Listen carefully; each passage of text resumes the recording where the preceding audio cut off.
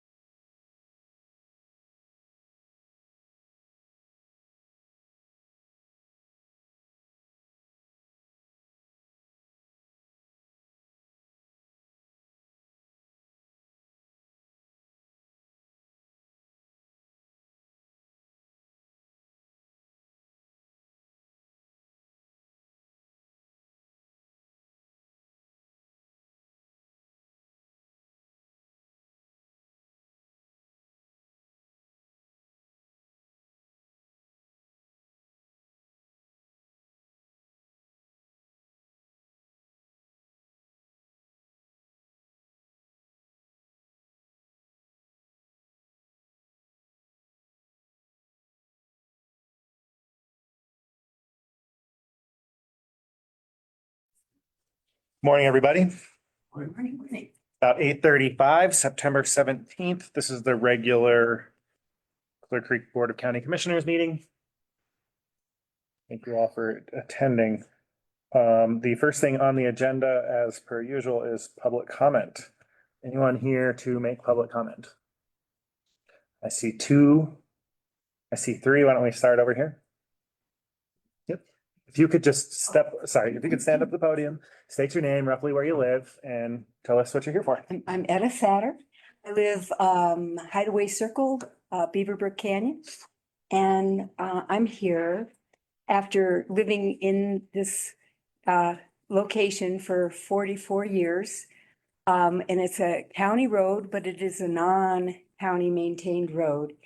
And year after year after year, we get materials, we work on our road and over between the summer, the rainstorms, the snow, the drainage is horrible. So we are once again, and we've come before the commissioners in the past to ask for materials when there was the drop off for the road base. We got road base. We put it on our road. A couple times the county has graciously graded our road. What we are really asking is to help us with the drainage, to give us the materials. We'll do the work. In fact, we have a couple of our more recent, like 15-year neighbors who have now bought materials that are, have sand, have spreaders, but we're just asking if we could fix the drainage, if we could get a couple culverts, and fix it once and for all, it would be so wonderful. And, if you just give us some rock, give us some sand, give us some road base, we'll do the work. So thank you. Thank you. Mark? Go ahead. Morning. And I forgot to mention, we are doing a 3-minute limit. Okay, I can do that. Hi, everybody. My name is Mark Suma. I also live at 330 Hideaway Circle. I live with that. And just to reaffirm what she said, we will do the work. We just need materials. Actually, we could use 3 20-foot culverts. if we could get those, we'll even come to the yard and pick them up. And then if you could drop us off some road base to work with, until the county could afford to come up and help us engineer proper drainage, ditches and such, maybe get a backhoe in there. We'll do the work. We know that's expensive. We know you don't have the budget for it. But if we can just get some dirt, some gravel, road base, and the culverts, that would give us a chance. We only have about maybe 8 more weeks that we can really do this kind of work. And it would really help us if we could get that. And that's pretty much why I'm here, just to reaffirm what Ed had said. And the neighbors up there have invested thousands into the road already in equipment, time. Well, time, it'd be many, many thousands. So thank you for your time. Thank you. Next. Good morning. I am Tom Harvey. I didn't come all the way from Beaverbrook. I came from Georgetown on Silver Cloud Circle. I'm also a candidate for commissioner. I've got several questions for the county and for the board. I and others would like to know what is the backstory on your agenda item to approve 30 to 40, I lost count, 30 to 40 meeting minutes, mostly from 2021, right when we were having all this fun with COVID. That's a lot of meetings. Why are they being approved via consent agenda? Does our legal counsel agree that you're publicly attesting that these are all true and accurate? All 40 of them are true and accurate as written. That's that. Next, why is the latest version of the organizational chart on the website dated 2020? How many iterations and organizational changes have occurred over the last 4 years? And lastly, when are you going to formally and publicly introduce the new high-dollar deputy county manager to the public? The most recent newsletter had nothing about it. To my knowledge, nothing's been said. I don't know, but I haven't seen it. And most people that I talk to have not seen it. I guarantee you there's a lot of interest in knowing all about it and finding the backstory there.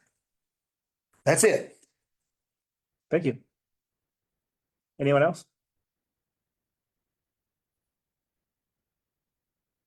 Anyone on Zoom? Okay, hearing none. No, on Zoom. Close public comment. Thanks to those who came to address the board this morning. Let's go to county commissioner updates. Randy, Mitch, who'd like to start? Oh, well, it was up to 1:30 working on a letter for CDOT, so you're addressing a request in additional hours for the peak period shoulder lanes. It's a pretty radical increase that the Colorado Transportation Investment Office is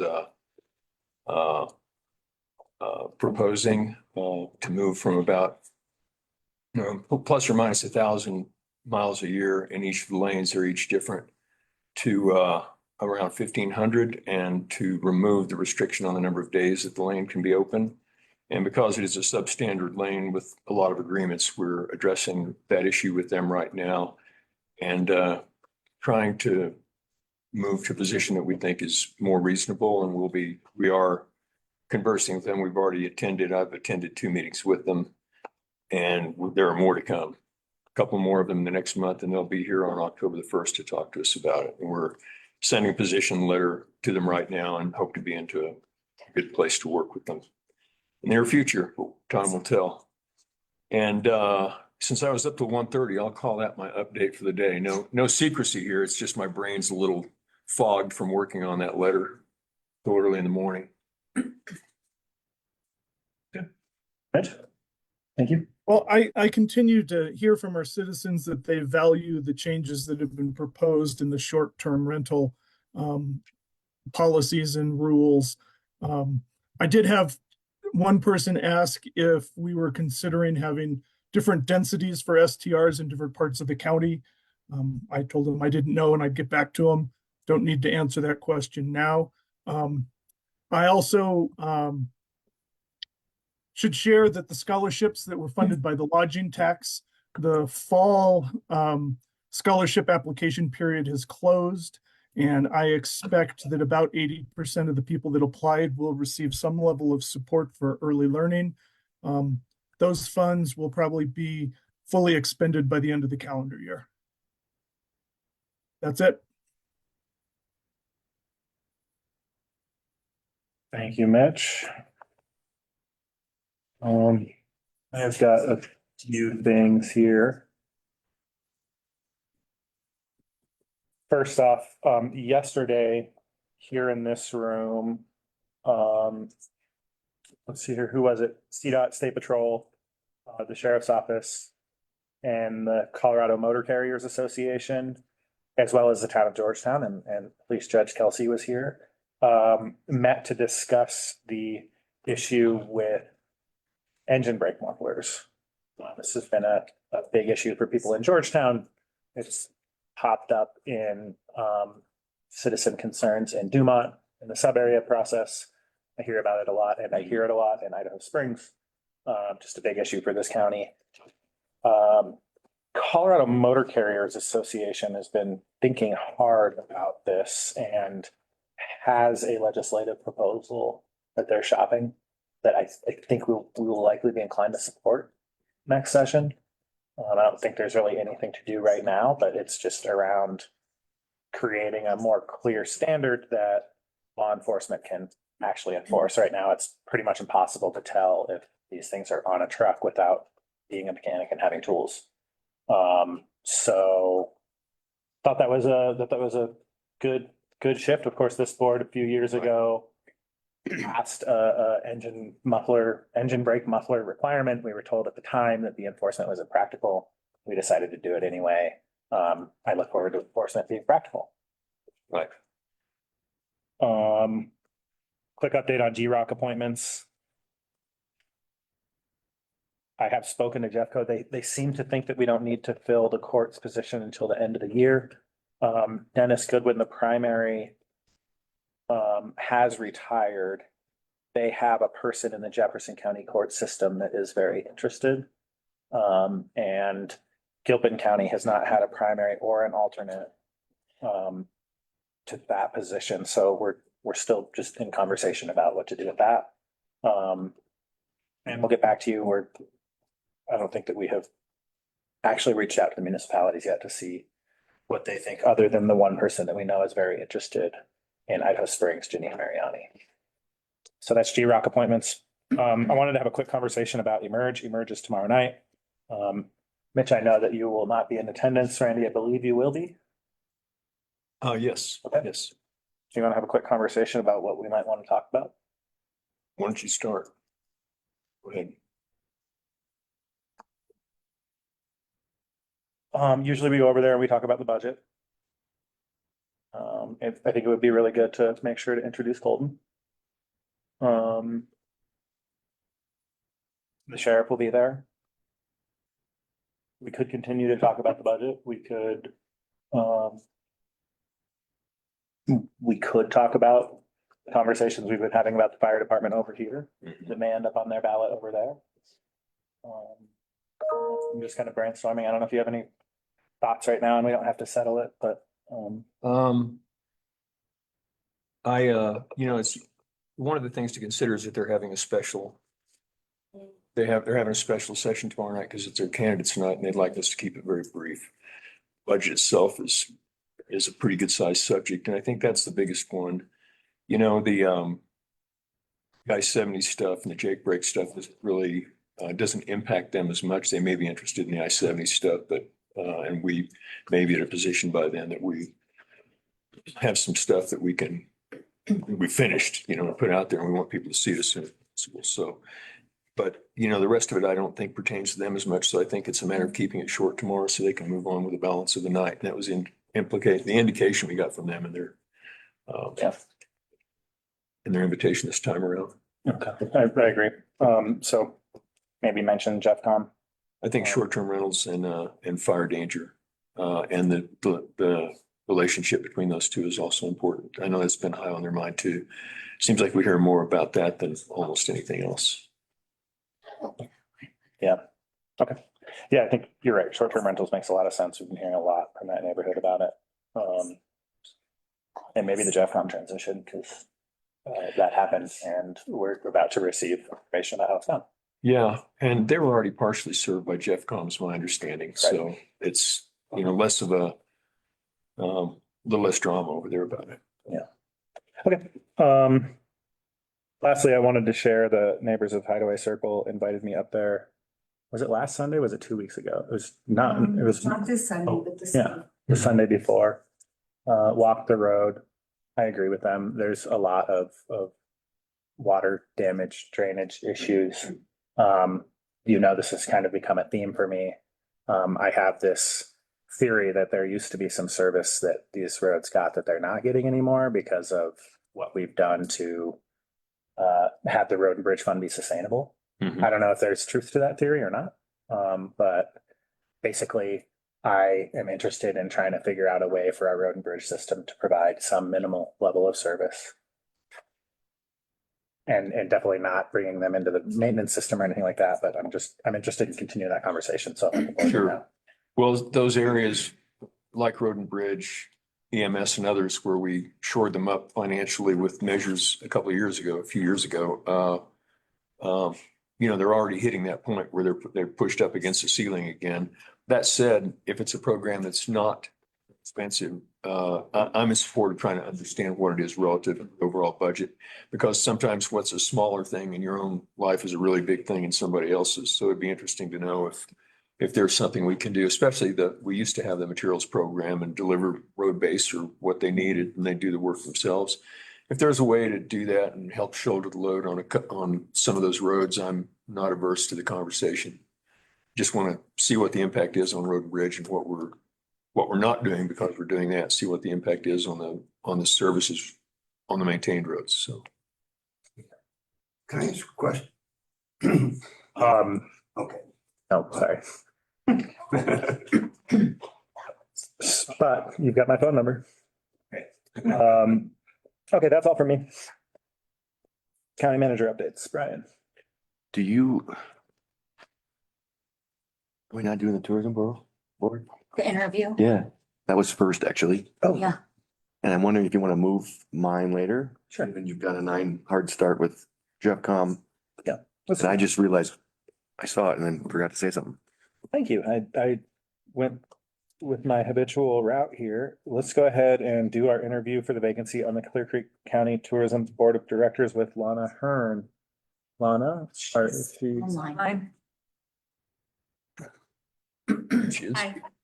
welcome, Lana, and thank you for joining us. Don't intend to spend a ton of time on this interview, but I do appreciate you joining us. Maybe you could start by just sharing who you are, what your interest is in the Tourism Bureau and what kind of value you think you'd bring. Okay, so my name's Lana Hearn, and I'm one of the owners of Club Hotel in Idaho Springs. We just opened partially in January and then full-time in March. And so we're new to the community. We're the only hotel down in that historic district of Idaho Springs. So we have a unique perspective about just tourism to Idaho Springs and the county in general. And I'll admit we're still learning our business and the community. But we think that we would be valuable to the board, or having one of us on the board would be valuable because of our unique position in the county, because we are collecting and remitting lodging taxes, and we just want to help grow the community. Like we're here to run our business, but also to help the entire community grow. Okay, thank you. Colleagues, what kinds of questions do you have for Lana? Well, right off the bat, one of the first couple that I have. What do you, if you choose to do something like this, I know sometimes people do this. I did at the outset saying, I'm just willing to get on the board and learn and do things, but other times you get on boards, and I've done that too, where you choose to do it because you have some specific ideas that you think you'd like to help either support that are already there or efforts or to bring to a board or an effort. And I just wondered, do you see any low hanging fruit? Describe to us why you would like to be on the board. I think it's that question, but also a little more specificity.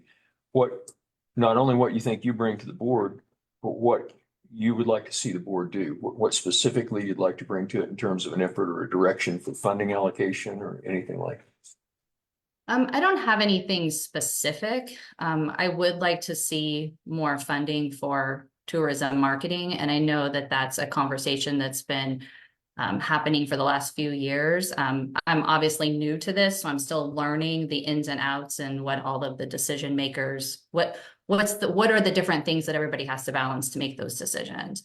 But I would say that, you know, my position would be that tourism helps the county. It brings in people for sales tax, lodging tax, and helps promote all of the businesses and all of the residents. And so I'm a big advocate for tourism in Clear Creek County.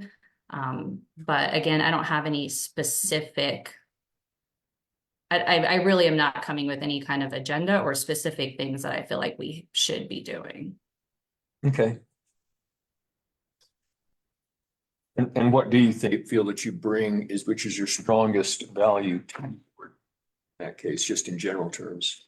Right. So I would say I've worked on a lot of boards, a lot of nonprofits, a lot of small businesses in Colorado. So I have a pretty deep knowledge of just how business and even government and nonprofits work. And so I think that if I can take that base foundation knowledge and then elevate it into Clear Creek County and the tourism board, that's kind of the background that I bring to this.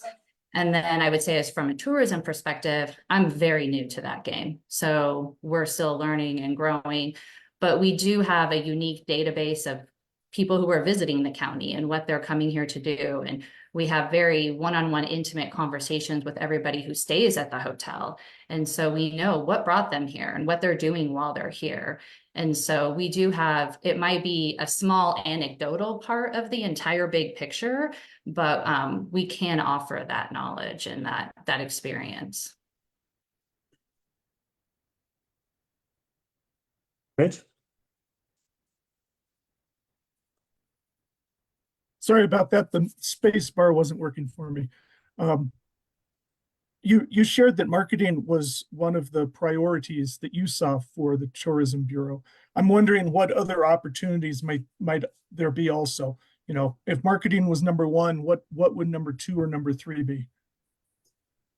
I mean, I'm also a big fan of community outreach and just bringing everybody into the fold. So not just those from outside the community, but those inside the community, and what kind of economic advantages or opportunities we can offer people. And so I don't see this as just bringing people into the county to spend money, but then also how can we bring everybody together? Thank you.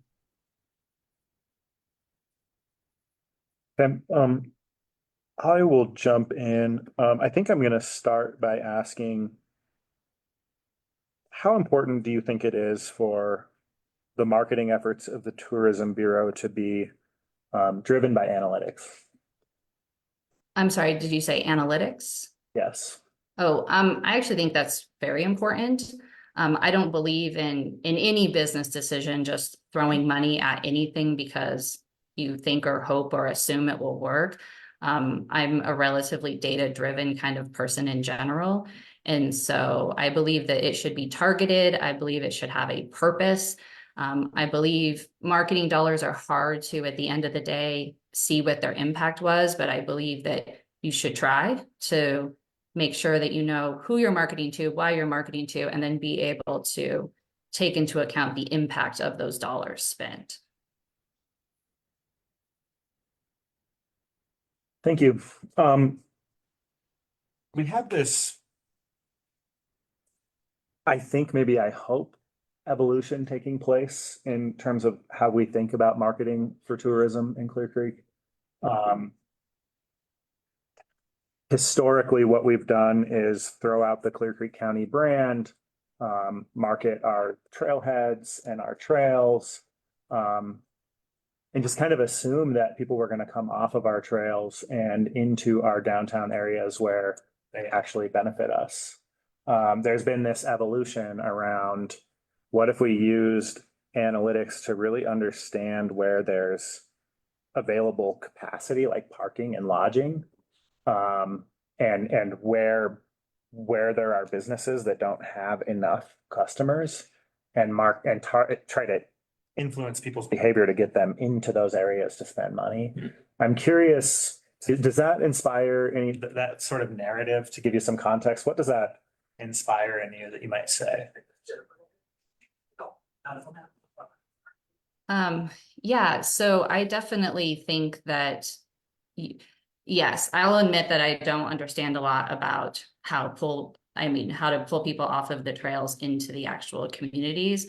But I do agree that it's important to know who's doing well, who's not doing well, where you can maybe target people so that you can kind of raise the whole, like everybody can raise together, and not just some people are successful and some people are not. And so I definitely believe that if all of us are successful in the tourism business, or even in just the community in general, that will help everybody be more successful.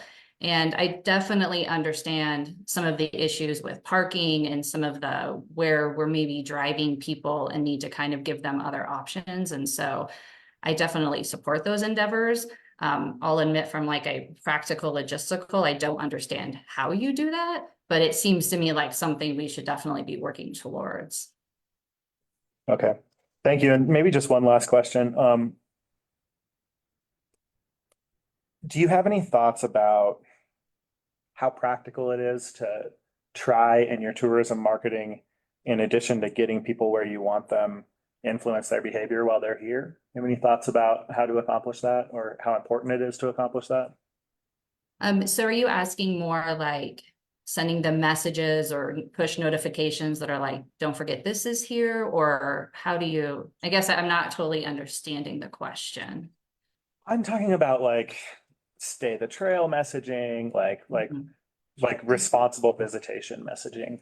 Do you think that goal contributes to the goal of trying to get people here, or is that a trade-off? Or I don't think that it's a trade-off. I mean, I've lived in Colorado since 1999, and then I left for college. And so I was here in my childhood in high school. I left for college and I came back. And I think that that's a message that, at least in Colorado specifically, is pretty strong all over. And so I don't think that that deters at least Coloradans from coming and enjoying the area. I guess I can't really speak for out of state. We do get a lot of out of state people at our hotel, and they do seem to be respectful and not adverse to those kinds of messaging of being respectful to the community while you're enjoying the community. So no, I don't think that I don't think that that's a binary choice. thank you. Yeah, and I think just to expand on that a little bit, so this is not a question as much as an orientation, but I think what we learn from experience is we have a large river full of wallets swimming by us all the time on the highway. And sometimes, I mean, you can take out a bottom dragger and try to drag for all the fish and every piece of life in the ocean, or you can bait for the fish that you want. That's one element of it. And the other thing is that there's a lot of collateral damage that comes from deciding to just take a scattershot approach to marketing, in my opinion, for tourism. You know, tourism will be here. Tourism can be a good thing or a bad thing. It will be here no matter what. Wishing against tourism in Clear Creek County is like saying I don't like the new moon or the full moon. It's like, good luck feeling like that, but you're going to have it anyway. And so how to maximize it, I think the benefit is the best thing. And for a while, we took the shotgun or the bottom dragger approach, where we just thought more people, we advertised the woods and the trails. And once we reach the point that we have 800 people in a day on Gray's Peak, I don't think there's any guarantee that your business in downtown Georgetown will do better, simply because there's 1,000 people on Gray's Peak instead, if we focus on advertising the trail and the environment. So to focus more on directing surgically towards that, just for an orientation, is kind of the stance that the county commission has taken in our discussions with the tourism board over the last 3 to 4 years, in order to understand, respect, enjoy the opportunity to recreate, and at the same time recognize that it's the wallets in those people's back pockets that they carry into the stores where the cash registers are, which is where we really derive the economic benefit. And to double the number of people in the woods doesn't necessarily double the amount of volume, and it has a lot of collateral damage that comes with it. So that's kind of the tack that we've taken. How can we make sure our marketing captures the people that are already here to get them where they will help us the most with their dollars, as well as helps inform them on best practices when they are enjoying the nature around us, so we can maximize benefit and minimize cost and impact. I would say like in our industry, that's kind of, we're a little microcosm of that. I mean, we're not, the outdoors, but we take a similar approach in our marketing and in our client base. It's more, how do we turn people who are already in the community into somebody who stays the night?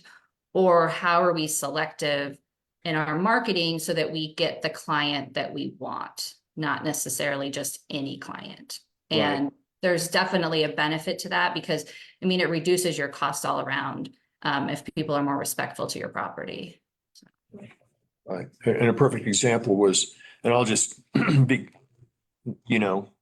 pretty specific about it, was there are sections in our towns that sometimes are languishing because people are not, they're kind of out of the way, but they're a commercial area of the town where people aren't going because not enough of the people, the multitudes of people that are here even know where they are. And focusing on getting people to those places when they're already here recreating, whether it's QR codes, in the at trailheads, so that the people who are here learn more about other places to visit in Clear Creek County and direct them back towards the historic districts and the commercial centers and the shopping opportunities is one example of how you can capitalize on rather than add to the impact on the trails. Anyway. Yeah. My soapbox.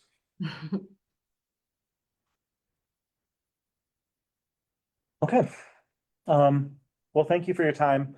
Do you have any questions for us? I do not, thank you. Okay. What we typically do is we will individually reflect on this interview. We may reach out if we have follow-up questions one-on-one. And then we will try to arrive at a decision within the next 2 meetings, so 2 weeks or a month. Okay, perfect. Thank you.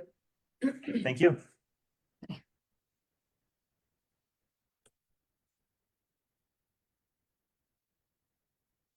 I usually try to say thank you for volunteering. This is a volunteer role and she's showing up to an interview at 9 o'clock. She wants to volunteer. So hopefully you're still listening, Lana. We are grateful. Next on the agenda, we're going to do an update with Jeffcom Dispatch. So they are stuck on I-70 behind accident at Genesee. Okay. So they thought 9:30. 9:30? Okay. Well, apologies to everyone who's here for that. Let's go ahead and let's go to the county manager updates. All right, good morning. As I did we continue to fill some key roles here in the county organization, as I did 2 weeks ago when I introduced Colton Roloff, our new deputy. I'd like to ask Rachel Harlow-Schock to come up, our new finance director. You can have a seat. Right. This is day 2 for Rachel. Put her feet to the fire already yesterday in a budget meeting with the sheriff's office, which went really well. So she's hitting the ground running. So she comes to us from the governor's office of economic recovery. She's worked in the city of Westminster, city manager of Helena, Montana, interim finance director in Bozeman. So we're quite happy to have her here. Lots of experience in local government. Lots of finance experience. We got to have a budget in your hands by October 15th. So that is our number one priority right now is to get that proposed document done and into your hands so you can start reviewing it before our larger meeting on the 29th. So Rachel. Thank you. Thank you, Manager Bossart. So the exciting part about being in this role is the opportunity to test out the tools in Colorado that I I had also worked for DOLA. I was the deputy director for local government for the state and created a fiscal stability tool. So I tested it out in Montana. So I'll obviously not be able to do that during this budget, but over time we'll have some opportunity to work on some ideas and some thoughts. So thank you very much. I'm excited to work with you all. And if you have any questions for me, I'm certainly happy to answer them. Describe those tools. Sure. So fiscal stability is more than just the ability to take in money and move it into the right locations, but it also includes good management, long-term view of what the organization can do. And so those tools, Colorado is a very unique state. And with home rule, it allows far more flexibility than many other states. Montana is not a home rule state. It almost every city in its development planning and actions is reliant upon the governor's expectations of what the state looks like. So it's a very different conversation in Montana than it is here in Colorado. So the opportunity to think about the long-term view of planning development and then also budget alongside that plays into the fiscal tools themselves. Thank you, Rachel. Yeah, thank you. For being here. Thank you. This is our Nice to meet second you. finance director in a row from the city of Westminster, I believe. No, she was from Thornton, Thornton, okay. neighbor. I'm a person, I get handed down to pass the hog back and. Um, One of those towns up north. Yeah. You need to have your designated voter into the CCI Legislative Committee by Friday, September 27th. And I've heard about that plenty already, I know. I'm definitely gonna be there to present our concept. Also happy to have you vote. No, I think I'm fine with you doing that. Mitch? He's muted. I'd like to see George move forward with doing that also. Second CCI question, the winter conference is December 2nd to the 4th in Westminster. We just need to know if we want to get you registered for that. Say the date again, please. December through the 4th. And can we go ahead and book hotels now because they sell out their rooms really fast? And I know we say we're gonna drive, but we usually end up getting a room. Yeah. So, Zoom, zoom, zoom. You don't necessarily have to tell us right now, but there's a deadline there, right? So, I think yes for me. yes, okay. Yes, for me as well. I have meetings, but they're all Zooms. Jefferson Center for mental health, I-70 Coalition and Dr. Cog, but they're all Zoom meetings and on the cusp, on the tail or in the very beginning or very end of it, so it'll work. Mitch?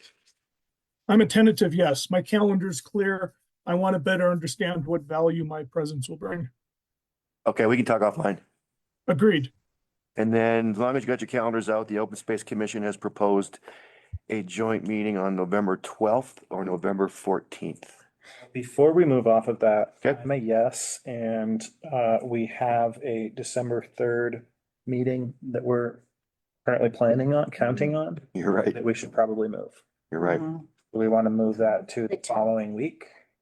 To the 10th?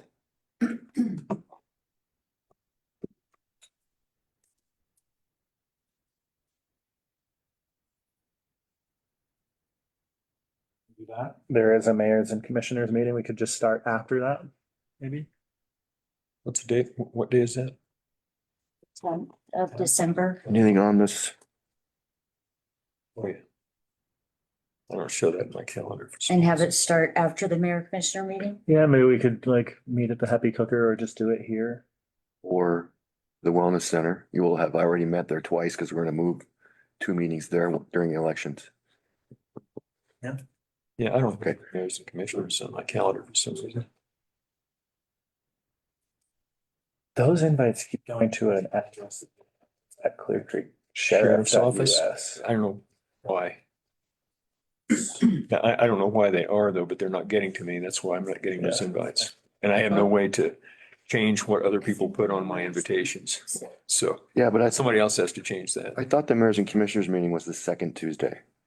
Look at that. Oh, it's on the, yeah, that is the second Tuesday, The 10th. December 10th. Right, so we don't need to move the meeting. We need to move our December 3rd board meeting and we're talking about moving it to the 10th. And, okay, gotcha. Sorry for my confusion. Well, we can figure that out. Can you look back at that from where that's coming so that I can go to the source that's addressing those to me wrong? It happened during the IT conversion. And for some reason, I was temporarily put on that as an address. And then for some reason out there in space, and I think it's locked up in automation. It automatically assigns the sheriff's office address to me and I never see it. I have them there. They need to kill that So we don't, address or let's something. talk about it after the meeting. We don't show that on the calendar here. It shows it's not on the right one, so. Yeah, I'm just saying that Okay. they're not, the address that they're going to, whether automated or otherwise, is going to Randy Wheelock at the sheriff's Got it. office. Okay, so Okay. that's been going on for a few months now. Okay. IT. Joint meeting, Open Space Commission, November 12th or the 14th.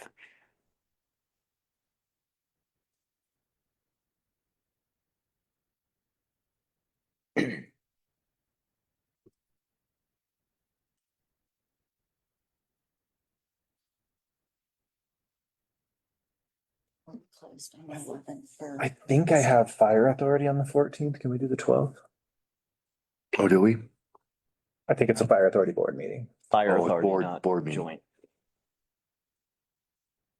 So it'll be in the evening, I assume. Yeah, they typically are. I thought you guys were on Wednesday, no? No. Well, The 14th of November, November. and George is asking for the 12th. I am the 14th. Yeah, I think I'm good. In the evening, you said, is that correct? 12th. The 12th. My preference is the Yeah. 14th. My preference would be the 14th, but I can make the 12th work. And what time? You said, Evening. And it's an evening meeting. okay, that'll work. Number 12. We had two for the 14th here. Oh, Yeah, thank you, Mitch. I'd rather not have to choose between fire authority and this. Is there some rule that says they both have to be at the same time? No, we could, I mean, we could propose meeting earlier with, what time is your board meeting? starts at 6:30. Most of our joint meetings with the Open Space Commission have been in the evening. Okay, 12th it is. Thank you. Or I can reach out and confirm that that's actually happening. Or I'm open if they're into meeting or a little earlier, I'm open. Okay, we'll talk. it's at 6. Um, And that's all I got. It is 9:16. I am leaning towards going into recess for 15 minutes. Josh Walker here, by any chance? I didn't hear this matter, so I'm not seeing a Josh Walker, but I do see an iPhone, and I don't know who they are. let's just go ahead and go into recess. We'll be back at 9:30 or roughly thereabouts when Jeff Tom is here. Get a cup of coffee. No, do the consent agenda.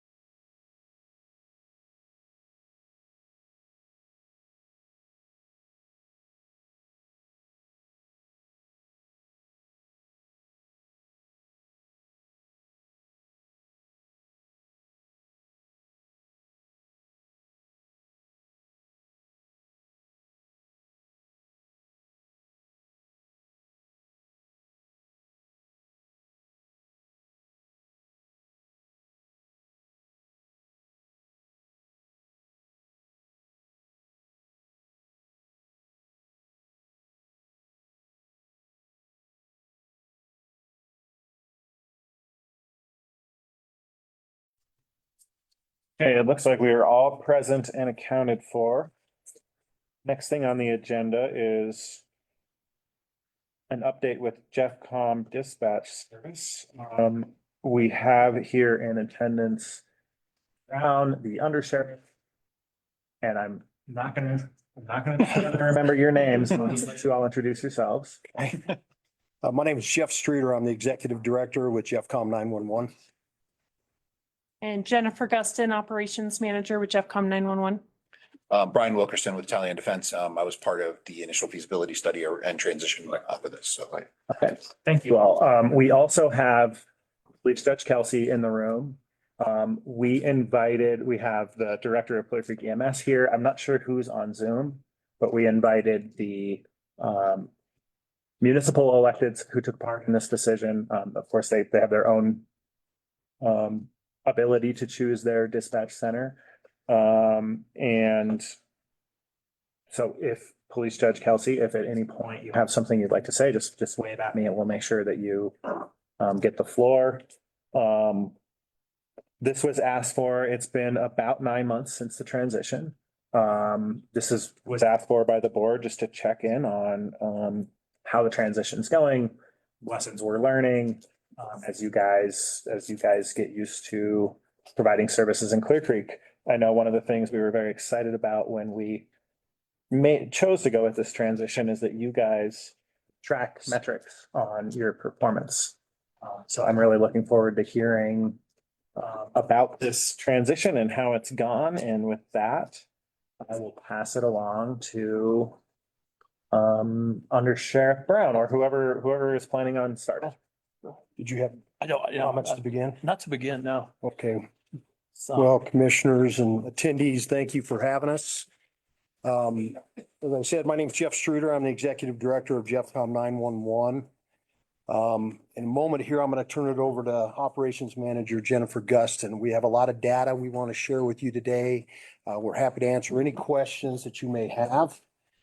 Anytime you transition agencies in, and I'm going to harken back to when we brought the original agencies in, growing pains are inevitable. Did we experience growing pains with this? Yes, and I think anybody that represents any of the agencies felt some of those, and your constituents may have as well. That was commonplace when we transitioned back in 2018, the 8 agencies that came together originally. I will add that this was a far cry less than we anticipated, that we incurred in 18. These were anticipated. We knew what it was going to look like. We were able to make quick adjustments to it. I'll tell you, one of the biggest things I think the hurdles for Jeffcom had to deal with was training up to Clear Creek. And I mean that by the fact that we anticipated more employees to come over to us from Clear Creek, SO at the time, and ultimately we ended up with 1. So we had to train up, which was not insurmountable. We've got some very, very high quality caliber folks working for us. So making that training capability within the radio channel itself, the call taking, quite honestly, was probably the most seamless of all. Taking a call and processing that call to the standards was easy. Our folks were trained for that. It had to deal more with the radio aspect.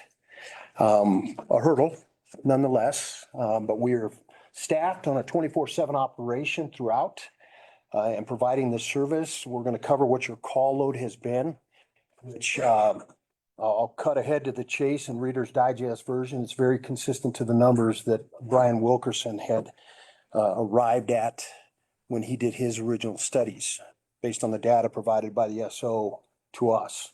So we're right within the margins of that very, very closely moving forward. It has been 6 months of operation, 6 months and 7 days of operate, a little over. We cut over to transition February 21st in full operation. I think that's when we cut the switch, right, Dave?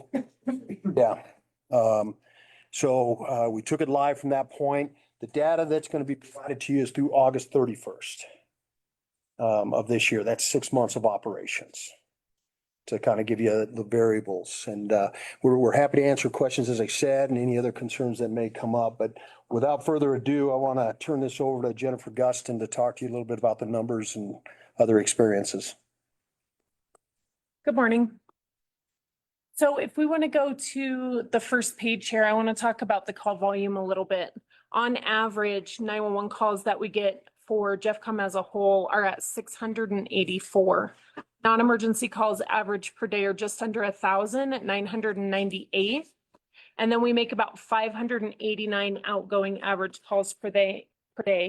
And that can be for 911 hangups, verifying information, getting more information for calls, making reservations for different types of calls, hospitals, mental health, that type of thing. Dispatch calls in at 483 per day. You have the trends there in the middle. They're kind of hard to see because they're small, but you can see the number is pretty consistent throughout the month. We currently have 118 authorized emergency communication specialists. Those emergency communication specialists, they answer calls and they dispatch calls both for fire and law, depending on their skill set. We do have a lot of cross-trained people that do fire and law at the same time. A couple benefits that were gained, I believe, to Clear Creek by transitioning, I want to speak to before we go to the next page. That is, we have an automated phone bot. We have dubbed her Jane, but she is a phone tree and she has saved us. She has received 189,915 calls in that 6 months that our call takers did not have to answer. They were calls that needed to be routed to either other agencies or other departments. That frees up our phone lines a little bit, a lot of it by the number, but 189,915. And then something else that we have is a Z app that has processed 5,844 calls within our 6-month time frame. The Z app is a reporting piece on our website. We also have a Jeffcom app where citizens and even some of our partner agencies have gone in there and utilized that resource to be able to create a call for service. It drops directly into our CAD system and directly to our dispatchers to handle. Also eliminating some phone calls that need to be answered. We've been able to streamline mutual aid, and I can talk to this a little bit more farther back in the packet. Mutual aid prior to the transition, if we needed to ask for help from any of the Clear Creek agencies, or if Clear Creek needed to ask us for help, either through Jeffco or Fire and EMS, they had to pick up the phone and call or try to hail us on the radio system. Now we can do that directly in our CAD system without any delay in the service. We also have a quality assurance program, and it goes through our calls for phone calls, fire dispatch and law dispatch, and surveys the service. We have a certain number of, I guess, rules and qualifiers that each dispatcher has to meet, and they are scored on their call taking and dispatching. That includes their metrics, that includes their address and phone number verification.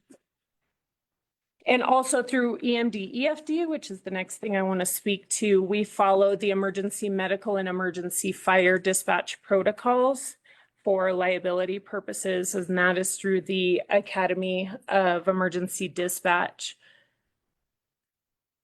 Anything before I continue on? I've got some more things. Let me jump in here, kind of tag team with her. Currently, that 118 number, that's my authorized strength in emergency communication specialist. Prior to today, I was at 117 onboarded, staffed, not fully trained because we have just different transitional periods of that. We onboarded 9 more today. That puts us at 126. My board has heard from me throughout the year that we're going to increase our numbers. We just need to, based on these volumes, to maintain our metrics that we're going to get more into with you. I will be asking my board as part of my budget for 18 additional over this 118. That doesn't include our supervisors or other positions throughout the organization, management team, training teams, QA. So I'm going to drive that number up to 136 with authorization here in the next couple months. And there's no resistance to that. We can see through the data we need to. I just onboarded 9 this morning, starting our academy, which is very exciting for us. We also have implemented a new phone system. It is through Carbine. With that phone system, we've also been able to streamline some processes. We have better location in that phone system. It integrates the location directly to our CAD. And it has also changed some capabilities inside the center. We no longer have call takers or dispatchers that have to sit at a certain position based on their skill set. They can change the skill set within the phone to meet their needs of where they're sitting. And I'll explain that a little bit more about the seating and how the dispatch center is set up. Through the process of the transition, we did have some areas where we had to change and adjust. One of those is with the paging system that we use for fire, EMS, and also Alpine Rescue. I Am Responding and Active 911 are two applications that we use. The Active 911 capability was different. I don't want to say it was less or more, but it was different coming to the CAD that we utilize from the CAD that was being used at Clear Creek previously. So our IT team went in there and made a custom-made CAD integration to be able to fit the needs of Alpine Rescue. So they are now getting everything that they need through that application from our IT customizing that platform for them. We're currently under 2 active accreditations. We've got the ACE Accreditation Center of Excellence. That's for our emergency medical dispatch protocols. We are also a CALIA accredited agency, which is the Commission on Accreditation for Law Enforcement Agencies. So we hold 2 active accreditations, which basically sets a professional standard that we have to meet that encompasses community engagement, management processes, performance, and preparedness. I think I remember asking this question last year. That's not common, right? For a dispatch center to reach that level of qualification. It is not. The first accreditation we moved to was the CALIA. And although there are agencies around the country that have done it, dispatch was not where that was the commonplace. Law enforcement agencies have done it. Jails have done it more of recent. Dispatch is just getting a foothold. They go through all of our standards. They go through all of our policies, our protocols.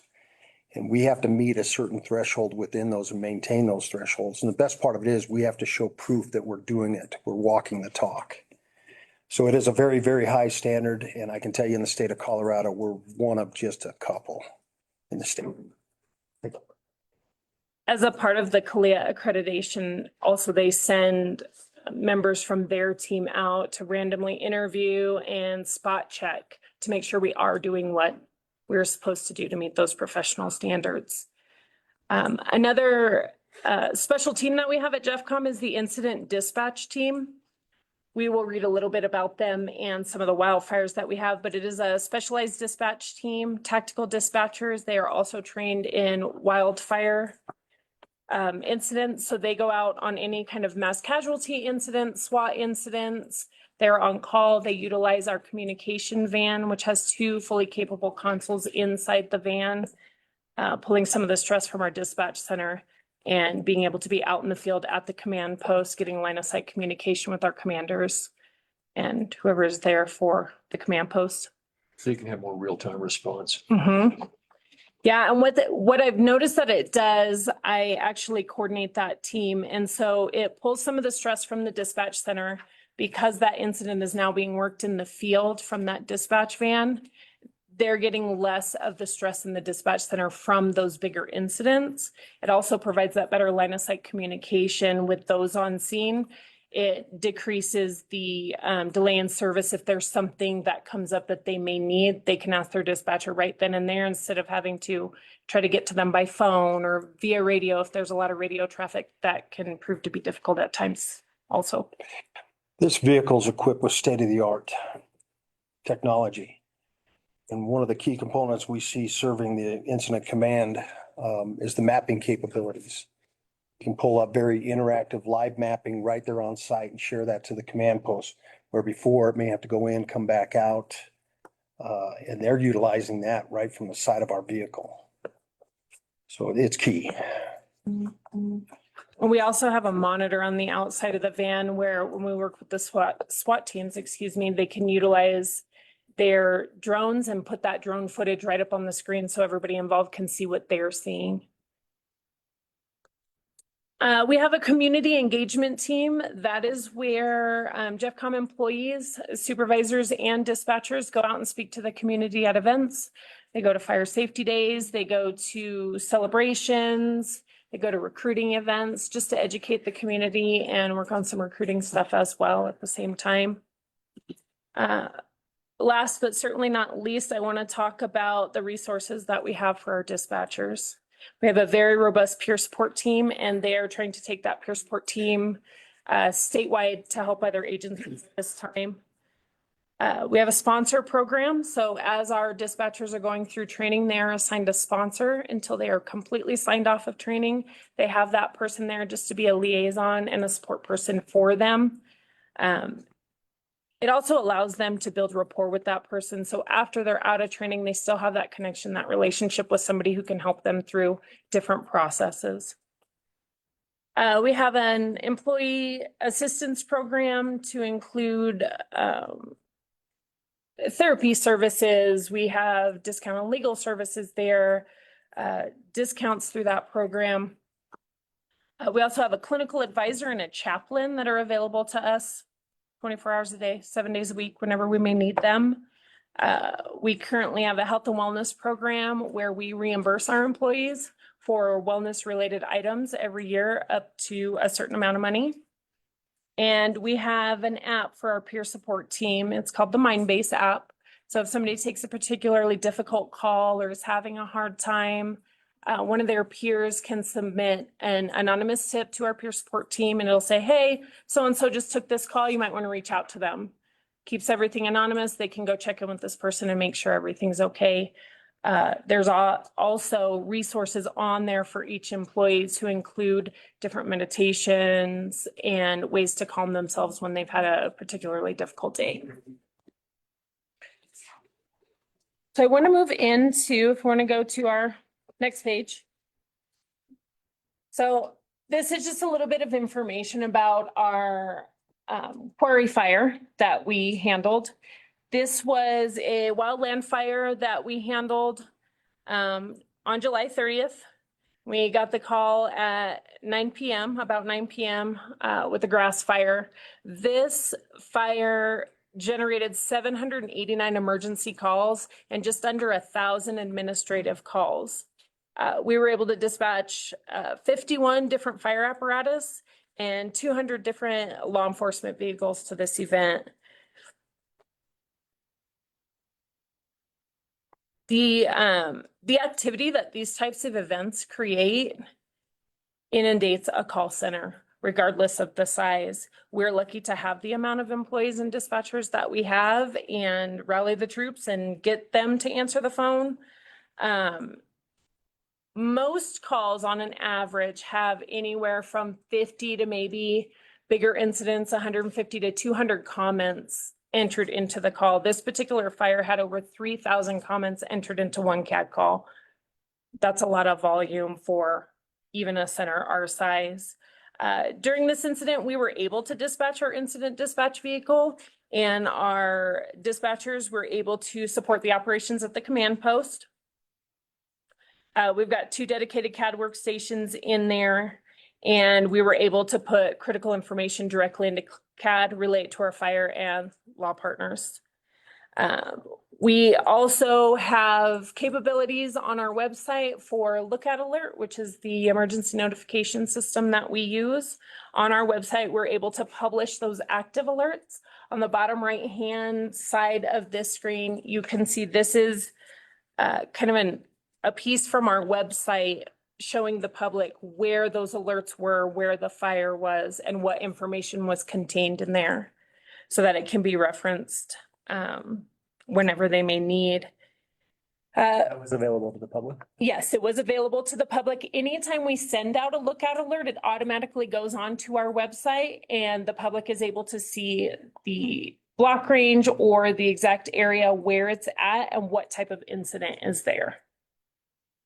And that's lookout alert is something that citizens need to sign up for to receive, and once they're signed up, Correct. they get text messages about emergencies in their neighborhood. Yes. Includes links to go look at maps and all the information they might need. Yep, all of that. And that was transitioned over from what was previously known as Code Red. I'm going to jump in here real quick. As of just a few weeks ago, we have created a new position within GFCOM that will be our emergency notification coordinator. We feel it's our job to go out and help you within your community and your residents, encourage them to register in that lookout alert. And fellow, it's important to stand up a position in and of itself, to help drive that registration. The more people we have within lookout alert, we've shared this with the sheriff's department, but they're too busy at times to get out and really beat the bushes. We've now created a position that'll help that. Attending community events, whatever you want, but they're going to be in there trying to drive that recruitment up. This is a safety issue. And it's imperative we're part of that. Thank you. This is one of the most important things a citizen can do to keep themselves safe. Absolutely, absolutely. Yeah.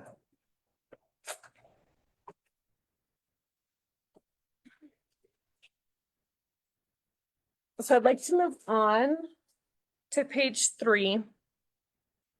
Some of the adjustments that we had to make when Clear Creek County came over to GFCOM was adjusting our radio system. We have Motorola and Harris radios in our dispatch center to support different agencies. We had to make some adjustments to the Motorola radio system. We were able to take a radio layout from the previous Clear Creek Dispatch Center and shadow that onto our radios. We had to go in and test those channels. We had to make sure that we had all of the capabilities that were previously there. That integrated our IT department on a huge level. We also had to make sure we had everything appropriately entered into our call processing equipment. So we had to import all of the county phone numbers and partner agency phone numbers into our phone system to include our officers and just resources that they were using, the court's numbers and administrative office numbers, the coroner, all of that had to be implemented into our phone system. We had to go through operational policies and SOPs. This was a very large project. We had to take all of the policies that Clear Creek previously had. We had to examine them and see where they were similar to the policies that we had. With being an agency that now with Clear Creek, we dispatch for 31 agencies total. We didn't want to go back from the standardization that we were pushing forward towards. So we went through those policies and were able to integrate all but 4 of them. 4 of them we had to create new policies for, and that was just things that we hadn't experienced before. So alpine rescue, avalanches, those types of things, mud rescues that we did not have a policy for before. We only had to add 4 additional policies. Everything else we were able to integrate, make some adjustments. And a huge part of this was communication. We had to communicate with not only Clear Creek as they were prior to transition, but also to our partner agencies. I made a lot of phone calls, sent a lot of emails, making sure our processes were appropriate before implementing those documents. And that work all took place between, was it around October that we made? October to February. So that 4 months. I kept hearing from the sheriff's office how hard you guys were working to get that done. Yes. With that, once those policies and operational procedures were defined, we had to get with our training team. Now we had to train everybody to those policies. As I mentioned before, the adjustments were minor as far as the policies went. So the training piece wasn't necessarily difficult at that point. The piece that we were kind of challenged with is in our center, we have law dispatchers, fire dispatchers, and call takers. When Clear Creek came over, it was fire and law dispatched from the same console. That was an adjustment. So with that training piece, we took our dispatchers that had previously come from the Jefferson County Sheriff's Office. first. They were our first priority in getting them trained. Reason for that is back at the sheriff's office, they did dispatch fire and dispatch law in the same center by the same dispatchers, and they had that basis of knowledge that they could build from. So we got them over there first. We were able to get 16 people trained prior to the transition and through the week of the transition to be able to support the Clear Creek operations. Any questions before I move on to? Under Sheriff Brown, how many people did we have on staff in the old, how many FTEs do we have budgeted? Do you know? It was 12, wasn't It's around 12. There's 9 dispatchers, 2 supervisor positions, 11 total. Okay. So before the transition was executed, you had 16 people. That's just dispatchers, yes. Yes. Okay. Yeah, during the transition, we were shorter than that. I think we were like at 5 in the process of going to this because the dispatch center that we had wasn't currently staffed. We were understaffed. Wait, so you were down to what again? I want to say that we had 5 total with 2 supervisors working as what a dispatcher would be doing normally. So working a dispatch shift. Total of 5, including those supervisors? Correct. So they were functioning as dispatch rather than supervision? Correct. Of course, there was less to supervise. Yeah, exactly. Fewer people to Yes. supervise, Yes. probably a larger hornet's nest, but Yes. yeah. Okay. My question is and I had a couple of them written down here and so I'll start with this one. It wasn't the first one I wrote down regarding, so you did direct and what do I want to say, proactive and outreach to existing staff in an effort to recruit them, is that correct? Yes, sir. To our existing staff. We did. We were already down, as you said, to 5 at that point. And what did you learn from that? You said you only had 1 person migrate over. What?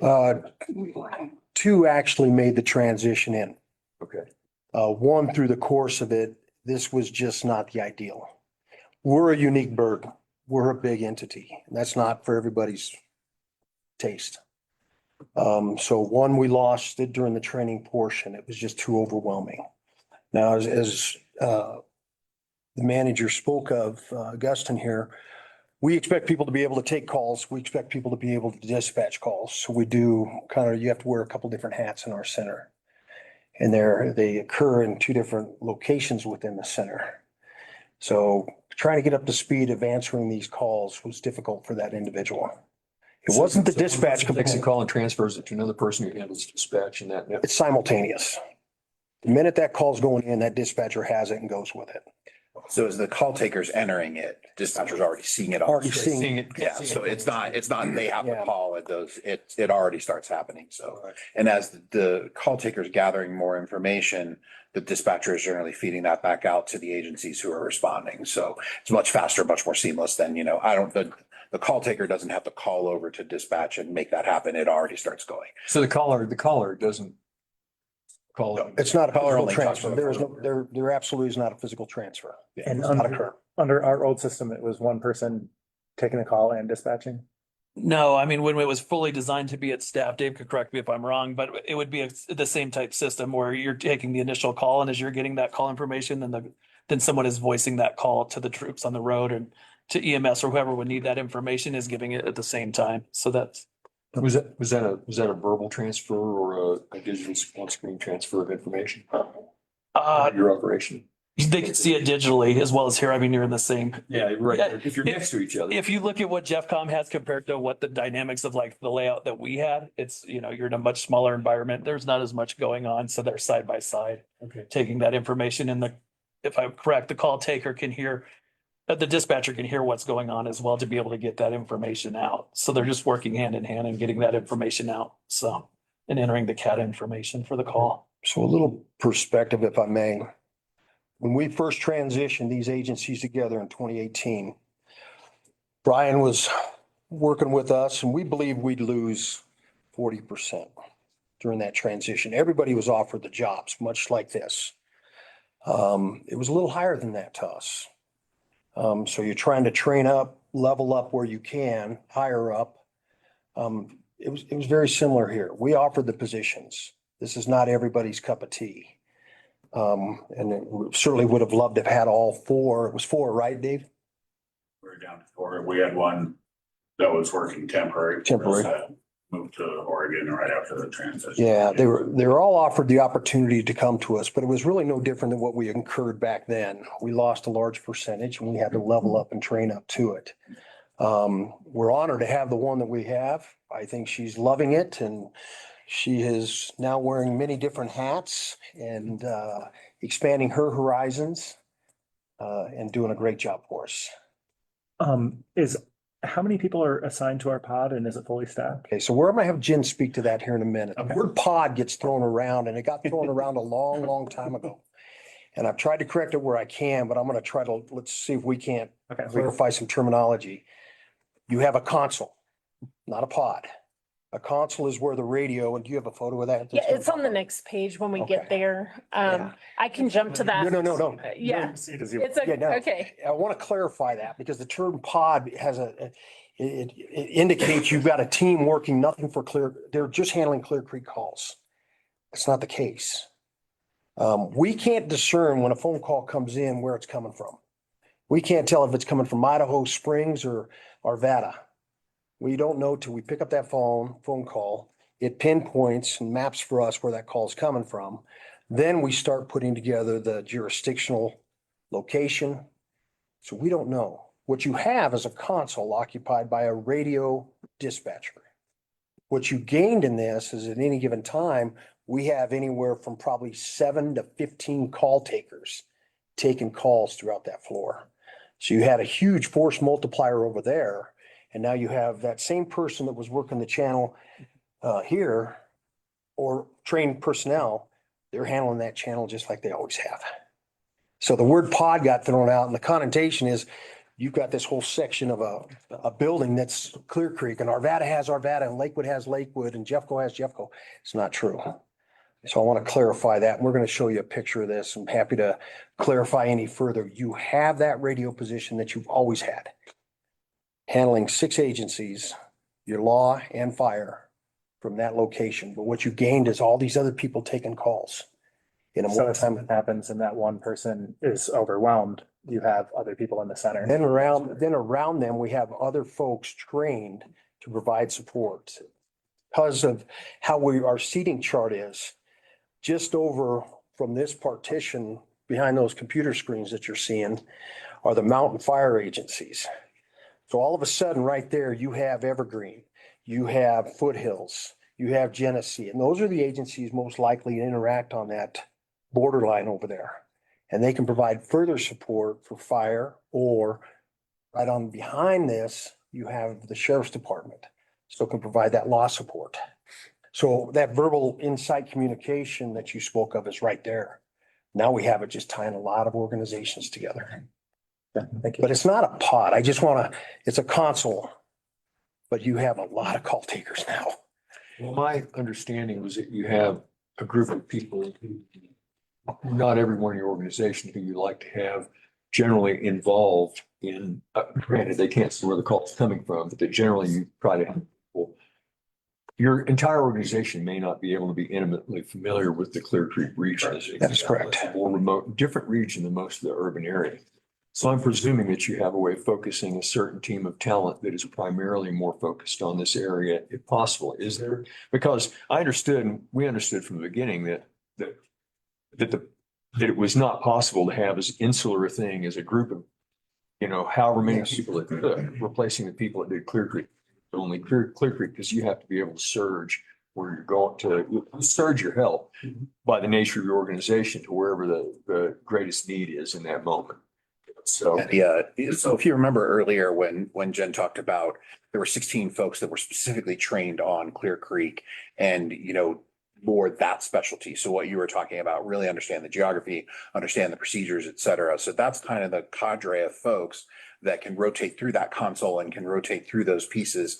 And in addition, we had to add the geography piece to the call taker training, not just for what we did for Clear Creek, but now all the dispatchers, right, that come in that respect. So yeah, so there are people who are specifically trained and who specifically staff that Clear Creek that have more of that geography knowledge, et cetera. So it's not like you have, from those 16, you try to have X number of them who are working Clear Creek, because you don't have the technical capability to discern when the call comes in anyway. But what you try to have by having, you try to have enough people trained up, that there's always someone there for problem solving if somebody who's not trained up to that specific area runs into a glitch, a problem, a lack of familiarity. Is that a fair enough? Yes, but there's also an additional piece. So there's two components. There's the call taking and then there's dispatch.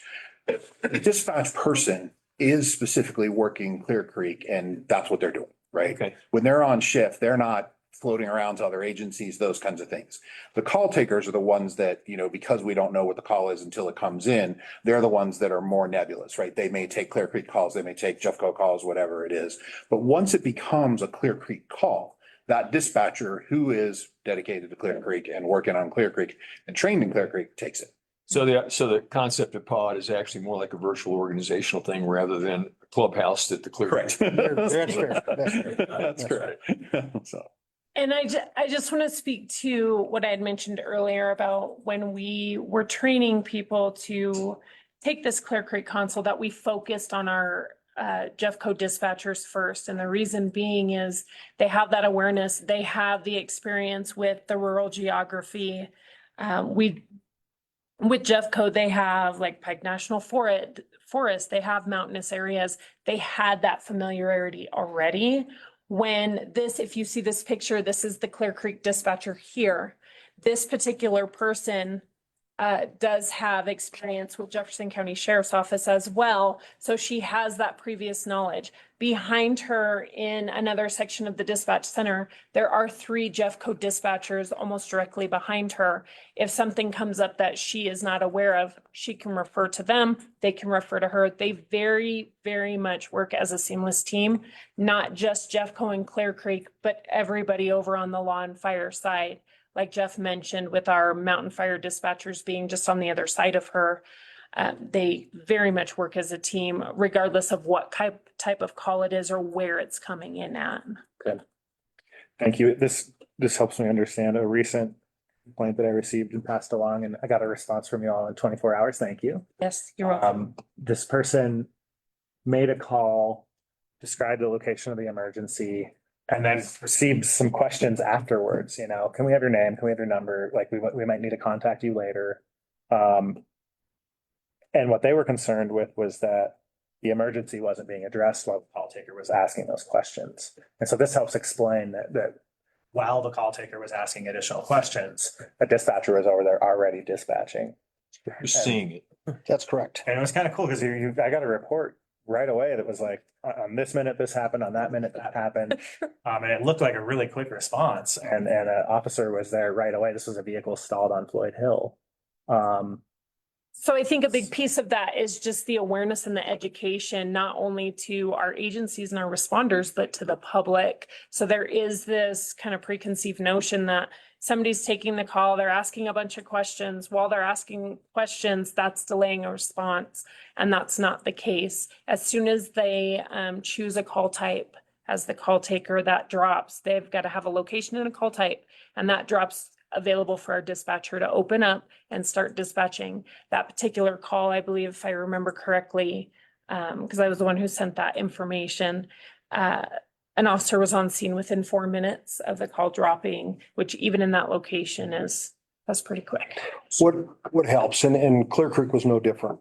From the minute that call is picked up to the first keystroke to the minute that call is hung up, everything in that center is recorded. 100%. So we're able to answer these questions. The public, they don't like to have to tell you the location twice. The reason we do that is we have phase 1 locating through our mapping systems off your cellular towers, but we need to confirm from them, where are you? That's just an inherent delay, but that's a standard nationwide protocol. And people don't like to hear that. Just get them help. Get them there now. And those cause those, 10, 15, 20-second build-ins. Because it's only as good as fast as the reporting party can respond to that answer. But those are standard protocols. And a lot of people don't, why are you asking me so many questions? Why do you need my name?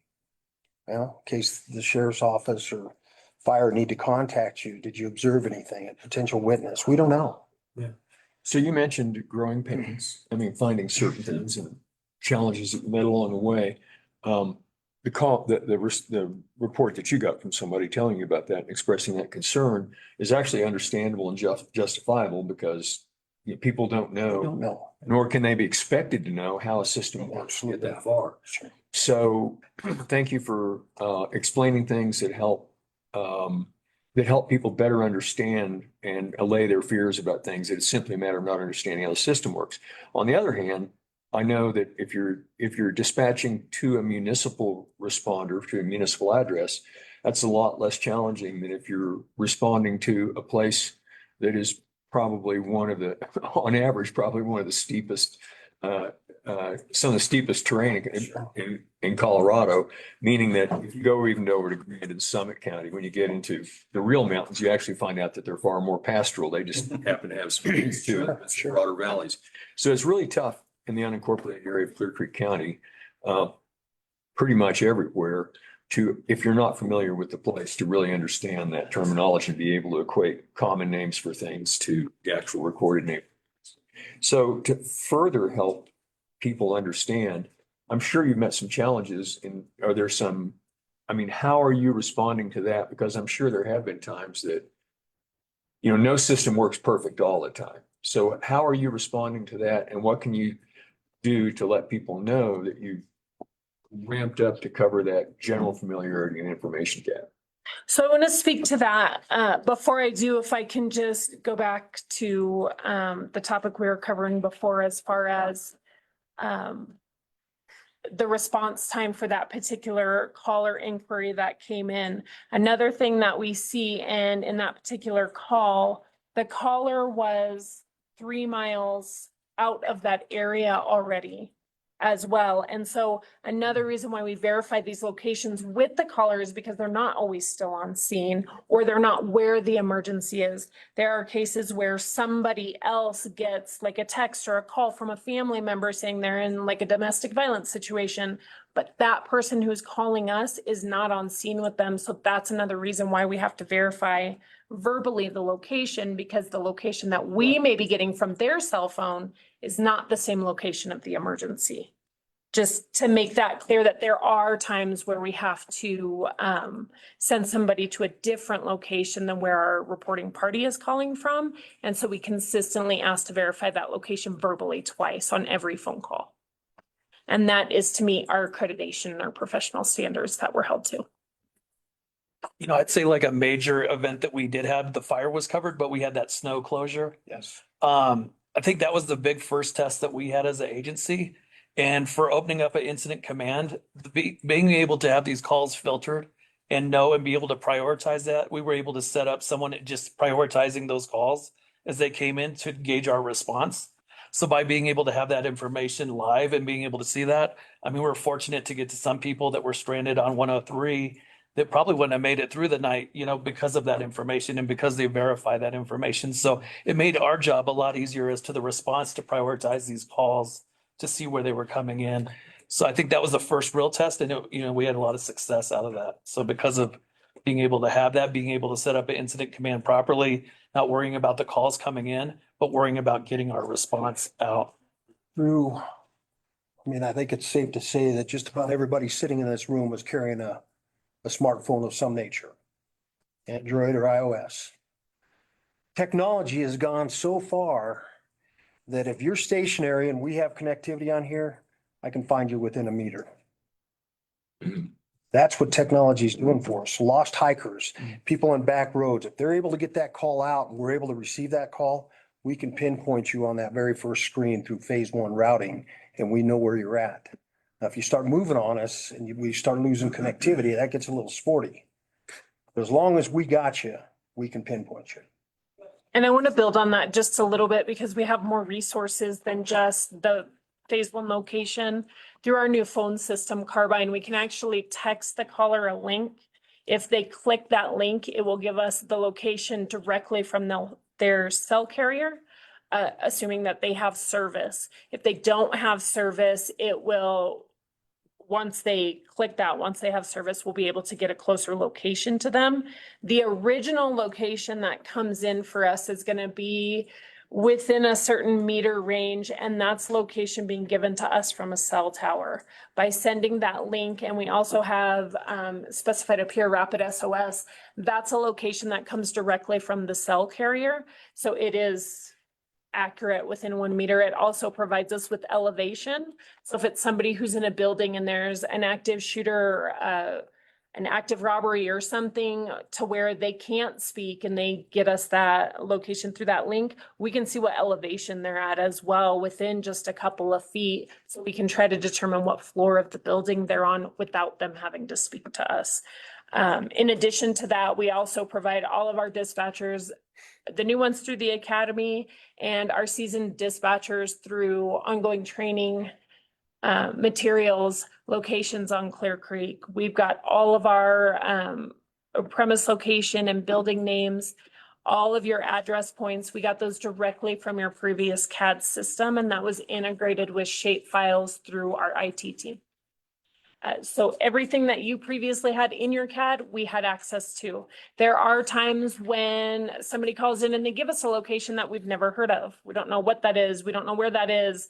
We have a lot of resources to be able to find that location. We can then send what we call a help desk ticket to our IT team, and they get it entered for us generally within 24 to 48 hours so that we have that additional address point there as well. And this is like place names, right? This is Place names, yes. I'm on Red Mountain. What do you mean you don't know what that is? Right. Yeah, or the pink pig, like right up Fall River. Yeah, I mean, things that made sense to our dispatchers that now they can be able to put that in, and Okay. for the locals that would know that, right? And we even took those odd place names like the pink pig.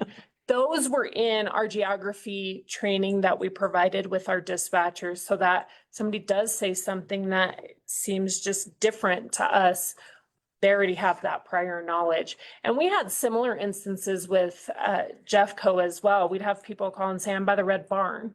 Well, how many red barns are in Jefferson County, right? So those are things that we can add to our CAD system if appropriate, if it's something that we're seeing quite a bit of. We also have what we call aliases in our CAD system. So Wadsworth, for example, this is just a very easy example, also known as 121. We have both of those names in there. Same with our other highways and other address points. So you try to add common names as you learn them and Yes. Correct. the system and update it to pick up what's old and what's new both coming in. Yes. Correct. And I'm reading on at the top of the page, you started out with 1,200 premise locations. We did, yes. In addition to the base CAD map. So that wasn't just, so we got the GIS maps from the county, but you already had a number of locations tracked in your system. So those were all added up front, and then they've continued to add since then. I've been living here for 38 years, and I would be shocked if I knew the location of half of those. So we just jumped a little bit ahead. So I want to go back to page 3 real quick, if you don't mind. Another benefit to not only our citizens, but our responders that JeffCom has is we do send out surveys. If you want to see, yep, right there in the middle of the page, we send out surveys to our citizens. We do that for all of our agencies, not just Clear Creek. Clear Creek specific is right there in the middle, separated by agency. We send out surveys on specific call types. It's when they call 911 within, I believe, 24 hours, they are sent a survey to rate their call taker specifically, what kind of service they were provided. We send those out on like accidents, harassments, thefts. We're not going to send them out on homicides, suicides, that kind of thing, because we don't want to create more trauma than has already been created. However, we do want to know how we're doing. So if you can see in this chart here, for Clear Creek County Sheriff's Office in the 6-month time period, they've got a positive satisfaction score for our call takers at 87.21%. Our response rate on that, 41%, which you think that's probably pretty low out of 100, but that's actually a really good response rate. Not many people respond to us. We had 172 that responded, 87.21%. And then if you go down, Empire's at 100%, but they only had 3 people who responded. So they've got 100% satisfaction rate. However, we don't have a whole lot of data to compile because we didn't get a ton of response from them. Georgetown PD and then Idaho Springs. You can see Georgetown is sitting at 83.33%, and then Idaho Springs sitting at 90.91%. These satisfaction levels are at or above GEFCOM satisfaction levels as a whole, just so you have an awareness of that comparison. And then I just want to talk a little bit about the volume of calls for service.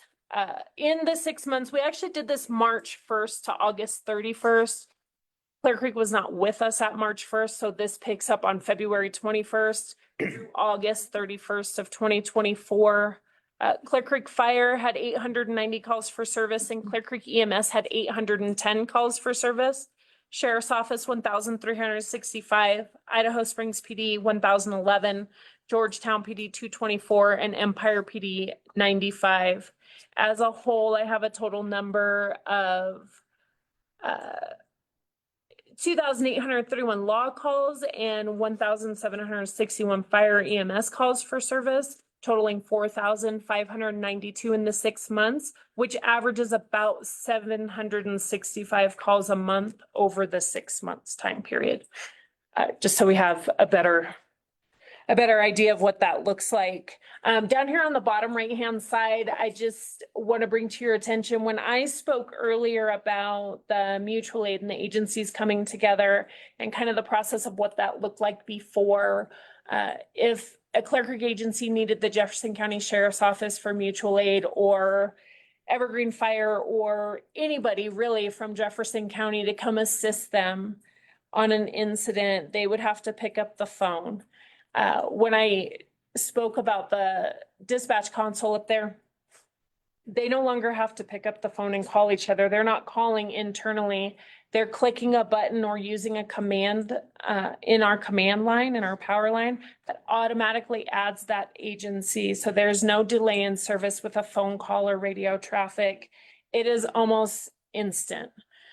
So as you can see on the bottom right-hand side, we've got mutual aid calls for service from Jeffco law agencies into Clear Creek were 48 in that 6 months. 87 mutual aid calls for service from Jeffco fire agencies into Clear Creek.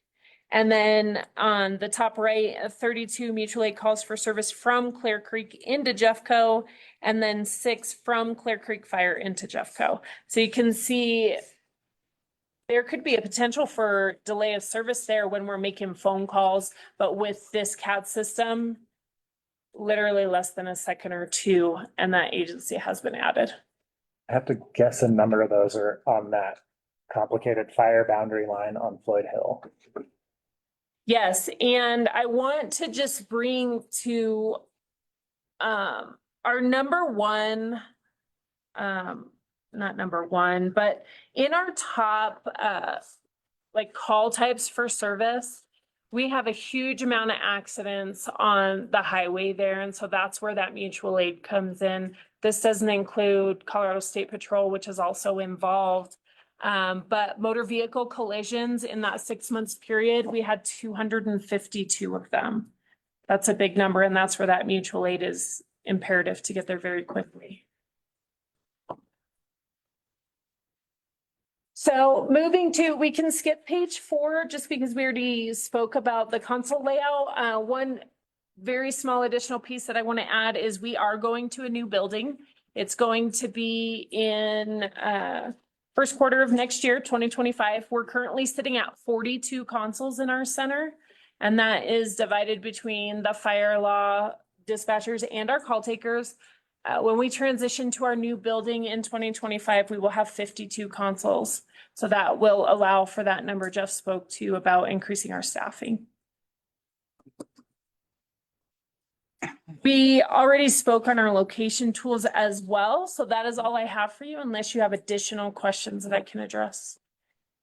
I think one thing that's really important to address too is that survey, the 87%, right? Like, I think the one concern was moving from a local dispatch center that we had, that the quality of care to our community would be different, right? Because it wasn't physically housed in Clear Creek. So, I mean, I think our satisfaction rate with our current, when we had dispatch, was probably right in the same realm. So I feel like it's important to highlight, like, the quality of service that is coming out, even though it's not directly in the county, is still at a high number. So I mean, that was the number one concern I think that we had with moving, you know, and losing that service that, you know, our community would lost in a big system. And I think that really highlights the fact that we're getting a high satisfaction rate and it's benefit to the officers and it's benefit to the community. My guess would be that as time goes forward and I know how I am, you tend to, if I expect to hear something, I think I heard it, whether it was said or not, I mean, you interpret the way, you know, things the way. So I imagine as people become more aware, well, hopefully this will be this, you know, the proof's in the pudding as far as performance too, because that'll have an impact. But as people become more aware and have fewer fears, maybe they become more familiar and they understand things.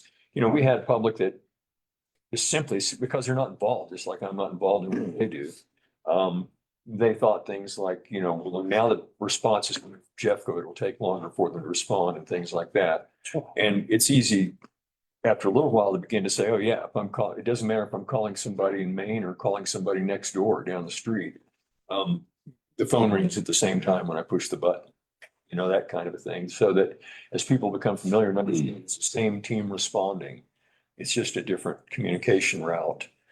Then it just comes down to how well your team can perform with enough familiarity to our area to know that we don't have glitches of misdirection or something like that. And so I would expect that you know, citizen satisfaction will become greater as people become more familiar with the details and presuming that performance continues to improve always, hopefully. So. And I just want to It's effective at this time. I'm just saying, you know, you always try to get better. Certainly. I just want to add a couple pieces to that is as far as the programs that were available in Clear Creek, those have not gone away either. We have the Safe Call program. We've been able to implement that and utilize that for citizen group that what am I trying to say? That volunteers to be a part of that. So the Safe Call is there's certain citizens that may need extra help. And so we call and check on them if we have not heard from them every day. I think we currently have 4, Dave, you can correct me if I'm wrong, 4 on the list as of right now. Down to 3, but I'm trying to get a 4th back up. Okay, down to 3 right now. And they either call or email us every morning just to let us know that they are safe, they're alive, they're doing good. If we don't hear from them by 11 a.m., then we send the troops out there to check on them. Clear Creek also utilized the school safe system. We are getting onto the school safe system as well. We're going to be able to test that and implement that. There was just a little delay there due to some contact information, but we've gotten that all taken care of. We're able to utilize school safe. So all of the programs, the search and rescue group that was able to be utilized, we have all of that as well. And so none of that has left. Do you all, you folks have, we're looking at last year sort of response time data. Do you guys have any response time data prepared? We do not. That's not our objective. We deal with answer times. Right. Response times rest solely with the police departments and fire agencies, sheriff's departments. That's a factor we can't control. Of course. I hope you understand that. We can put the call out to them, but you take down in the urban setting, we can air a call. They may not get to it for 30 minutes. That's impacting. Thank you. And I meant to ask about the time that you have. What's the phrase that you use for what's in your control? We can deal with our answering times, our call times. So our objective is to hit 90% of our 911 calls are answered in 15 seconds or less. Now, that was a standard set a long time ago by the professional organizations, and I think APCO set that one. And then we want 99% of our 911 calls answered in 40 seconds or less. Now, those are the 2 benchmarks we aim for. Define answered. Picked up, hello, 911, how? So your first initial. Hello, voice contact. Is a couple of criteria, 50 Well, seconds and 40 seconds. That calls in our queue. When it drops into our queue, that ticker's ticking. Okay. So within 15 seconds of that hitting our queue, we want a person on the phone with them.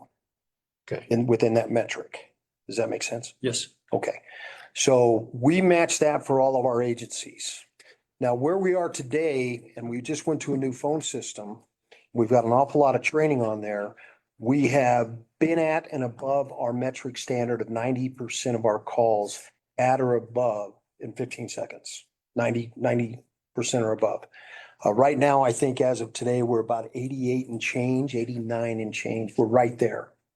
Now, this is the difference of potentially of about 5 phone calls. You know, and it's a numbers game. We're always following our data pattern on how those calls are coming in, time of day. You could take one traffic accident at an intersection, even up here, that's going to generate 15 phone calls, all 911s. Well, if I have 12 call takers, 3 over here might be answered at 20 seconds, 25 seconds. The other thing I want to mention is that when you get, for example, the windstorms that you had on April 6th and April 7th, you know, the increase in calls in those days was 1,500, I think, a day more than you normally get, right? And so even if you have a bad day like that where things might be delayed, you might go from a 90% that month to an 89% or an 88%, right? Even just based on a couple of days. So, but the metrics have generally still been there. And in addition to the call, sorry, Jeff, in addition to the call answer times and metrics that we're holding our call takers to, we also have dispatch standards that we hold our dispatchers to. So for example, a call that comes in and the way we classify it is priority 1 call, which is urgent, in progress, happening right now, needs an emergent response. That call needs to be dispatched by that dispatcher less than 60 seconds from it being in their pending queue. So they need to be able to read the call, discern what's happening, choose the appropriate resources, and then get them headed that way, or air the call and get it sent out to the road so that they can be on their way. Sorry, Brian, for fire calls, it's 30 seconds. For fire medical related calls, it's 30 seconds. I do want to mention that all these metrics are published monthly on the JeffCom website. So there's a packet that goes out every month that has the overall performance against the SLAs and then by agency. So you'll be able to go and look at the Clear Creek agencies, for example. The challenge with that is it's the same thing that Jeff said earlier. When a call first drops, we don't know who it's for, right? And so many of the metrics are reported at the overall JeffCom center level. The ones we can break down to each individual agencies are then broken down. So every month, and then there's quarterly and annual reports that go out there as well. You can see those metrics, and any citizen can go on and see them. And I think one last question I have, and it's for the edification of people here. You know, there are a lot of things that we know before we call that they're lower priority. And generally we call the non-emergency line because we don't want to gum up emergency response with somebody's chronically parked over here Right. and I'm done with it. You know, that kind of call, that kind of stuff. How are those calls routed? Where do they go? The non-emergency calls. They go to our same group of call takers that take the emergency calls. And just to get a little more granular, we have 2 different positions within call taking in our center. One of them is a communications specialist. So they take administrative calls only. They can very well take an emergency call on an administrative line. However, we do have that divide there. So we have different queues that the calls drop in. So our communication specialists take only administrative calls. Our emergency communication specialists take both emergency and non-emergency calls. And so they could get 2 non-emergency calls and then they could get a 911. They just drop in as they're in the queue. It's an automatic call distribution system. And do they know where do they know non-emergency? Does the person answering the call, the initial answerer receiving the call, do they know whether it's a emergency or non-emergency line coming in? Yes. They do. Yeah. Okay. Yes, Good job. it has a different identifier on the phone, and we do get non-emergent items on 911 lines and vice versa. So there are times when we have a heavy influx of 911 calls and they're on the phone with somebody on a 911 line that does not have an emergency. They're able to put them on hold, answer a next 911 call, ask if it's emergency, and then go back to the previous caller as they need to. Some of you I know have been in the JeffCom center, but there's actually screens all over the center that if there's a 911 call on hold, it's visibly and audibly seen everywhere. So it's very rare that happens, that it stays on hold very long because of that. And so there's been a lot of things that Jeff Combs put in place to make sure those calls get answered the right way. Okay. I don't think I have any more questions. I've drug this out long enough. So I am looking at your monthly reports, and thank you, and I see they're published through May. I would be really interested to see something prepped for our agencies once you have the data to encompass like the 6-month period. And what I'd like to see is just kind of how those numbers looked early, how they've changed over time. We're not going to have that today, but that's like a sort of something that I would love to see. I don't know if it means that you all need to come back up and present to us, but maybe we can have the sheriff's office. So sheriff stepped out. Monthly, I send to all agencies, 31 different agencies. I send a monthly report to them. Contained in that monthly report are all of the individual Clear Creek agencies. Now you'd have to go between Page, Idaho Springs, Empire, and add them up, collect cumulatively, if that's what you would like to do. I'd be more interested to hear from you exactly what you'd be looking for. We produce an annual report, we produce quarterly reports. Every agency is laid out of what their volume has been attributed to them, types of calls, priority 1s, 2s, 3s on down. We break that out for the agencies.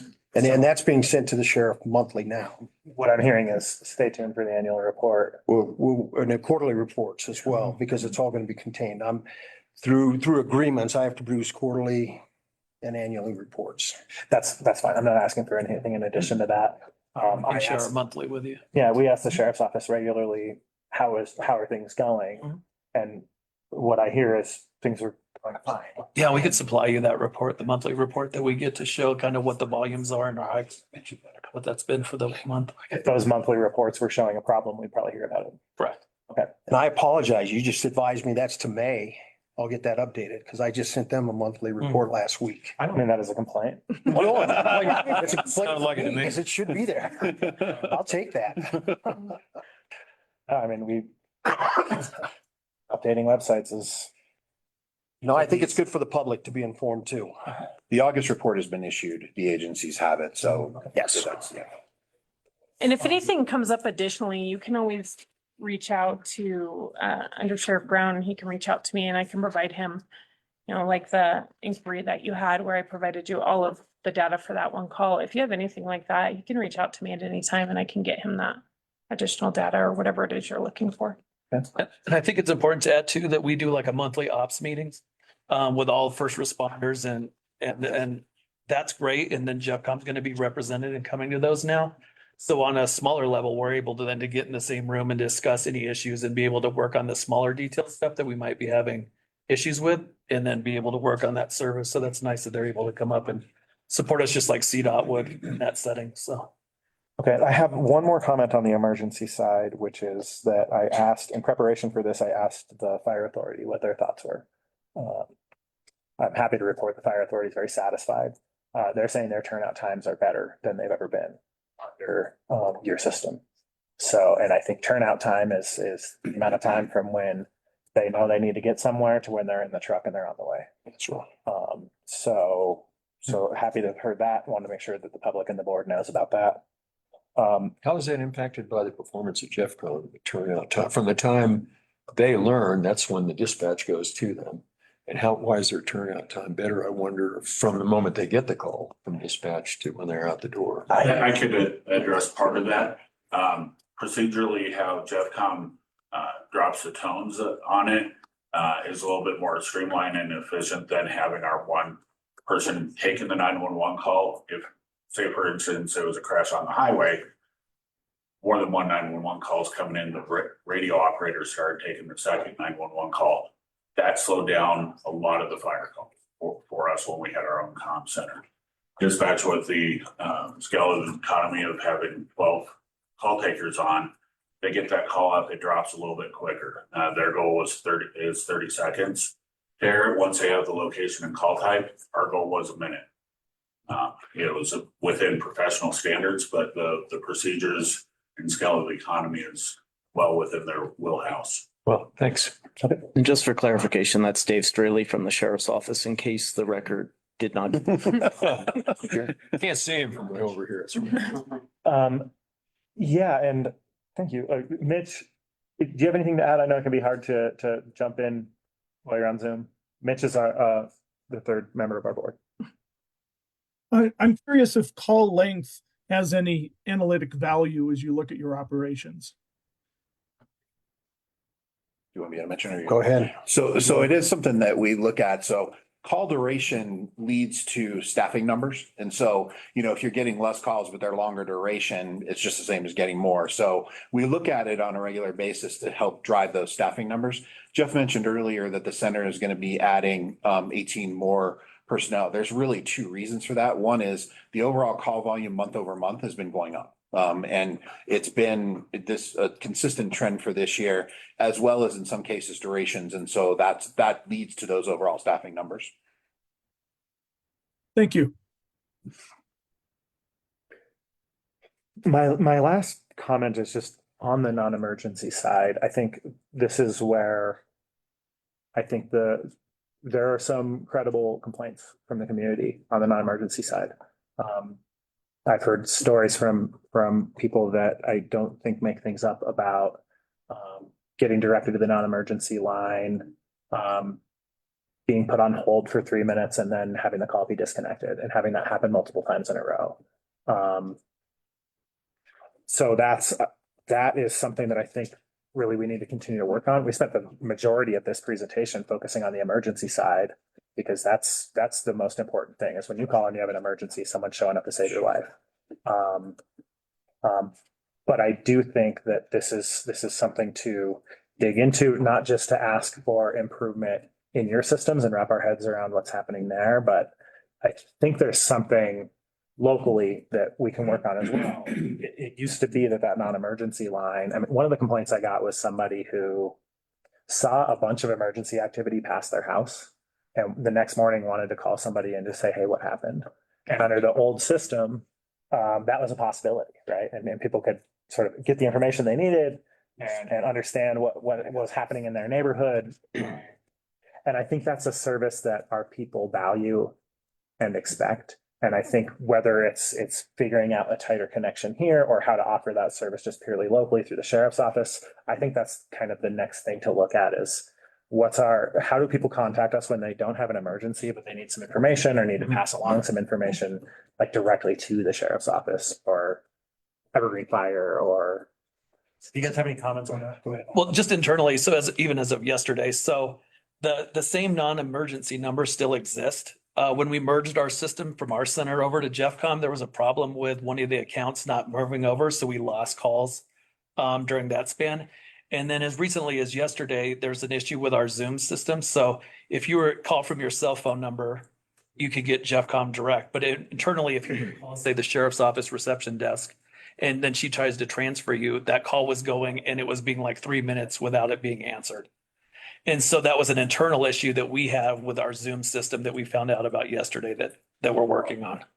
This is probably what I just heard about this. Correct. Let me add to that. I mean, as great as technology is, can we agree we like it? Yeah. Can find you within a meter. Sometimes it's a hot mess. Jeffcom went to a new phone system July 31st of this year. Now, Carbine is absolutely the state of the art. And we're one of the few agencies in the country driving that high-end technology. About the time you go over to a new platform with technology, what generally happens? You find out all the bugs that exist. So trying to swing trunk lines and relocate phone numbers, systems has been a growing pain and has been a high acuity attention for us over the past month and a half. We're still working on it. So I would profess to you with those complaints were probably more so through the month of August and probably even maybe a few recent. But you didn't hear those complaints probably prior to that too much of a 3-minute call hold. Okay. Not that specific complaint. Our bot has offloaded 189,000 calls without me opening that up, roughly. Yeah. So you can get into the bot, a non-emergency number, And it's AI technology. It's learning as it goes and knows how to route those calls. You know, talk to the representative of the sheriff's department. It would route that call right to them if that's what they say. That's the AI technology within that. And that's taking those calls off our floor. We are seeing that through improvements, reprogramming off this new phone system, we're capturing those 3-minute kickers. We don't want that to happen, and that's never going to be our standard. It's not our standard.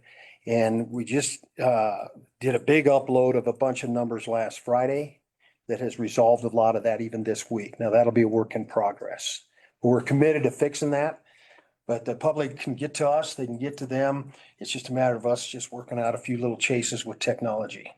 But I appreciate every bit of that, and we don't want them on hold for something as simple as, you know, what happened down my street last night. We want to give them that answer. We can give it, or they can give it.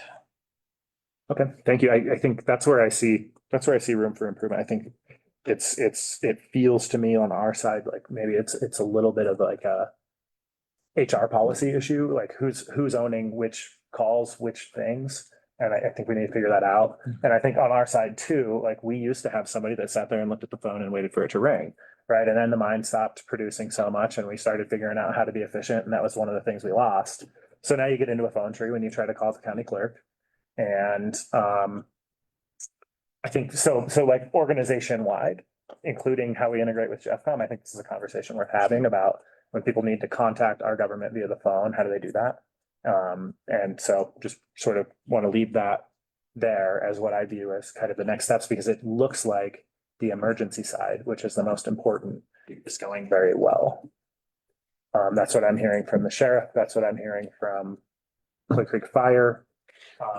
I would welcome any comment from, I just looked at Lynette and realized if you have any comment, please feel free. I believe we're experiencing the same. I think there were some very long polls, but I believe they were on non-emergency calls. And so at least I hope, you know, sometimes by the time the story filters all the way up to electeds, it's not always as clear as you'd like. And details that are necessary to go into the system and fix. But as long as there's communication amongst all of our first responders, I think we're headed in the right direction. I haven't heard as many call failures. The one thing I did hear when we had the fire up near the mobile home park on Red Mountain or Red Elephant Mountain was that there were some glitches in how whose radios were being, what system was being used for communication, who was supposed to make calls.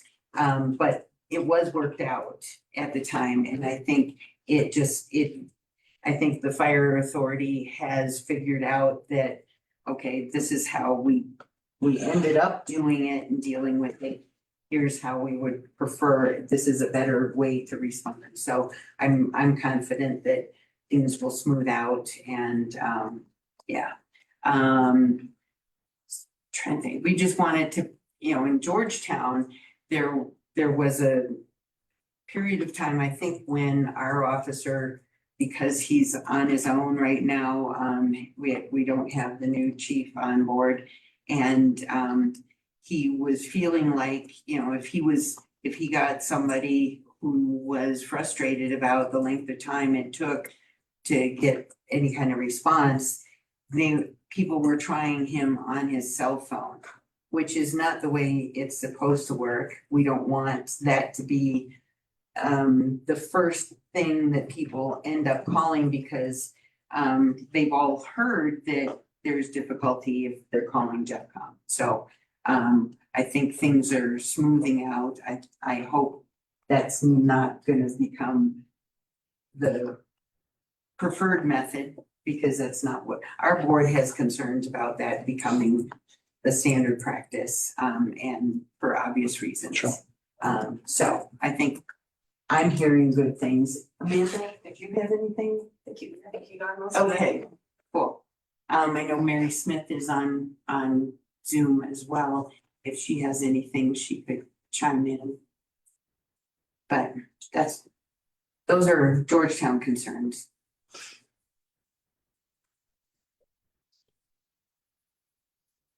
trying to promote Mary to panelist if she wants to say something. I'm sure if Mary had a comment, she would raise her hand. She is rejoining as panelist.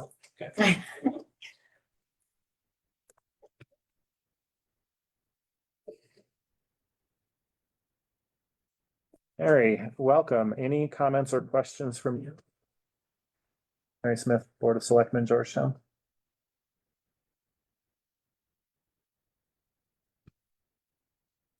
Sorry, as I was switching over, I didn't hear you in the in-between, but I'm good with what I have. Okay, thank you. Well, thank you guys for coming up and doing this with us. This has been a big change for our community and a lot of attention paid to it. And so you might see us continue over this transition period to bring these kinds of questions and be a little bit more needy maybe than some of your longtime members. So thank you. Not a Thank you. chance. Thanks for having us.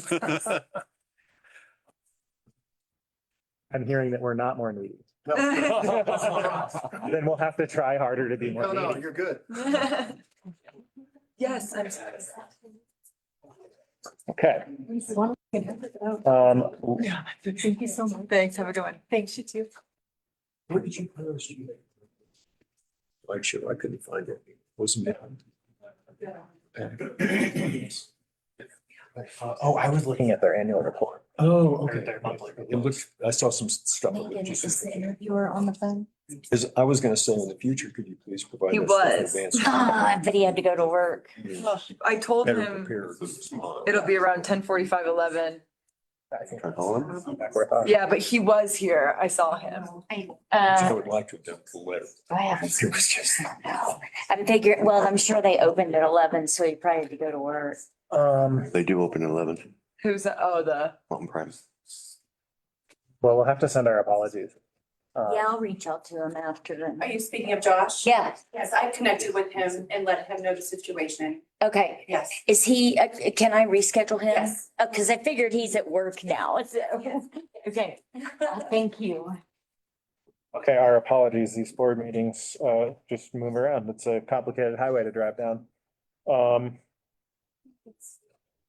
Next on the agenda then is consideration of approval of resolution 24-58 with Elizabeth Gallagher. This is a resolution to recognize September 15 through 21, 2024 as National Co-Responder and Crisis Responder Week in Clear Creek County, Colorado. Looks like we have here, I know you, Elizabeth, I know your name, and I met you too, but I don't recall your name. So No problem. introduce yourselves from our Sure. Cats team. Yeah, so I'm Elizabeth. I am the director of the chat team. This is Patrick. He is our community paramedic. And this is Kenzie. She is one of our behavioral health co-responder clinicians. Excellent, thank you. And you two are the Yeah. second team, right? we have Yeah, so including me, we now have 3 behavioral health clinicians and 1 community paramedic. So we are fully staffed. The other member of our team is actually moved her shift. So we've got 6-day-a-week coverage. So she works Wednesday through Saturday now. So she is not here today. That's okay. Thank you for being here. So we're here to discuss this resolution. Typically how this works is we have a county commissioner with a great voice for reading these things. So we're gonna benefit from Randy here in a minute reading this resolution. First, I'll just give you the floor to Thanks for introduce the resolution and what this week is about, why we're doing it. Yeah, so since I last saw you guys, chat is really rocking and rolling. I just mentioned we're fully staffed. We're up to 6-day-a-week coverage. My hope is that we have 7-day-a-week coverage by the beginning of November. We have moved, I think when I was here last, we talked about there were 18 chat contacts in April, and in August we had 52. And this month so far, we are on track to exceed 52. So we are working hard. We're all really pleased to be serving the citizens and visitors of Clear Creek County, supporting our law enforcement partners and other emergency responders, and really grateful for your support of the chat team. And we just want to kind of celebrate that and get to know our community a little bit more. Can you, at a really high level, since this is a new service for the county, just Sure. describe what co-response program is? I don't need like anything lengthy. And while you're doing it, take your time. I'm going to get a glass of water. Okay. Excellent. Sure. So co-response, so chat actually has three functions. One is as a co-response team, which means accompanying law enforcement and other emergency responders on calls involving what I just classify as vulnerable populations. So that could be mental health, behavioral health, which is like substance use, be elderly, at-risk adults, or at-risk juveniles. So we accompany our law enforcement partners on those calls, give them extra support, and really support that individual through the call. The second function of chat is as an alternate response, which are, again, serving those vulnerable populations, but calls for service that don't require law enforcement or other emergency personnel. Something that can be handled just with us and that individual to whatever resolution is necessary. And then our third function of chat is community integrated health. So as you probably know, the population of Clear Creek County over 60 is like 25% have over 60 years old. Individuals who want to stay in their home might be needing a little extra support, medication management, some basic health assessments at home, connection with service providers to really make sure that they live well in their homes. And so those are the three functions of chat. Yeah. And like I said, we're rocking and rolling in terms of contacts that we've had. People are getting used to us, and I think excited to have us be part of all of that. Thank you. Yeah. Well, I'm personally very happy to have the program going and have you all here. It means a lot to have a multitude of services and the right services for people in crisis, and make sure that the right people are doing the job, people are doing other jobs, are not, burdened beyond their own workload and their skill sets. So it's really great to have you here. And I really appreciate this. I've appreciated it ever since we got it going in place. So, yeah. Yes, I agree. Well said. That said, ready to rock? I'm ready to rock. You're ready. Okay. So, I'd like to introduce and read to you resolution number 24-58, proclamation to declare September 15th to 21st, 2024 as National Co-Responder and Crisis Responder Recognition Week in Clear Creek County, Colorado. Whereas Clear Creek County is committed to providing support for the vulnerable populations in our community, and whereas vulnerable populations describes individuals experiencing homelessness, mental health, or substance abuse issues, at-risk adults and juveniles and elderly community members. I will add almost any of us at any time when it may arise. And whereas the National Institute of Mental Health estimates that more than 1 in 5 U.S. adults live with a mental illness, and whereas the widespread opioid use continues to grow across the nation, our state and across the nation, in our state and here in Clear Creek County, with over 100,000 overdose deaths occurring nationally as reported by the National Institute on Drug Abuse. And whereas vulnerable populations are at higher risk for exploitation, victimization, and criminal justice involvement and have a serious impact on communities. And whereas the many issues created by mental illness, substance abuse, and addiction are community problems not limited to traditional first responders such as law enforcement, fire, and emergency medical staff. And whereas many communities have realized the need for an alternate response to address those issues more effectively when individuals are experiencing crisis situations, and have identified co-response and community response models are evidence-based. And whereas the Clear Creek County's Health Assistance Team works collaboratively with law enforcement and other first responders to provide the right intervention at the right time to avoid arrests, emergency room visits, and repeat 911 calls by connecting vulnerable individuals to appropriate resources. And whereas the Clear Creek County established the Clear Creek Health Assistance Team, CCHAT, in 2023 to provide co-response and community response to vulnerable populations in Clear Creek County. And whereas the Clear Creek Health Assistance Team, staffed with 3 behavioral health clinicians, 1 community paramedic, has responded to emergency and non-emergent calls for service in Clear Creek County, provided crisis intervention, conducted important follow-up, developed safety plans, helped countless people in our community navigate the often confusing behavioral health system and access other important community resources. And whereas these first responders have shown exceptional commitment, dedication, leadership, and passion to help those in need, reinforcing how vital their work is to the communities of Clear Creek County. Now therefore be it resolved, the Clear Creek County Board of Commissioners for Clear Creek County do hereby proclaim the week of September 15th through September 21st, 2024 as Clear Creek County Co-Responders and Crisis Clinicians Week, along with the Colorado Co-Responder Alliance and the International Co-Responder Alliance. The county commissioners wish to express appreciation and gratitude for the co-responders, behavioral health clinicians working in Clear Creek County who routinely respond to crisis situations, sometimes putting themselves in harm's way to ensure the best possible outcomes for the community. Now, therefore, be it further resolved, the Clear Creek County Commissioners call upon Clear Creek County residents to recognize, honor, and give thanks to these amazing professionals for their daily service through the great work they do to assist those in need.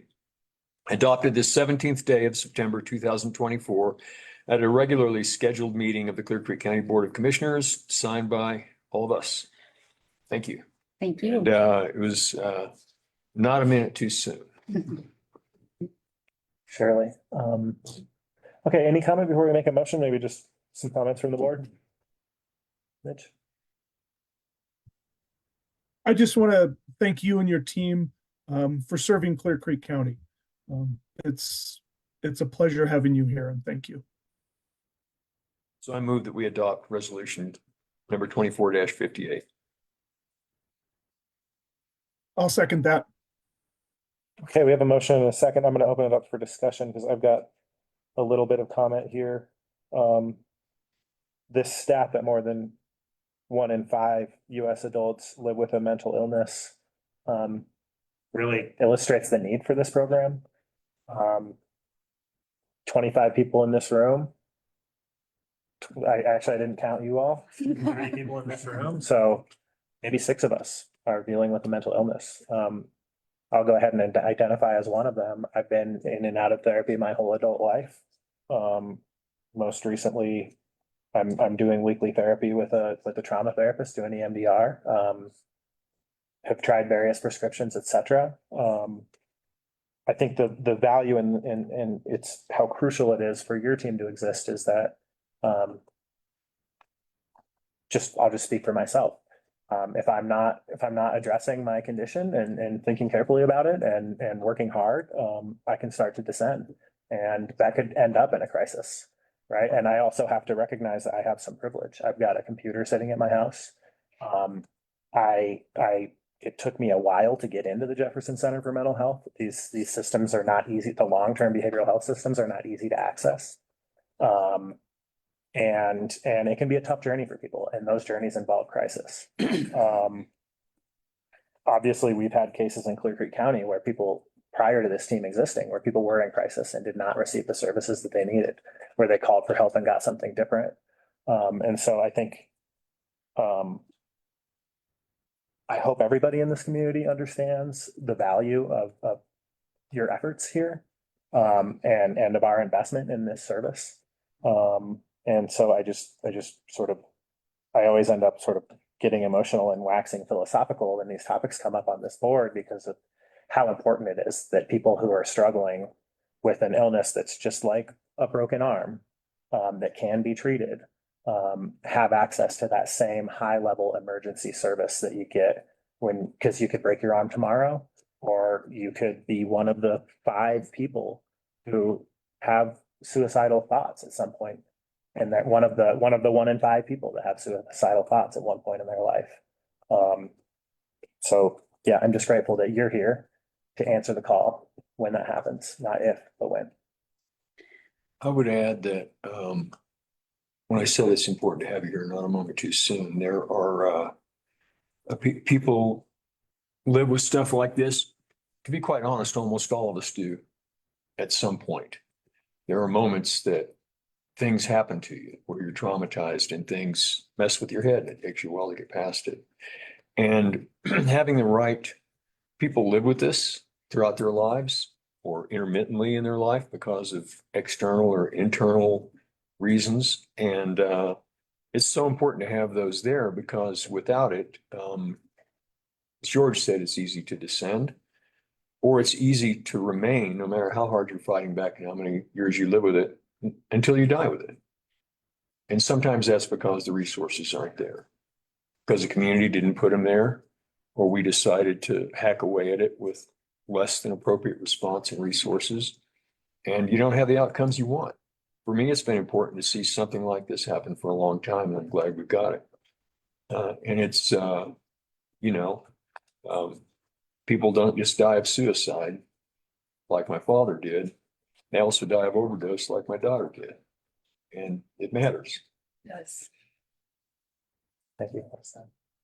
Any other discussion? Okay, all in favor? Yep. Aye. I saw Mitch's lips move. I'm gonna call that. It looked like it was in the. It was an aye, yes. Okay, motion passes unanimously. Thank you all for being here. Thank you. Just also in honor of this week, I do want to remind everybody that we do have Coffee with a Co-Responder going on this week. So we are encouraging the public to come to this and meet our co-responders. You can ask questions. You can just chat with them, just so maybe you feel a little bit more comfortable if they show up. The first one is tomorrow. It's at the Frothy Cup, and that's at 8:30 to 11 a.m. That one is at the Frothy Cup in Idaho Springs. And then there will be one on the 19th, which is Thursday. That'll be at Mountain Mamas in Georgetown, also at 8:30 to 11 a.m. Please come along, have a coffee with co-responder, ask questions, get to know them. Yes, love to see y'all. Quick. Thank you. Thanks, guys. I'll see you tomorrow. Oh, you. and talking points for you, yes. And Thanks. board is gonna go into a quick recess. We'll do 5 minutes or so. We'll start prior to 11:20 is my hope. Yeah, so much.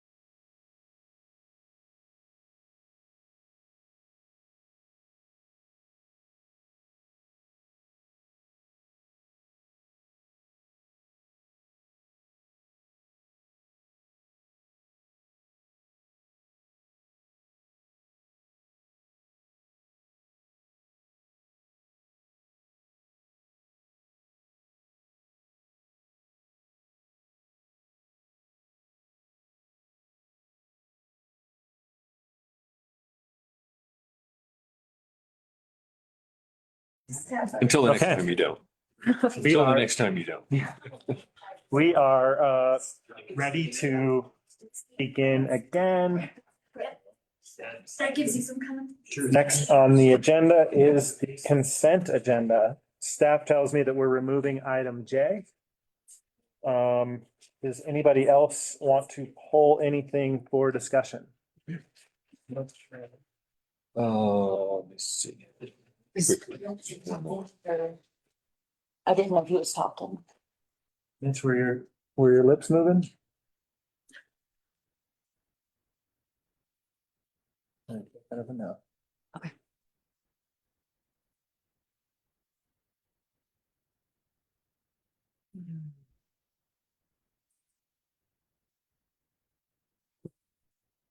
Okay, not hearing any call to remove anything from the consent agenda. I will go ahead and read it. Got item A, consideration of approval of the warrant register. Item B, consideration of approval of 2021 Board of County Commissioners meeting minutes from March 2nd, 3rd, 9th, 10th, 16th, 17th, 18th, 19th, 23rd, 30th, 2021. April 6th, 12th, 13th, 14th, 15th, 19th, 20th, 22nd, 27th, 29th, and May 4th, 11th, 18th, and 20th of 2021. May 25th, June 1st, 3rd, 4th, 22nd, 29th, July 6th, and 13th of 2021. Board of County Commissioners meeting minutes. Item C, consideration of approval of 2024 Board of County Commissioners meeting minutes, January 17, July 31, August 5th, September 3rd, and 6th, 2024. Item D, consideration of approval of award of construction contract for the drainage solution for Soda Creek Road. E, consideration of approval of the second amendment to the agreement between Clear Creek County and Jefferson Center for Mental Health for alcoholism and illicit drug use disorder treatment and services. Item F, consideration of resolution number 24-66, ratifying the Clear Creek County temporary stage 1 fire ban imposed 3rd, 2024. Item G, consideration of approval of amended acceptance of the Washoe mining claim, USMS number 14761. Item H, consideration of approval of statement of non-acceptance of donated property, New York mining claim, USMS 2114. Item I, consideration of approval of driveway access easement across Clear Creek County open space property for 2238 Family Road. I move we approve the consent agenda as read. And as amended, since we took J off. Oh, yes, with J, correct? J is off. We are not, that's not part of it. Correct. And you didn't read it, is that Nope, correct? that's correct. Yeah. I second that. Okay, we have a motion and a second discussion. None. Just in response to a question during public comment about why we're approving all of these minutes from years past. I'll just share that 2021 was a difficult year filled with a global pandemic. You can see a really heavy meeting frequency there. Those are probably periods of time where things were moving fast in the COVID world and the board was discussing what to do about it. Really thankful to Beth for catching us up on that. That's a lot of work. And I totally understand that in an emergency like that, when you're running as hard as you can, sometimes things like this don't get done. So It occurred to me to say something, are you? Go ahead. It occurred to me to say something on that too. There were a couple of things that happened. I think people don't realize we used to have meetings. People wonder why we don't have more meetings. There's a lot of work to do in the county. When we sit in this room during meetings, if you look over here, you see Beth, who does yeoman's work and has for many years. She manages a lot of things in the county. She helps people get things. She's been here long enough, smart enough, hard enough worker. She's extremely valuable. She sits here all day in this meeting. While she's doing this, she's not doing anything else. Brian, the county manager, while he sits here, he's not doing anything else. Peter, Carol Ann, Amy, Stoy, our engineer, all these people sitting here are not doing anything else. They're not doing their job. And so we try to have generally do enough meetings to allow them to get out there and do their job and do enough when we're in these meetings. during COVID, when we were having meetings multiple times, not only, we don't even have them every week now, but multiple times, these BOCC meetings, we go to a lot of other meetings. And they're public meetings when we go there. But when these folks, so we try to do it not even every week. We're doing multiple meetings per week, which meant that it's so hard for anybody to get their job done. And they're so hard doing that we fell behind on the minutes. The good news was that we were recording them in open session that anybody could see all over the county, which we wanted to do. And who anybody can go back to because we kept them there. You could see them while they were happening. You could see them afterwards. We post them on our Facebook page. We have access to them off our websites. There's no way to not be able to know that if you look hard enough. And so we had a way that we were being completely open and transparent to the public. There weren't any secret meetings or conspiracies going on. There's nothing veiled and hidden by the fact that it's in the agenda, in the consent agenda, as opposed to the regular agenda, where we'd have an action item and actually read the minutes, because that's like having the meeting all over again and taking the time to do that while they're not working. So I just want to be really clear that I wish I was smart enough to pull off all the conspiracies that I've been accused of since I've been on the county commission and other elected offices, but I'm not. I can barely muster enough brain power to write the letters and manage the meetings that I have to manage. And I didn't get in this business to do anything except try to serve the public and do a good job, which is why other people run to do that too, for the same reason I did. So I just want to make that extremely clear. I wanted to comment about that. And I appreciate that you've been able to catch up on all those meeting minutes from that period bit. And I don't hold it as a sign of anybody being incompetent. It's just trying to get everything they could done and hold the ship together. Yep, we were distributing a lot of vaccines in March of 2021. Yeah. I also just want to mention, I'm really happy to see this approval of the construction contract for the drainage solution on Soda Creek Road. I've gotten a lot of comments about that. Really grateful to see that work is going to proceed. And the Soda Creek Road won't have an ice canyon this winter. That's all for me. Any other comment? Okay, we have a motion and a second. Aye. Aye.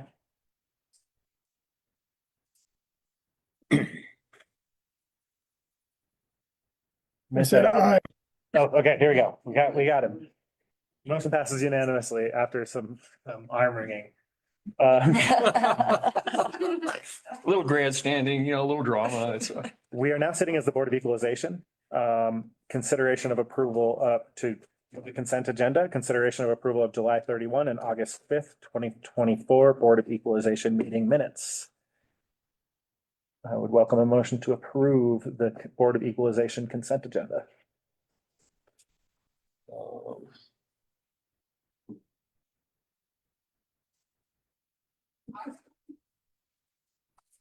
I move we approve the Board of Equalization consent agenda, which is to approve minutes. I second that. Okay, we have a motion and a second. All in favor? Aye. Aye. Okay, and now we are into our Board of County Commissioners regular sessions.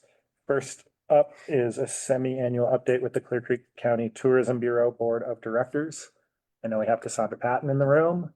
I see a member of our Tourism Bureau Board. Jess, you're welcome to join us if you'd like.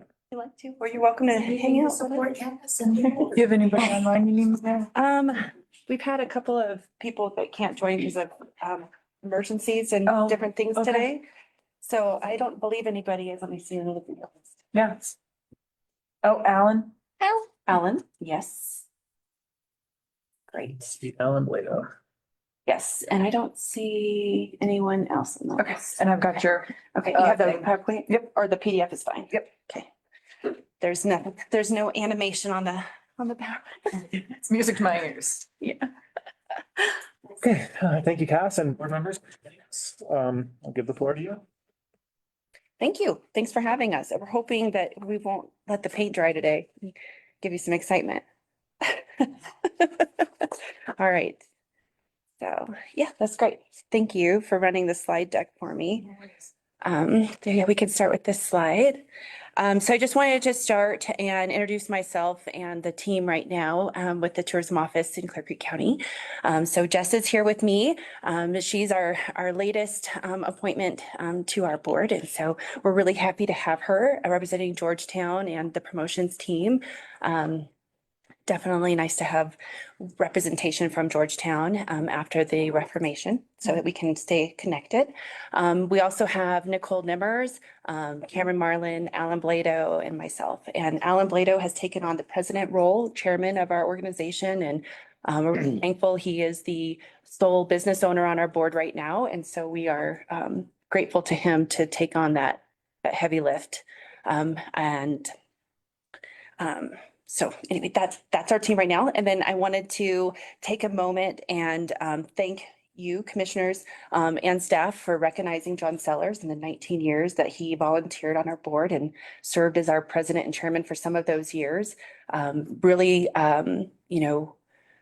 Beth, thank you for helping us write the resolution and, making it fun, but yet also, really recognizing the accomplishments that he has helped our organization take on this last 19 years.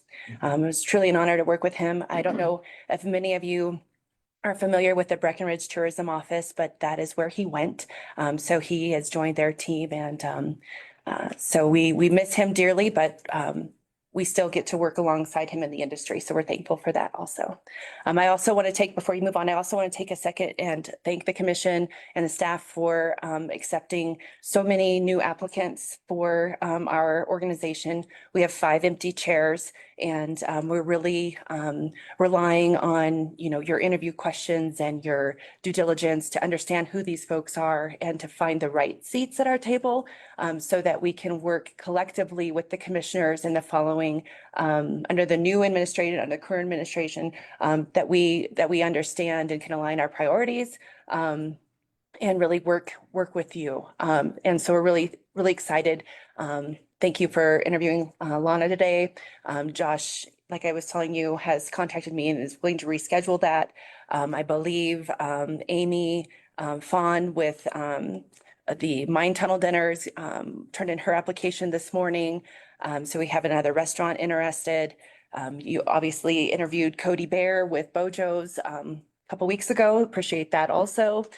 So we have some interest in the board, and I'm hoping we can fill the open 5 chairs with people that understand marketing, understand value of tourism, understand our economy, and can help make decisions to move the county forward. So thank you. Thank you for your time on that. I know it's addition to everything else you have going on. So, okay, next slide. Okay, so jumping in, per our agreement with you, we come in to give you an update on January through June marketing activities. So in the agenda, I outlined, a whole list of things that we've done. The majority are focused around your management, your visitor management versus traditional marketing efforts. We to date have only spent about 1/3 of our marketing budget. We've really been focused on that management piece. So in addition, to understanding Placer AI, which we'll talk about in a little bit, we also developed and installed the digital kiosk and the micro information center at 1531, trying to give visitors another touch point to understand what Clear Creek County has to offer while they're in the county.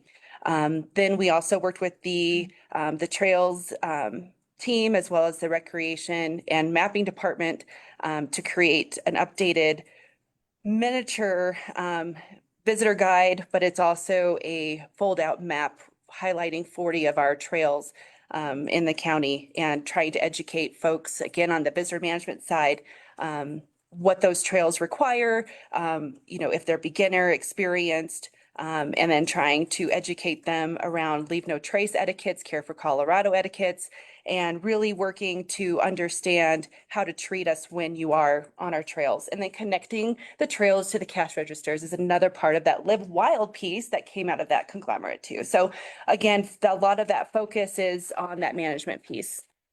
No, go back. Sorry. So then, working with Mount Evans, Mount Blue Sky, the renaming of Mount Evans, excuse me. We updated the wayfinding maps for that. We updated the Guanella Pass Scenic Byway maps.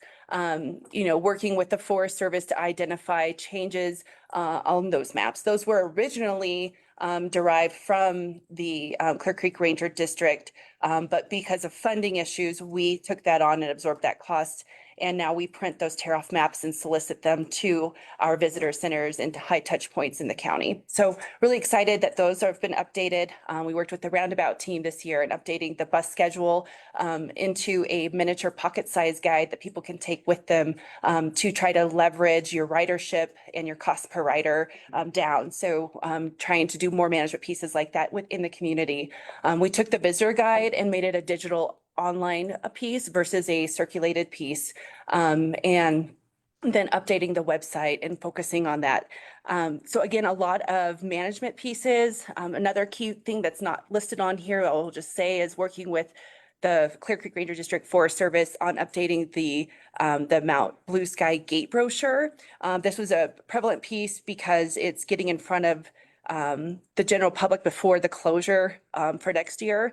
And so we were really happy to be included and participate in that contribution of that piece. And hopefully that will create a relationship moving forward on that gate brochure. And if you're not familiar, that gate brochure is a fold-out brochure that's handed to every car that enters the scenic byway. So it's a fantastic piece. And the goal, again, is to connect our recreation to our economy and try to get people to circulate and stay here versus going outside of the county. Traditional marketing, we scaled way back, like I said. Overall, our spend, we're just about a third into our budget. We've definitely been very conservative this year. The lodging tax reformation has toned things down. We're trying to understand what your drive is for us. We don't want to step on, do something that you guys don't want us doing. We're just being very surgical and strategic in our approaches, as we've talked about over the years. So the only traditional marketing we've done is really advertising with our partnership through Visit Denver on their spring and summer city map, as well as with Colorado Tourism Office. We purchased the individual city pages on their website, and then we also purchase additional banner ads and circulating content on the website, as well as social media. And even with social media, we don't necessarily do a lot of purchasing, just a lot of just presence on social media. So even though we have a large line item for social media, we still haven't quite strategized the best use of those dollars. So we are a little bit timid in our approach on the social media side. Okay, now next slide. Sorry. No, that's okay. So that kind of just wrapping up like what we've been doing for the last 6 months, that's the focus. This slide here, I'm going to kind of move into like what we're planning to do for the remainder of the year. So as we get into, looking. Sorry, Oh, sorry. Yeah. transition into the remainder of the year. Just a quick comment from me. Just to be very clear, I don't, as one member of this board, but we can clarify. I'm not asking you not to spend the marketing dollars that you have. Just want to be very clear about that. If we end up at the end of the year and you've spent 100% of your dollars that you budgeted for marketing, I would be satisfied. Yeah, you're doing your job. So. Okay, I appreciate that comment. Yeah.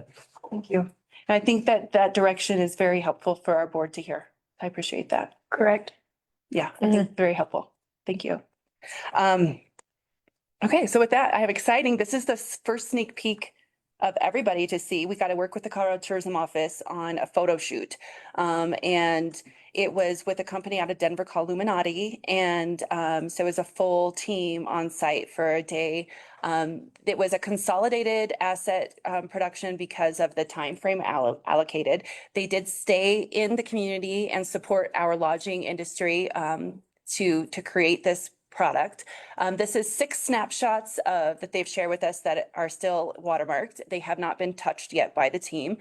So these are as shot. But the top 3 highlight, proper trail etiquette, respecting the lands, how we could use something to talk about how to how to live wild, and kind of supporting that messaging, falling into our toolkit, recreation toolkit that we're planning to do, which is an internal product also. And then the bottom 3 items talk about how when you shop, dine, stay, play, you support the lands you love, and that they kind of go together, right? So it's all tying back into the pre-pandemic grant that we were received from the State Tourism Office, and how we're talking about catching up on meeting minutes. This is another one of those where we received a grant from the State Tourism Office pre-pandemic to create this amazing recreation toolkit, and everything was on hold. And now they finally have an amazing schedule of when you can get in to get these shots done. If we didn't take this opportunity to shoot these with the smoke and everything going on, we would have been pushed out another year on the schedule to get these photos taken. So we took what we got. So even though we don't have the idealistic blue skies that we normally have because of the fires that were happening when these were taken, they will probably be simulated and added into the photography. So that's why I say these are Blue sky untouched. behind it. Correct. Copy. Correct. Yeah. So we're in great hands with the State Tourism Office on this project. And I'm not sure how many assets, we'll receive. The budget was a $10,000 line item supported wholesomely by the State Tourism Office. So no cost to us. This was received through a grant. Would it be possible to put some coral reefs and beaches? I'm sure they could, but I don't know that it would drive anybody to us. Where are we going to connect with Florida? I'll do that. Randy, it's great. So anyway, that's just a sneak peek. It's super exciting. It's always an honor to work with the State Tourism Office. It takes our small budget and just makes it, reach places we could never dream of. They have an amazing marketing budget and we don't. So they can take our tiny peanuts and amplify us and expose us to the international industry and to regional and nationwide industries that we would never be able to come close to. And so that partnership and alliance is amazing. And so this is just one little snippet to show you. Okay, let's see where I am. I lost my place. Okay, I think we can be done with this slide. We'll go to the next one. Okay, so talking about, well, I should back up for 1 second and tell you to finish out the year. So the photos I showed you, we're going to be implementing that into a fall guide. So we're going to try to do a smart recreation toolkit. So that's part of what we're going to be planning on doing in the fall. We're going to do a little bit of traditional marketing. We're going to partner with Visit Denver again on their fall winter map pad. And we're going to be looking at continuing our city pages on colorado.com, as well as enhancing our digital kiosk and creating placer reports for the public in our businesses. So that's how we're going to finish out the year.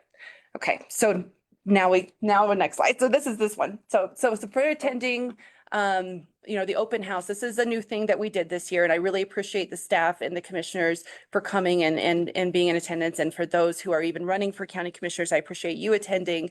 This was an opportunity for us to open the doors of our new micro information center and showcase the new kiosk and the space that we are leasing from the county and to let people engage with that. It was an opportunity to address the industry stakeholders as well as others who are interested in learning about tourism to come and understand a little bit about our organization and what we do and how to partner with us as a business. So again, really appreciate everybody being there. And then I'd like to just take a moment and allow any feedback that you might want to share with us, highlights, key takeaways, things for us to consider. It kind of hit me hard when I realized that under your commission that this is our last update with you guys. And that was it's kind of emotional. We've been through an amazing ride. I mean, from highways to tunnels to pandemics to, the changing the trajectory of the tourism board and pivoting. And so I just wanted to take a minute and just see if you guys had anything that you want to share at this moment. I will share that you're lucky enough to get me for 2 more years. I am. That's true. That's true. Thank you. Well, I'm not sure I know what that means exactly. Does that mean the situation is improving? Is that what you're? No, I just don't mean to sound humble, is all I guess. Don't worry, you didn't. No, sorry, that distracted me. I just appreciate all the good work you're doing, to be honest. Was there anything that stood out at the stakeholder meeting, like hearing from businesses that were in the room rather than hearing from us? Like, I thought it was interesting to have business owners addressing topics and items that we bring before you in a completely different fashion. And I thought it was a fascinating way to expose, you know, the three of you as our elected officials to our businesses in a complete, without them really even realizing that they were being exposed to, Well, I mean, you know, to nothing hearing them. really controversial or surprising. I mean, the priorities of businesses are what they should be, you know, to make money and find ways to, hopefully responsibly improve their bottom line in a tourism-based economy, which is, of course, the businesses that are responding to this event. They want to get the maximum they can out of you. And so they should be excited about it, you know, what your ideas are. And we hope that at the same time, and I think they are, because I know some of those people, I know they're responsive to the concerns that we brought up. We've brought up multiple times, you know, 6th Street in Georgetown and things like that. How do we focus surgically on improving bottom lines as opposed to just increasing the density of what's somewhere in the county? You know, let's surgically move people towards the right places. And so I think, but no, I didn't hear anything that jumped out to me as, nothing jumped out to me as counterproductive. I thought it was a great event. It was really good to have the businesses get exposed to you, and learn a little bit about what you're up to, offer some, you know, kind of casual feedback. Of course, I see those people in a lot of different contexts. And it was just a well done event. The thing, and I'm sure this is on your agenda to discuss, one of the things that my takeaways was that a number of business owners said that they value having something physical to hand to someone that's asking, hey, what can I do around here? Makes a lot of sense to me. I've been in the service industry, spent a lot of time in the service industry, and having concise answers to questions, repetitive questions in particular, is really nice. So that was a good takeaway that I had. Otherwise, you know, yeah, I thought it was a really good event. I would encourage you to keep doing that and keep showing the value that the Tourism Bureau brings to the businesses, the customized services that you're able to offer. I saw a lot of kind of surprise and excitement in the room about some of the stuff that you've been offering for years. So them knowing about that is excellent, right? And hopefully they use it. As important as you getting out with your marketing and your brand is helping elevate businesses with their own marketing and their own brands. And so I just think it was really positive. I thought that one piece of constructive criticism for the presentation, for your presentation, which was high spirited and a lot of information and, you know, coming at us, was when you're doing PowerPoints and you've got a large room full of people, it's good to not try to put too much information on one slide, because then it gets to where halfway back in the room, you know, there's just a lot of fine print up there. And I recognize that a lot of those were examples of marketing you were showing. And so it happened to be fine print because you were showing a page of marketing you're doing. And that's different. But a lot of times, if you've got so much information on one slide, that was one thing that was a little hard for me to follow because I was sitting in the back of the room, was to be able to actually read what was on the slide at the front of the room. And my eyes aren't what they were, but I do have glasses and they're not that bad. You know, they're like, one of them's about 20/30 or something like that. Right. So, but yeah, that's the only other thing. But otherwise, personally, I thought your presentation was, as I said, high spirited, and pretty clear. So I appreciate that. Thank you. Does Mitch have anything to add? I don't know if he has a. I can always talk, Cassandra. What I really enjoyed during the evening was meeting the business owners. There are a lot of people there that I had never met. I was familiar with the work they do in their businesses, but I hadn't met the principals, and I found that very valuable. And I would suggest your next batch of commissioners would benefit from something like that also. Thank you. I appreciate that. Thank you. Okay, we'll go on the next slide. So I wanted to talk briefly about the sentiment survey that we sent out. This was part of what you're talking about that was shared that evening. And this is something we'd be happy to share with the commissioners in written record, you know, as an email with the actual takeaways, if you're interested, you know, but when you send out a survey, you never know what kind of sentiments you're going to get back, right? And it was nerve-wracking. And we were pleasantly surprised with the response from the businesses, you know, and asking some of these tough questions. And so this, I just basically showed you what the survey looked like and what the questions looked like. That's all I just sharing with you on this slide so that that you have that. But overall, you know, we received positive feedback, and it allows us to take a deeper dive into those who took time to share sentiments with us so that we can better be, you know, proactive in understanding what the businesses would like to see, you know, to answer some of those hard questions about who's coming, do we have the right people coming, are they spending money?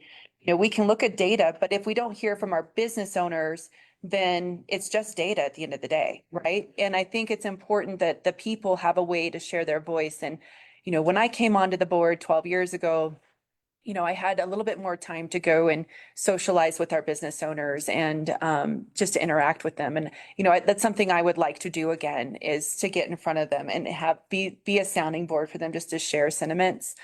Because even surveys can be a little standoffish. People don't want to say what they would to your face, right? And so I think, or the opposite, they can say what they don't want to say to your face.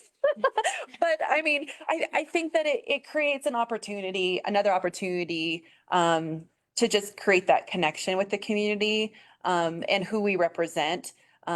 Especially like when you start thinking about the survey and you start thinking about the hospitality industry and the hotel industry and who's funding our organization primarily or solely right now, I think it's important. And so I was really pleased, and I just wanted to share that's something else that we took on this year. Yeah, just a quick comment for your next round. If the survey is not anonymous, I think it's hard to trust that people are being frank.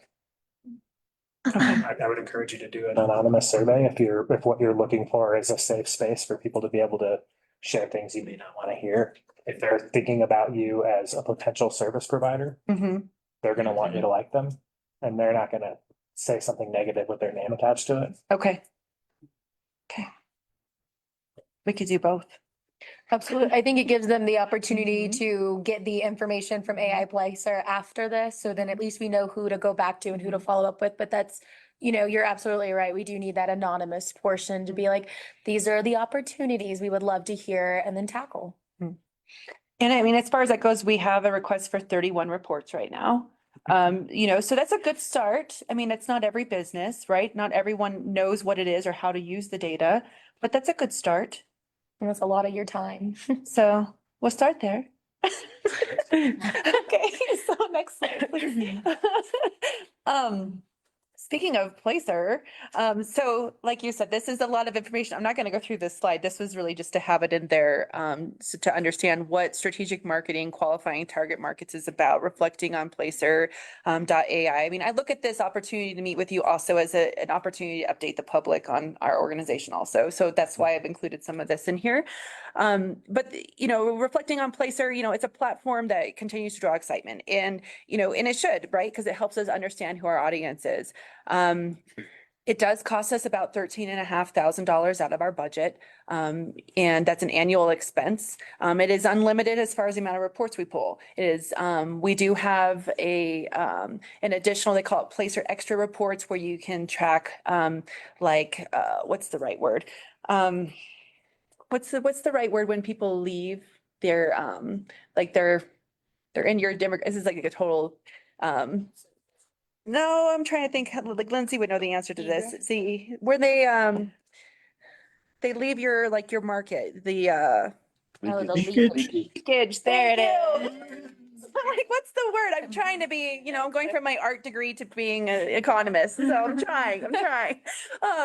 But either way, you know, I think it's it's interesting, these extra reports, you can see that data if you want it. We have a limited number of extra reports we can pull, but general reports that I'm sharing with anyone that's welcome to them, that's unlimited for that price.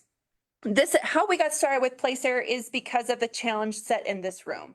How do we be surgical? How do we strategize? How do we understand who our visitor is? How do we know it's the best visitor? How do we understand who they are, where they're coming from, what they're doing while they're here, and when do they spend money, right? So that's what started this conversation and our mission to find a company, and Placer happened to be the best fit for us. So that's how we got here. So next slide, please. So at the presentation, I gave you a hypothesis of a return on investment of our visitor guide. This was exciting. I got very excited about this because we've never been able to track a hypothesis on a return on something we do.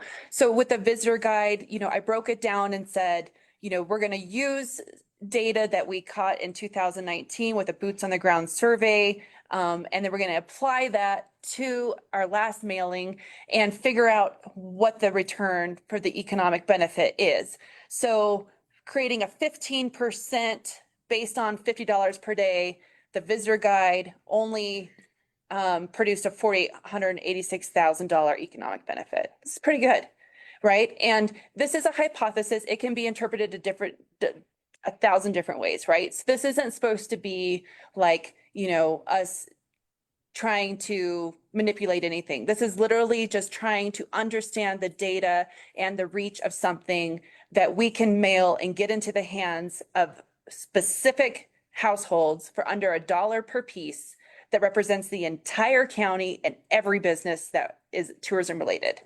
It's pretty good because I can't think of another way to spend $14,000 to get a $486,000 return, but that's one way to do it, right? So anyway, I thought that was an interesting case study. Obviously, I am not an economist. I do not do this for a living, but I can look at numbers and statistics and analyze it and figure out formulas. So that's how this came about. So next slide. Is that,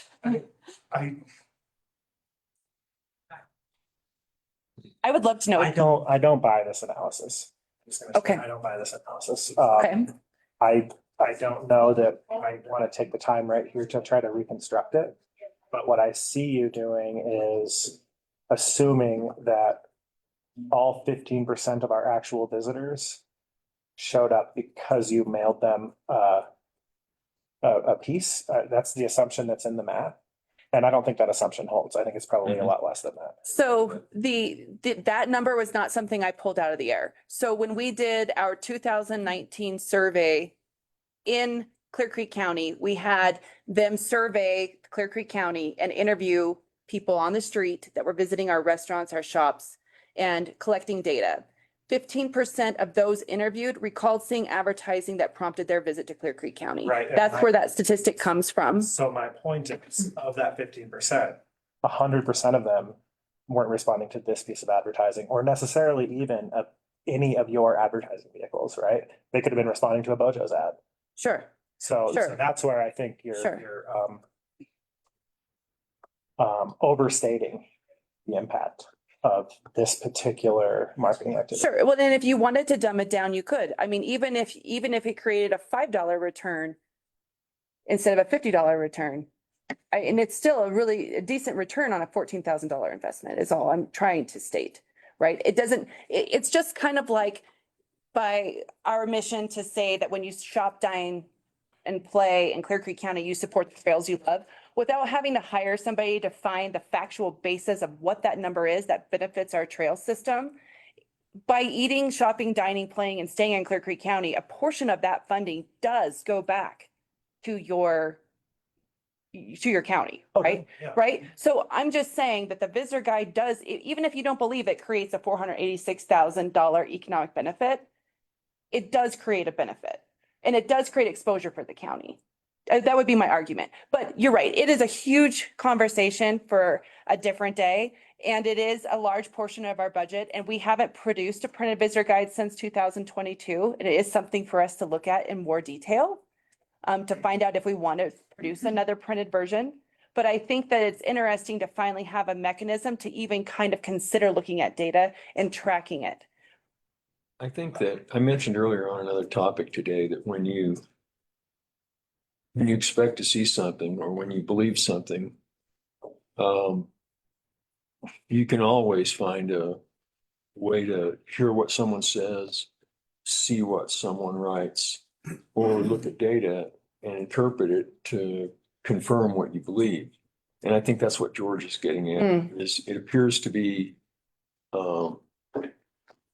I think, I'm not saying the work is bad in doing it. I think, and I thought this before, I agree that some of the connection between the action and the result isn't as easily correlated as you want it to be. And that's true for me too.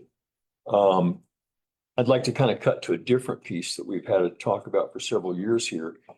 And I want to get away from the conservationist in me, but get to the business person in me, because I run a business, and think about how to surgically find the people that you want.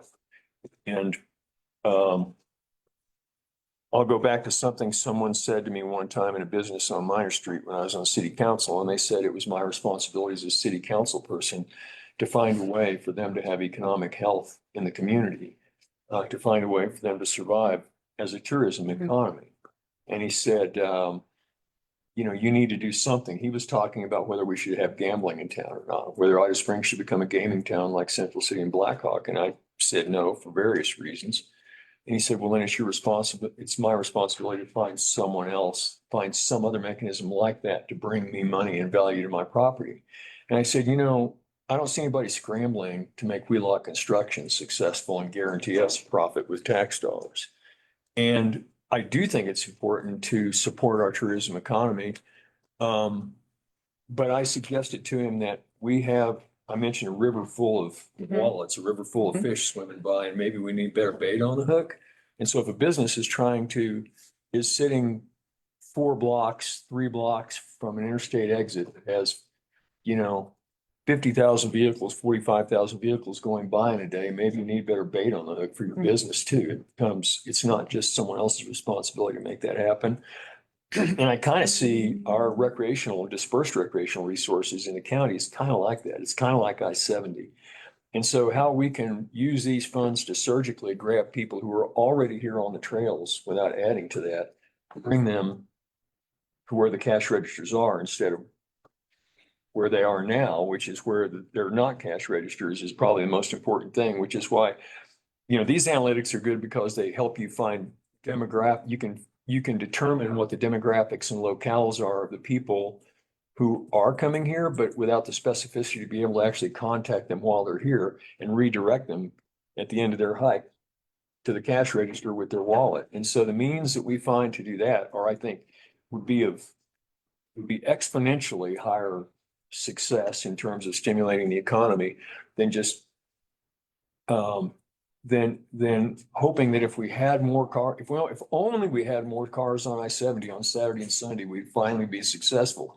So let's double the amount of cars on I-70, we'll finally be successful. And it's like, well, if you're sitting in a pool full of fish and you're crowded around your knees and you can't figure out how to pick them up out of the water, then you need to get better at catching fish than to just dump more fish into it so that they're up to your waist instead of your knees. So, well, and before we move, I just want to use that metaphor those metaphors to try to get the concept that I think and I'm not saying and I know that that you believe some of those same principles. But if we can catch the people that are here who we know are high spending demographics and get them from this spot down to here, because up here they're not benefiting us, down here they are. And I'm not suggesting they don't have a right to be there, but working on the surgical tools is, I think, the best thing we can do. well, and before we move into that, I want to take a quick second to talk about, you know, those studies that have been done for recreation outdoor master planning, and the studies that were done that I'm referring to in this report, you know, visitor data report. That survey data was collected prior to the recreation outdoor master plan trail survey that was done. And, you know, Amy and I have talked about it also, that, you know, the folks that are using our trails are not the same folks that are visiting our towns. And the folks that are visiting our towns are visitors. The folks that are visiting our trails are residents. And so it is that connectivity piece, but it was interesting to look at those two survey collections to see that they're completely different goals. And so, but that's an ongoing conversation, and definitely, you know, one of our goals would be to work with the recreation outdoor master planning initiatives and figuring out how we can also stimulate and benefit that plan. And what does that look like? So I think that we have to continue that conversation. As far as, you know, the challenge that has been set from these conversations about identifying the right fish in the sea, that's the next slide. It takes us into, you know, talking about what Placer's capable of. And so through this, you know, we talked about the visitor analytics a little bit and how we can geo-target zip codes, and then we can track the return of those zip codes in our community. So that's this first slide. And then the next slide, we get into, all right, so now we want to look at those demographics and we want to really understand who they are. And we want to find out if this is the right demographic. So I'm going to launch into this because I know you guys are tight on time. Are you suggesting therefore, do I hear then, are you suggesting that therefore it's not smart to invest dollars advertising trails and mountaintops since they're not the ones coming to spend money anyway? No, I think that we need to work. I would love to have Jonathan Butcher on my trails, from Trails on my board. He was gatekeeped and he didn't even get to interview with you. His application has been turned in. If you want him on our board, we'd love to have him on our board so that we have a direct I'm not connection sure to you're Ron. answering my question, but thank you. Well, I am answering it in a long way around to say that I think that there is importance in going to talk about our recreation. But as far as in our promotion, the original founding members of the Tourism Bureau would always put revenue generating photos on front covers of advertising, that the businesses need to be represented first and foremost, and that the trails second, right? We pivoted towards that during the pandemic to focus on our trails because of our governor and his direction to keep people circulating, which we are the closest, you know, recreation area. So then going forward, I think it's a great conversation. Do we focus more on management? Do we focus more on just our business marketing? That is a conversation. I would love to have a work session to talk about the direction. I'd love to be part of the new Board of County Commissioner onboarding process when, you know, we go through and talk about the history of the Tourism Bureau, the future planning of the Tourism Bureau, how we can align our efforts so that we're not already trying to catch up before you guys start day one as a new team. I want to come in and work to know what the plan is and what the ground rules are, what the principles are, what the leadership is developing ground level, because I feel like we are an important part of that. I think that's true. I would like to go back to one thing I said a little bit ago. When I brought up that it's a good idea to try to find the people that are literally 10 miles from us today who came to have fun and visit and do some stuff that's fun. I think they are potentially your customers. And the fact that you're not seeing that the same ones that are doing that are the people in the towns may be as much a matter of effective marketing for tourism as it is anything else. If they don't know about what's going on here, if they're that close to you and you can find a way to reach them through tools at the moment that they're here, not the demographic plan that's developed around deciding whether they want to be here or not. They've already shown they want to be in this area and they like being here regionally. I don't think that people that hike trails don't eat food at restaurants, as an example. I don't think that's true. And I think it would be a false assumption to say, well, this is not a demographic that benefits us. I would further state that if it were true, it would be foolish to spend another dollar advertising trails if you thought it was going to benefit the restaurants, if your assumption has been that the people on the trails don't come to the restaurants. So, you know, you got to connect the right hand to the left hand logically on this thing to understand it. Either they are a potential source. If they're not a potential source of income for us, then you would not advertise the thing that they're doing instead of spending money. Unless you advertise, you know, it makes more sense to get the ones that are there and see if you can change their mind about coming here, or let them even know of the opportunities that are here as soon as opposed to in their own backyard once they get back home.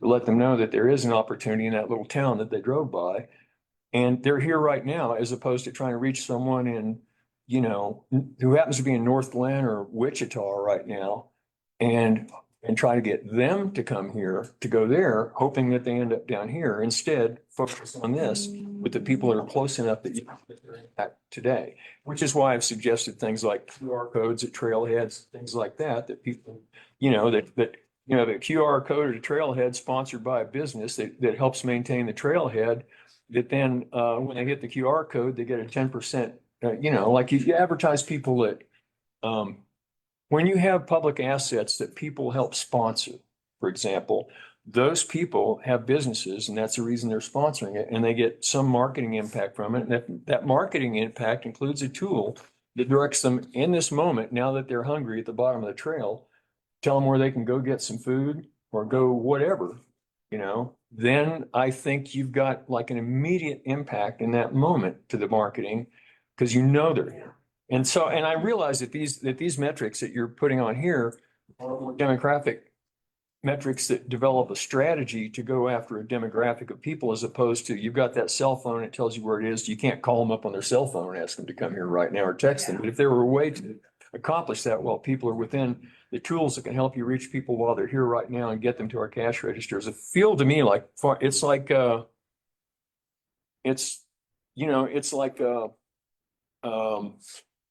putting out a salt lick and hoping a deer gets caught in your fence as opposed to finding a deer. Right. And Randy, I want to add to that. I think I understand what you're saying. I think I agree. You're basically saying, rather than trying to get someone from Wheat Ridge to Vanilla Pass, so that they try to might get someone from the top of Vanilla Pass to Sixth Street in Georgetown. Exactly. and that was I the think live that's wild. what, like, building on this, I think that's what these tools that you've been developing, trying to understand, allow you to do, right? You can target digital ads to people as they're leaving Mount Beerson. That's, and using them for that purpose is the best way we can use them, I think. Rather than mailing them So 40-page book. I think I can explain this. I'm going to try. Okay. I'm going to try. So these are things that are not new to us. We understand what we're after. And what I wanted to show you today is by population, by household, these are the people that are coming here. Okay. These categories are done by Experian Mosaic. These categories go through a deep process. They break it into 71 different categories. They identify these people based on multiple different touch points. Okay. The fact that we have power elites showing up in Clear Creek County is massive. That is the top of the food chain.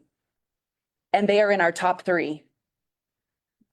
Okay, if we can get these people to come here and to enjoy being here, and that this shows their return, 30%, 50%, 70%, how many people are making return visits. Okay, they may live in the Front Range.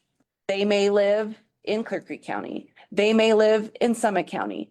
Okay, we can find that out from Placer. We can understand who this is from Placer.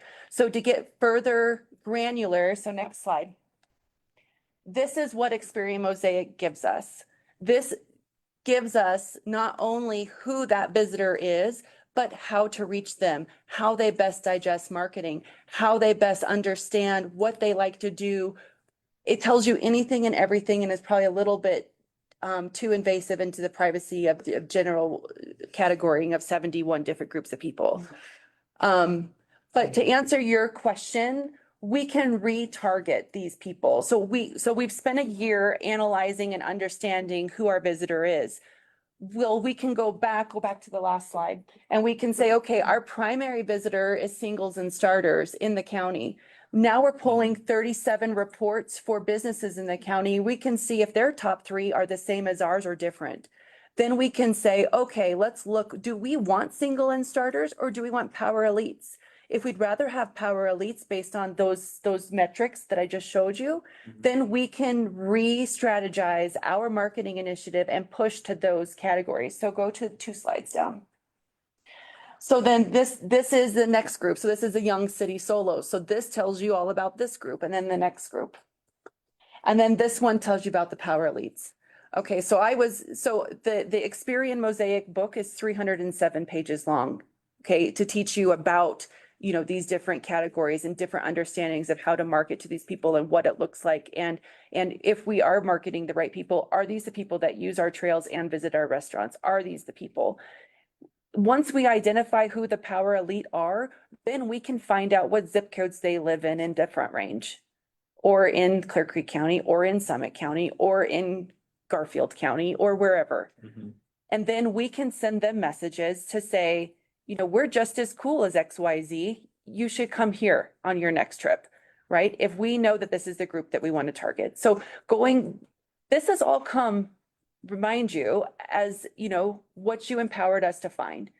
And it's there. And who knew it was there? Now we know it's there. And it's amazing. And we are excited. We can't answer the questions today of exactly who we want to zero in on and who we want to target, because this has all been formulated in the last 6 months of figuring out who this is and where we're going with this.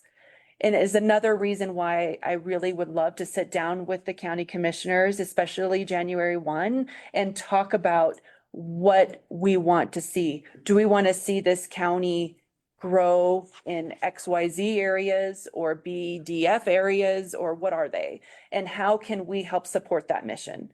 And what does that look like? And what education tools can we use? How can we leverage partnerships with the State Tourism Office and Visit Denver and Evergreen Chamber and our local chambers and our local organizations? How can we all work together to reach the right people, to get the right people here, keep them circulating in the county, that stay overnight? We can have any visitor, right? They're going to come. But do we want the guy that's just pumping his gas and getting back on the interstate? Or do we want the guy that's coming and staying 2 nights, riding the train 3 times, hitting all of our breakfast, lunch, and dinner spots, and then coming back the next weekend? I would suggest the latter. Yeah, obviously. right. So then we want to use these formulas, and I want a good group of people that are well-minded, that are willing to do the hard work, that it doesn't just fall on the director, right? We all work on it. And we all understand it So if for you the can different get- so if you can- industries. So if you can educate the county commissioners to your priorities when they get here, then you'll have better success with them. And vice versa. Right? And if I have a tourism board made up of well-rounded industries that can speak on behalf of lodging, restaurant, retail, attractions, adventure, that all want to work for the common good of the county, that don't have personal agendas, that aren't there. Good suggestion. You know, I really need an army. I need people that understand the power of tourism. I'm excited to see the future of tourism in this community. And I really want, I've been here for 12 years. I have seen a lot of change. Okay, I am aware of that, but I'm willing to change again. I'm willing to pivot again to figure out what that leadership looks like. And I appreciate the direction of this board. I appreciate coming in and meeting with you guys and understanding and trying to best accommodate the goals that are set before us. And I have a great tourism board right now that's trying to do what they can. There's 4 of us, 4 of them, 1 of me. There's 5 total. We have 5 open chairs, so we're only half an army. And so we need that. We need that help. And we're still navigating the changes of our organization and our finances. But I think what we have shown is that we persevere and we will adapt and we will make it happen with what little we have or what great we have. We will do the best we can with what we're allocated. And I Okay. think we've shown that. And I do too. So I just want you to know that, because I don't think you think that right now. And when I offer what I think is constructive criticism on a particular area, I don't have a personal agenda or actually a xenophobia or too much of a NIMBY about it. We each learn things from what we see. And I have a 52-year cross section cutting through this tree and seeing how the rings in the tree have changed over time. And I just would like you to, as we try to learn from each other, and this mantra has never meant that this, what sounds like a personal agenda is really a vision-based way, and seeing that change over time and recognizing that when it's gone when it comes to land. And having spent enough time and still spending enough time recreating in Clear Creek County, even now, to see the change in density and what's going on, and understanding 2 things. There has to be an opportunity lying there that we're not getting our share of the people that are coming here to do that. If your own data is telling us that the people that are in the woods are not in the restaurants, Mhm. then we're missing Mhm. the boat in terms of how to make that happen differently. Mhm. And also at the same, so I want to make the businesses stronger and better by thinking like that surgically. And I want to make, I want the woods to last longer for my grandchildren's grandchildren at the same time. And that's really, it's pretty simple. And to me, that's not a personal agenda that I hate this or I hate that. It's hoping that we can manage for that we can collectively manage for a future that has both stronger businesses and a more sustainable, lovely, enjoyable place to live Mhm. at the same time. I want to move to the cloud. See, I know, Mitch, it can be hard when you're on Zoom to just to make yourself known when you want to speak. Do you have anything to add?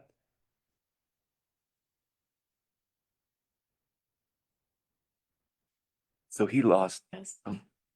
So sorry about that. My fingers are moving slowly to unmute. You know, I have lots of stuff that I'd like to sit down with Cass and talk about. I'd like to share that I really appreciate her first, or not her first, but the dive into some data to share with us what she saw. And I want to share that, you know, it's really hard to differentiate between correlation and causation when you're selling something. Right. And although we might not have bought into the numbers she showed us, I'm really encouraged that she's taken a data-driven approach. And I want to thank her and her team for doing that.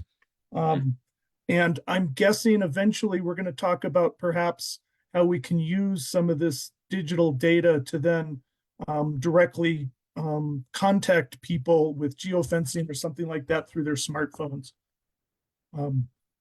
Encouraged by the work, and I'm looking forward to her board being successful. Yes. Right. I do agree with that. And I do think, and I've seen the change, and I've had the same feeling. So I think I should, for the balance of the meeting, focus more on that than what's coming. And the good stuff, good opportunity that's in the work that you're doing as you've transitioned to, as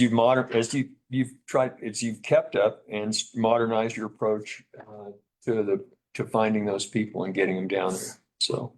Mr. Chair, I'm hearing Cass ask for resource assistance, and I think we have a brand new resource in our county, in our deputy county manager, who knows this program like the back of his hand and can help, I think, with how we use this program, both specifically for the Tourism Bureau and hopefully maybe some ways that the county can take advantage of it as well. So there's a resource right there that we can offer up, because I think he can probably help with how best to use this data, especially with all the reports you're going to be running, and how to make it the most as useful as possible for the businesses that you're working with. So That is exciting news. That All is, for that. I mean, I think that it's tremendous to better understand how to use all of this data. I mean, there's so much data available at our fingertips with this application, and to strategize and understand, you know, 307 pages of Experian Mosaic and how to understand each of the 71 demographic groups. Plus there's like another 20 below that are separated out of the 71. But I think that there's a huge opportunity in front of us, and I think it's wise for us to renew this program and to continue another year with it, and to share this information with our businesses, and to create a service. We've never had a service as an organization that we can provide to our people. So that's fun. On one hand, it also is very labor intensive on another, but it's something that we think is important. It has created, by refocusing our energy, it's created a desire for our local economies to create their own marketing push and bringing on additional staff. So I think that's also something to look at. I think that it shows that there is a need for marketing. I think that it's similar to, you know, the different branches of how the state is in Denver, but that there's a Denver tourism office, and then there's all the subsidies of Denver that are also tourism offices.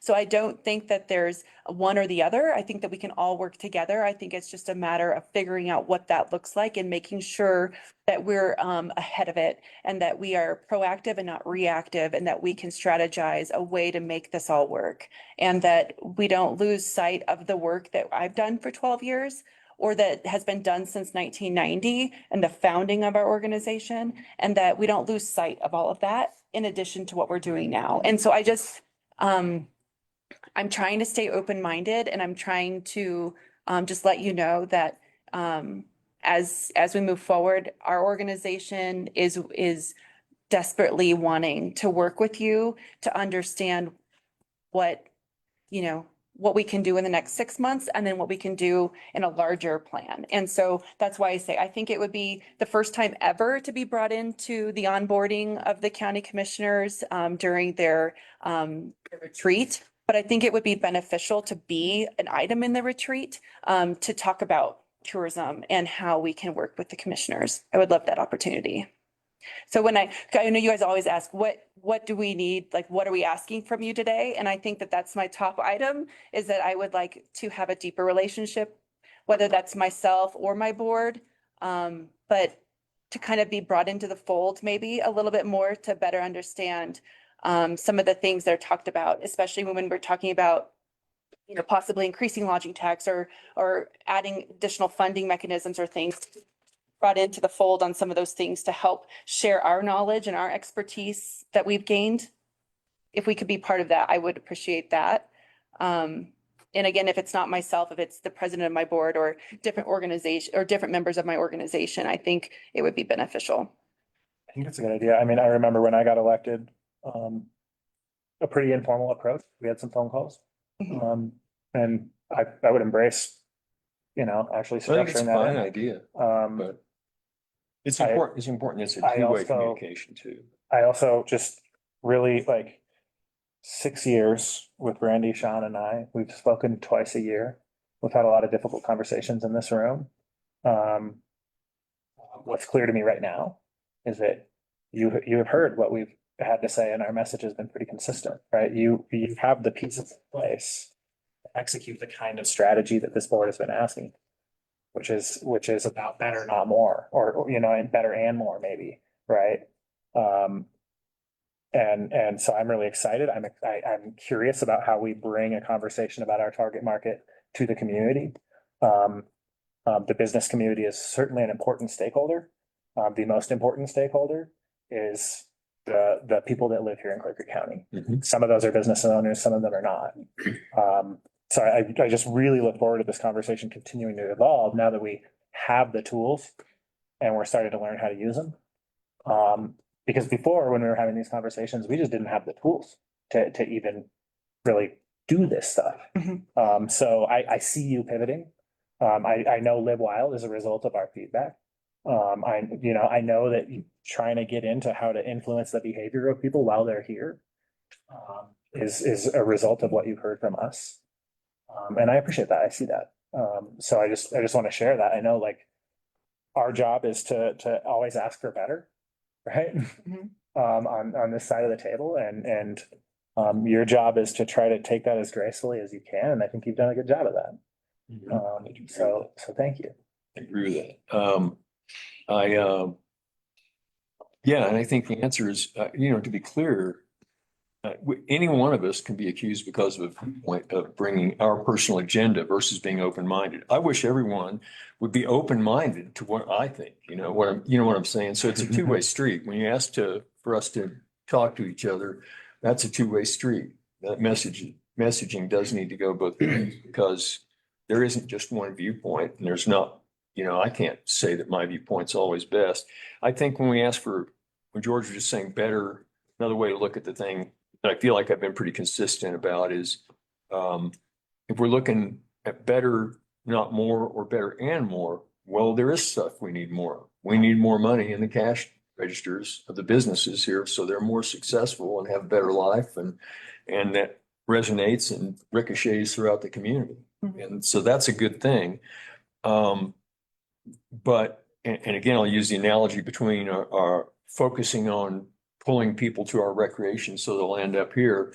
Once we reach a saturation point, we've done that and it's no longer even, it's, if what we see is as much as we see now, if we go from 20 to 40 people on the side of a mountain on a given day in 1971 through 73 or 50 years ago, and you look at 800 people on that same mountain today, how does that predict the future if we keep doing the same thing we've always done? And that's all I was saying. I recognize you're looking at modernizing. So I think what's really powerful is you've pulled in these tools to help us understand that better.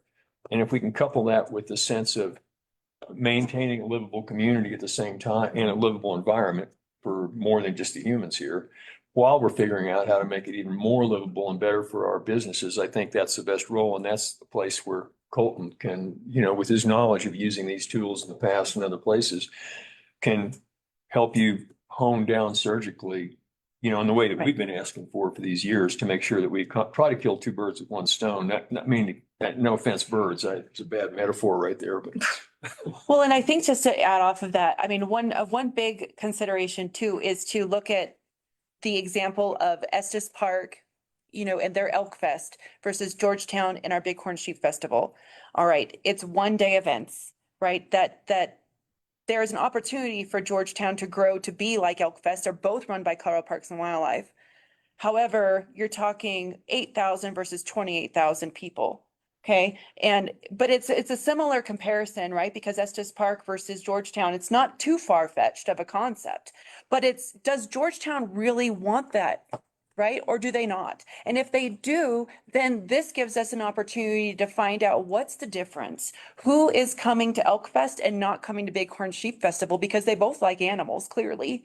And they both like small towns, clearly. And they both love Colorado, clearly. So how do we merge the two and get some of their audience here? Maybe not the full 28,000, right? But where's the cutoff? How do we understand it? How do we take this new data and use it to benefit one community, one event? Same with Boulder Pearl Street versus Idaho Springs and Minor Street.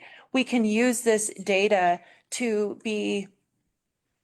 kind of track our path forward, right? But again, this creates much bigger, robust conversations and hopefully work sessions to not where we aren't meeting just twice a year, to where we are having robust conversations with our community stakeholders, our leaders, our elected officials, and brainstorming the data that's available to us and understanding how to work together as a conglomerate to make our community blossom or to stay where we are. Right? Are we happy with 8,000 visitors for Bighorn Sheep Festival, or do we want to grow? That's a question that I can't answer. There's a lot of other people that need to answer that question. There's residents that need to answer that question, right?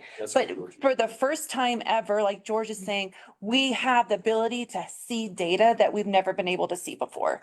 And what do we do with it? The sky's the limit, right? And we just have to, we recognize that, and we have to work with the right people. And we want to open that up, and that's why we had the open house. That's why bringing it up now is we want it publicly known that we're available to whatever that direction is. Because we are in a different direction than we were 12 years ago when we were just trying to get our name on the table and nobody even knew that Guanella Pass was a fall scenic drive. 12 years ago we were fighting different elephants, right? So it's just, I'm excited, and I think that I'm excited to hear the board's, takeaway on this, that we found something that you approve of also, that can help us. And I think that that's reassuring. And I think just hearing your sentiments today about, let's market and you spend some of these dollars that are for marketing, it's empowering, and I really appreciate it. I mean, that's what the people said when they approved the lodging tax. They said, collect some dollars and use them to market. Next slide. I think it's my last one. Yep. No, looking ahead. Is there one after this? One more, but. Oh, we can just stay on looking ahead unless you can leave that up there. That has my email address on it. It's probably a better one. Okay. Yeah, if anybody's listening that wants to be connected, that wants a report, my email's right there. But the only other thing I have for you today is I'd like to have an opportunity to have a work session to talk about our finances with the commissioners. I'd like to have a follow-up meeting, however that looks, I'm not sure. I would leave that to the commission and the manager to decide how you'd like to talk about that. But we, to create our budget, we need to have an idea of, portion allocation that you're planning for 25. We'd like to, revisit the administration and treasurer fee allocation. We just have some things we'd like to talk about and have a little bit more time to do that. And as we do our budget planning too, and see where you guys are and what you're thinking, and to make sure, again, we're aligning our efforts, we understand the direction of the board. I would welcome that. I don't know if Randy or Mitch agree, but I would love to have a work session digging into your budget. Sure. I mean, I think it's, I honestly try not, I don't like to meddle with the budgets of those who are too much, but to have insight into them and have a proactive conversation to help, yes. But it's not to meddle in terms of, I mean, I'd like to give a general direction myself and then hope you use your skills and expertise to at least incorporate that general direction, if it's compatible to you at all. But beyond that, I like to know that people are doing their own work too, and not meddle too much, but I'd love to have the insight into it to know more. And I'll be here for 4 more months, and that's a good reason, only 4 more months, and Mitch will too. And so that's a good reason to do what you're talking about. And it's something we didn't do when I came in as a commissioner. I think that's good because it could have created a bidirectional transfer perspective that would have informed some of these conversations a lot sooner, had that been the case. Well, and I think a part of that too is understanding if the allocation for the lodging tax to the Tourism Bureau is changing in 25 and making sure we understand and can work with the finance director to see what their forecasting is, if the forecast has changed. I know our numbers are not in line with what we projected them to be for 24, neither were they in 23. And so I call it the lodging tax reformation when it happened and close of business 22, January 1, 23, when our new reformation happened. And we have the new finances going to Georgetown and the new finances being collected in multiple areas in the county. I call that the reformation, just so we're clear. But I think upon that, we understand that can change annually. And so I want to be clear when I go in to write our budget, when I'm looking at our numbers, when I'm trying to strategize a plan forward, that I have a clear idea of what that expectation is set. Otherwise, the numbers will not be reflecting of, and we've been very conservative with our numbers because we are waiting to see if the projections have been accurate. And unfortunately, they have not been in line with where we anticipated them being.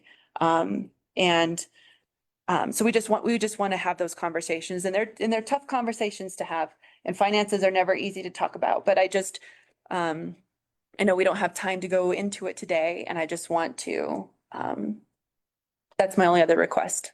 I have 2 requests today. Thank you. Maybe this board can help, sort of help you not need to feel like you're on the edge of a cliff. Right. I don't Right. have any plans. I mean, basically the people gave this board the ability to decide that between 40 and 10% of that fund can go to marketing. I don't have any plans to fund it at less than the 40% that we're funding it at right now. Me either. It's so there's not it's not like I had, and again, in 4 months it won't matter, but I've never had a desire to like strangle the tourism efforts or kill it or anything like that. I don't have that. It's critical because we will have tourism regardless. And I came from somewhere else here because I thought it looked beautiful and I want to come here, and other people do too. And we should be able to capitalize on the impacts they bring us. I used to, when we met, I was marketing mountain biking throughout the county because I thought it was going to be one of the better activities that we could use. And I still believe that as a somewhat more lightly treading activity than some. I learned more about that as an avid mountain biker. I learned about that myself. And by the second time we did it, almost 12 or 13 years after the first, 20 years after the first time I did it, I was meeting people from Comba, Colorado Mountain Biking, Association, who were telling me that they learned about Clear Creek County that they never knew before from the maps that I created on the first round. Mhm. By the time I could complete the second round of maps, we suddenly realized that we were going to have to hurry up and finish the map so we could take credit for all the people I was bumping into on the trail that were everywhere and starting to cut bushwhack trails in the woods where they weren't supposed to be. And it was like, stop, we're not publishing anything anymore. It's obvious that everybody in the world knows where we are. So I don't have to do that. So it comes from the perspective of having done it myself and seeing what happened as a result of things that I did. And I kind of thought, okay, that's enough. I got enough of those guys. Well, and speaking of that, I mean, so the Colorado Tourism Office produces a Dean Runyon report, and it's basically an annual report of the state industry of tourism. And it's a fantastic report. And looking at that, it was so exciting to see that when the Tourism Bureau was refounded in 2012 under Peggy Stokestad, and then I was brought on in 2013. So over the last decade, we have brought direct travel spending up from 34 million to 82 million. And did we play a part in it? Gosh, I would hope so. Yeah. Right? Right? I would hope so. Because all we've seen is that an amazing uptick in growth. And Clear Creek County is one of the only counties that saw an increase in direct travel spending during the pandemic. Okay, we did good.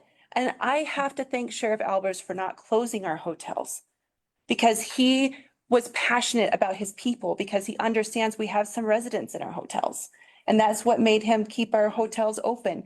But it also helped create a revenue fund for our organization that's carrying us through while we adapt to the new funding model.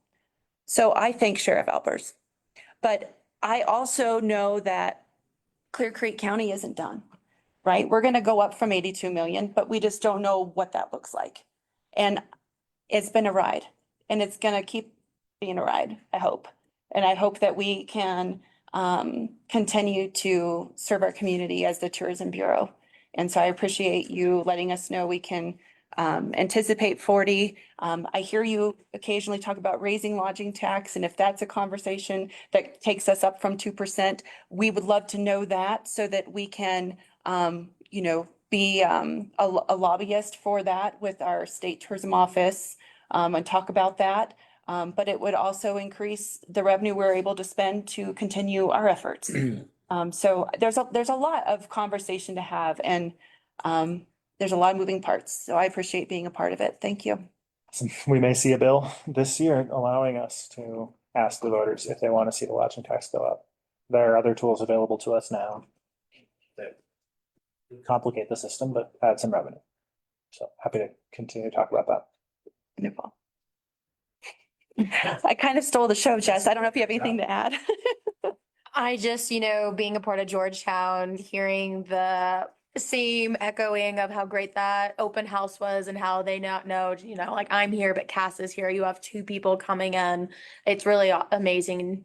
I'm excited to see what's next as far as the board's concerned. We've got a lot of things on the horizon. You see what we get to look at least once a month and still converse about. So it's really exciting to see what's coming, but it's even more exciting to see what will be next after that. Great. Well, thank you for coming. Thank you you for your guys. time today. Alan, did you have anything to add? I know. Oh. That's right. No, I just thank you for your time. And, I'm sorry I wasn't there in person today. I had my 10-year-old knocked his front teeth out last night. So we had a little emergency dental thing going on, but he's okay.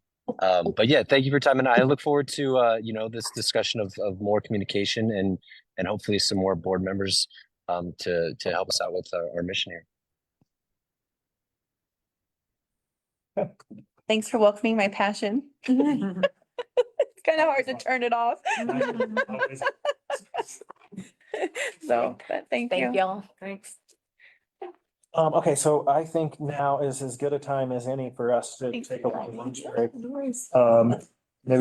Maybe 15, 20 minutes, get back by 1:10? 20 minutes, 1:10? Oh my God, you guys scared the crap out of me. Okay, we'll see you all. No, I'm not, I'm really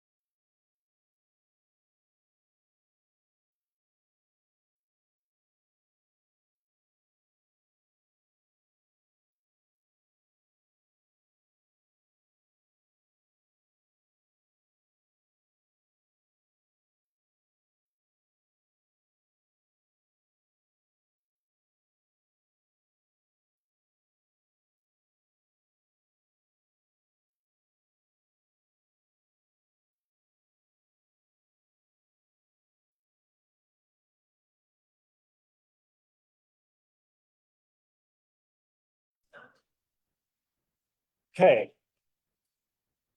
Welcome back. Thank you for your indulgence of our lunch break.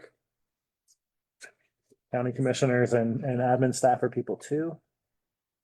We're going to move the agenda around a little bit. We are going to take up our executive sessions now. We may not have Commissioner Houston with us for the duration of the meeting, so we're prioritizing his time with us. So that said, I move the board into, well, just a little bit more. Remaining on the agenda is the Alvarado Open Space Master Plan. We're going to try to be starting that by 30. And then we have a work session to discuss use of ARPA funds and the Clear Creek Fire Authority organizational review next steps agenda item. Those are the remaining three. Discuss on the other end of executive session.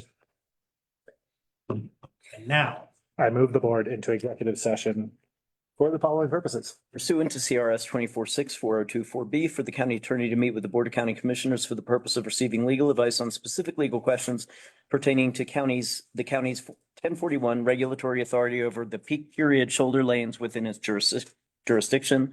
Pursuant to CRS 246402-4E, for the county attorney to meet with the Board of County Commissioners for the purpose of determining positions relative to matters that may be subject to negotiation or determining negotiating strategies or instructing negotiators with regard to the employment agreements of the board's direct report. Second. Okay, we have a motion and a second. All in favor? Aye. Aye.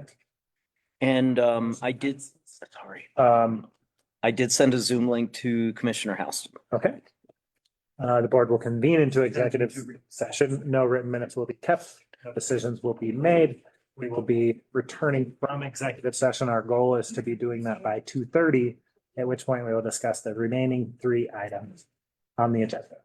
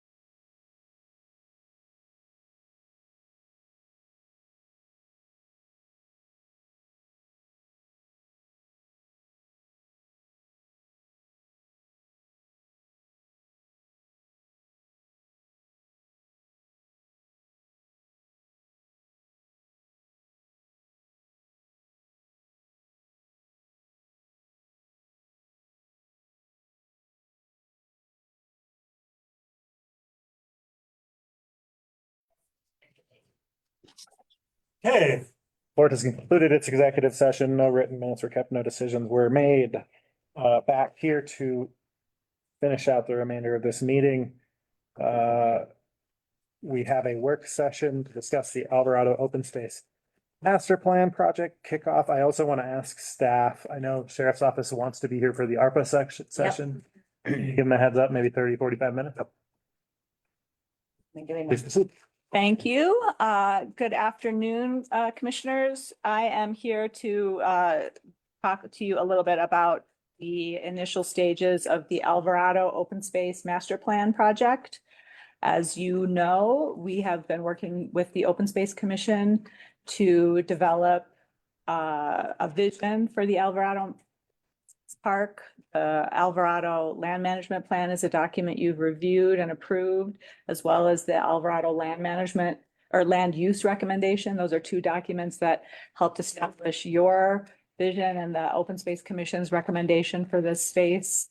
And since that time, we have hired a firm, THK, to help us create a vision for what we would actually do in the park to realize that vision. They have reviewed the public input material that we've collected so far. And I'm going to introduce what I'm looking from you today is basically any input that you have on the project plan. And we just want to make you aware of what we're doing so you have transparency, visibility to this project. We'll come back to you at the end of this project, and there'll be public engagement periods throughout the project as well. So we're looking for your input, buy-in, and any thoughts you have on what we have in mind for the project plan and the initial concepts. So I'm going to introduce Anthony from THK to walk us through a presentation, and he is on screen. Anthony. Yeah, can you hear me all right? We can. Great, glad to hear it. Yeah, so my name's Anthony Ochins. I'm the project manager for Alvarado Open Space Master Plan here. And I just kind of want to take you through some of the working documents as well as a quick schedule overview and community engagement timeline. And hopefully we can kind of get through this, in about 20 minutes or so and have some room for feedback. So feel free to, jump in, but I'm happy to go ahead and take questions as we go, or we can hold them till the end. And I have some updates as well. So I was gonna probably share my screen. Oh, If that's all right. Oh, I'm sorry. No worries. Yeah, no problem. I just wanted to make sure that was okay. Yeah. And I'll happily share this with Amy to distribute to you guys for further review if desired at the end. Can you guys see my screen here showing the timeline? Okay, great. So yeah, we'll jump right into this. So currently we're looking at our project timeline for the Alvarado Open Space Master Plan.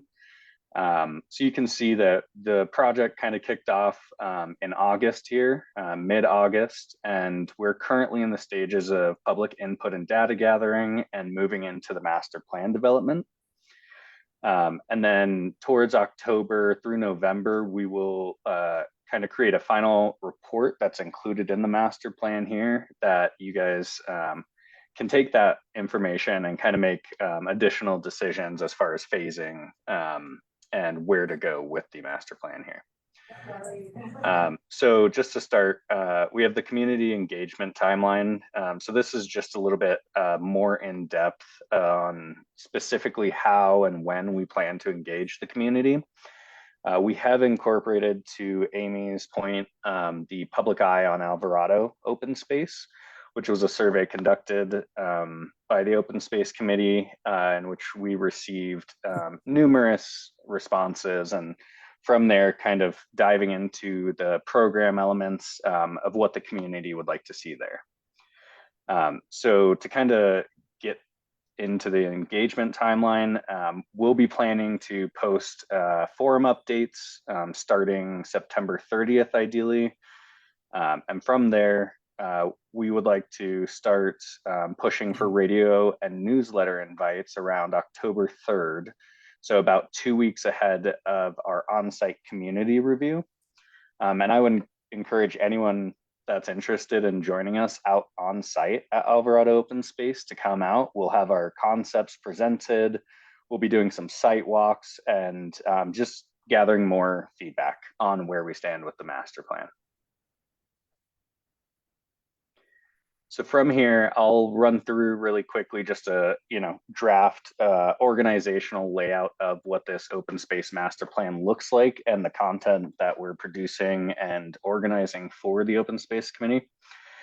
And then from there, we'll get a little bit more into the concepts with kind of 2 overall concepts that we're still developing. And these kind of are giving us a little bit more direction on where the community wants to go, all the different committees and stakeholders that are involved with maintaining the site as well. So we want to be very mindful about what we're doing with this space. Very briefly, table of contents, very simple. And from there, we'll kind of move into site objectives. This is something that we're still workshopping with with Amy and Martha. And so 3 of the main points that we're looking at are controlled creek access. And part of that plays into the safety and the ADA requirements around the site and open spaces. Let me move this so I'm not looking off to the side every time. There we go. The second piece being site preservation and restoration. And the third piece being community pride and identity and how the community sees themselves in this space and represented with this space. From there, we'll kind of summarize and dive into what the community engagement process for this entire master plan looked like, where we collected data, how we analyzed that, and then how we interpreted that onto the site.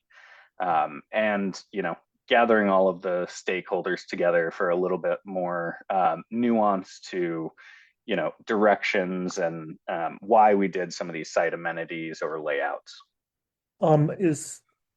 Is this gonna come later, or is it not being included in this master plan, the trails construction on the south side of the road? So the trail construction on the south side of the road. So are you still able to see? I just pulled open my map here. Mm-hmm.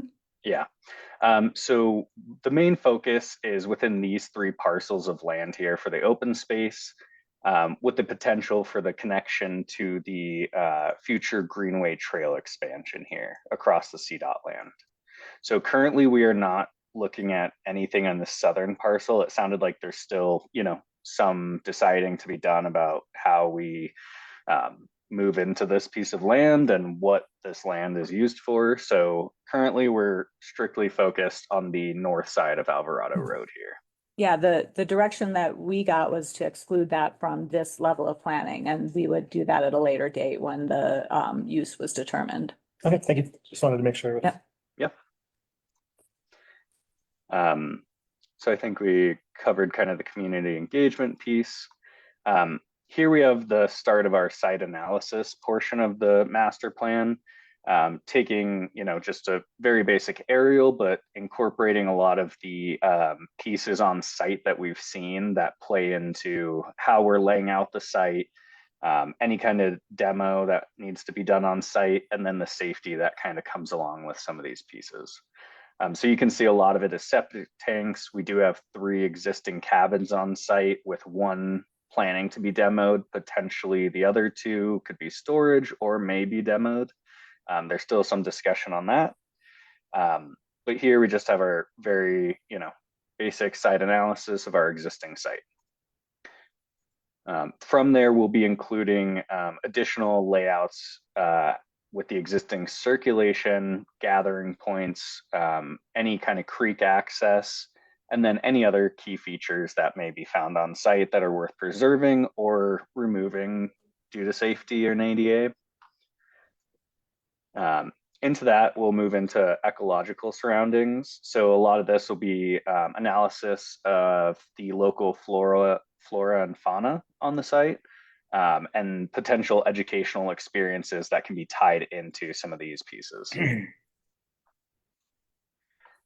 Here we have just a site photo layout, just kind of depicting some of the key features on site with a little key map on the side here, just to give you some perspective on what the site is and some of the features that exist out here. From here, we'll kind of jump right into the concepts. So currently we're working on two concepts kind of parallel, one of them being high capacity features. So this would be a concept that primarily focuses on slightly larger gatherings. It would accommodate, high school and middle school field trips, any kind of organizational gatherings that people want to use the site for, and any other kind of, gathering that might be on site that might have a little bit higher volume of people. And so from here, and I'll kind of start with this concept and we'll look at the next one shortly. But as the site exists, there's currently a parking lot to the upstream side as we're kind of working through this. So this would be the upstream and downstream here. But on the upstream, we have a parking lot that is currently a little bit dilapidated and could use some repairs, refurbishments, and a kind of new organizational layout. One of the key issues here is that the current entry drive is only about 10 feet wide. And that can be problematic for multiple cars, entering and exiting the site. And so we're looking into how we can better access this site through the parking lot and kind of removing some of these, shoulder parking lanes here that people tend to use.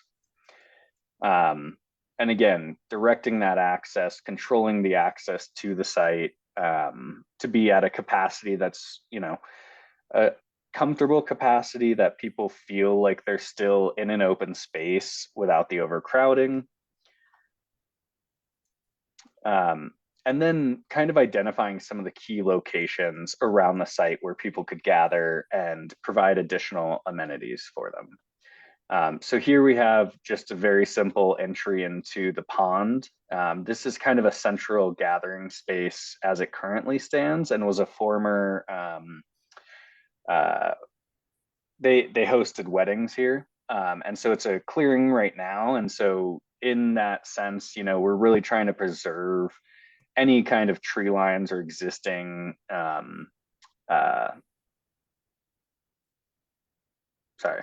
we're trying to save any kind of existing vegetation that we can. We want to make a minimal impact and only utilize the spaces that we know we can work within without disturbing the rest of the open space.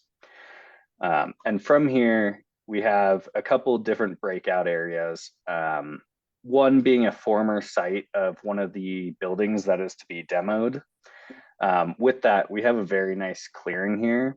And so utilizing that clearing that'll be here once this building is removed allows us to kind of create an additional gathering spot without impacting the vegetation that surrounds it.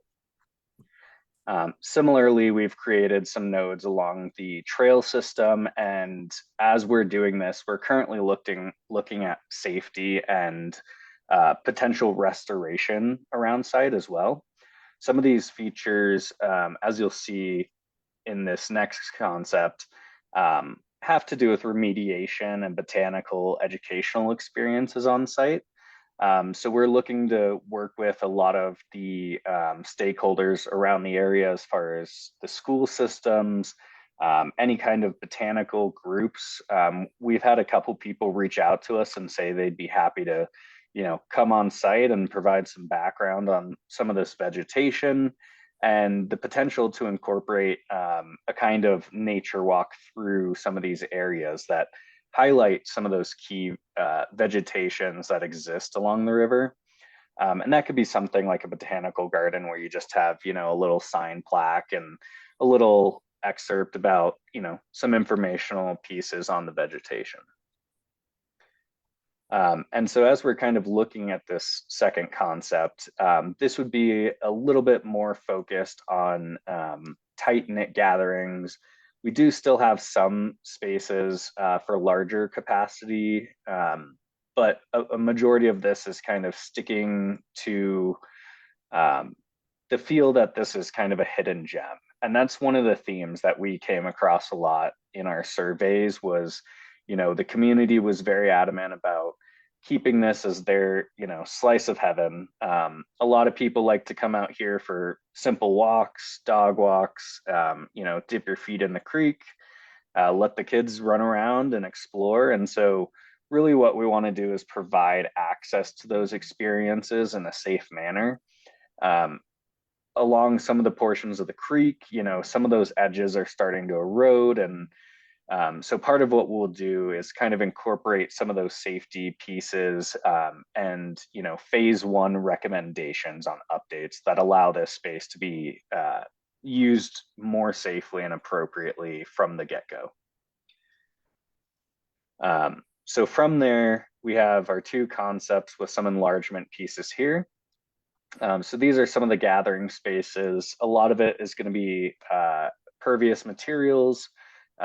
Typically, it's a sort of decomposed granite, but we'll kind of flush those materials out as we go. So again, lots of picnic space, lots of small gathering spaces where you have very direct visual line of sight into both the pond and creek. So again, as you're a family and you're taking people out there and your kids, you want to make sure that you're, have a visual line of sight constantly with them and that they're safe in their, play experience. And as we look at kind of the botanical experience here, we did go ahead and provide a little bit more play in terms of the amenities on site. So with the northern grove here, the upstream grove, we've included an option for hammocks. And so this gives you a little bit more of a personalized experience rather than creating a large gathering space. And from there, kind of to what I already spoke to, is looking at the botanical aspects. So a lot of what these 2 concepts are is trying to pull the best options and amenities that we can for the site. And as these 2 concepts grow parallel, we'll start pulling the parts that we want from each one and creating one final concept master plan. And from there, and to kind of aid to that, combined master plan, we'll move into concept comparison. These will include a brief count on what the site can hold as far as people on site, as well as the cost of each concept. And from there, that'll give us a clear kind of line for us to ride as far as, we only want to allow 40 people at a time and, we want the budget to sit within these numbers, then this is where we can kind of pick and pull and create the best concept to move forward with. These concepts are mutually exclusive or are they like phases or? So these are mutually exclusive at this point. But what we want to do is kind of present these different themes and amenity spaces where we can pick and pull, like I mentioned, to combine and create that one master plan concept. Once we've created that one master plan concept, that's when we would just kind of move into the phasing piece. So ideally, when we do our on-site visit in October, we will have our flushed out 2 concepts with enhanced renderings and additional material palettes and photos. And that way we can, give you a very broad picture of what this site could look like. And then from there, once we've received feedback from all invested parties and stakeholders, we can kind of refine that, create the one central master plan. We'll rerun a cost exercise there, and then we can, from that point, decide where the phasing should exist. And to your point, like some of those pieces being safety and restoration, the safety is probably going to fall in phase 1. So anything with bank stabilization, some of the bridges on site, and then some of the dedicated, or as it stands now, the shoulder parking, A lot of that will be in phase one, where we kind of remedy some of the main issues with the site. And then from there, based on budgets and, you know, timing and all that, we can include into those different phases and push and pull again. And from there, we'll move into the final report. So our final report, as I mentioned, will kind of help guide the next steps once this master plan is done. So it'll touch on the safety and ADA access on site, the ecological preservation on site, and then what those phases may look like. Great. Thank you, Anthony. Yep. And then once we have this final report, that will inform our next steps in terms of funding, construction steps, all of the next steps that we would be working with you, the BOCC, and the Open Space Commission on moving forward. So what are your thoughts? Questions? Let me defer Randy, Mitch. Well, I mean, a lot of these pages appear to be placeholders for now, obviously. Yes, The work is to be done. And Right. so when I see the high capacity, what you're showing me is how it's going to lay out when we're able to see the differences between the different concepts, which we don't see at this time. So. Well, the differences are conceptual, Yeah. but, you know, and I think that is something that we'd love any thoughts you had on. Right now, right, both the concepts show basically the exact same trail layout. Right. But the features that the concepts feature are slightly different. And I think that's really one of the key elements, is that one of the features welcomes a little bit more people, would have more flexible uses available, and the other one focuses a little bit more on ecology and the natural environment. And as we continue to develop working on the other elements of park design, trails, safety, restoration, Right. more variants may emerge. But so thoughts that you have on the concepts that you saw, any of the elements of the project plan, the community engagement approach, all of the above. Okay. Go ahead. Some initial thoughts from me. Looking at your stakeholder list, if Georgetown is interested, they may have some value to add. Oh, okay. Yep. Thought the same thing about maybe the US Forest Service. We are right next to their land. They do, you know, I don't know. I'm not trying to overcomplicate this thing. Those are just some minor suggestions. Good thought.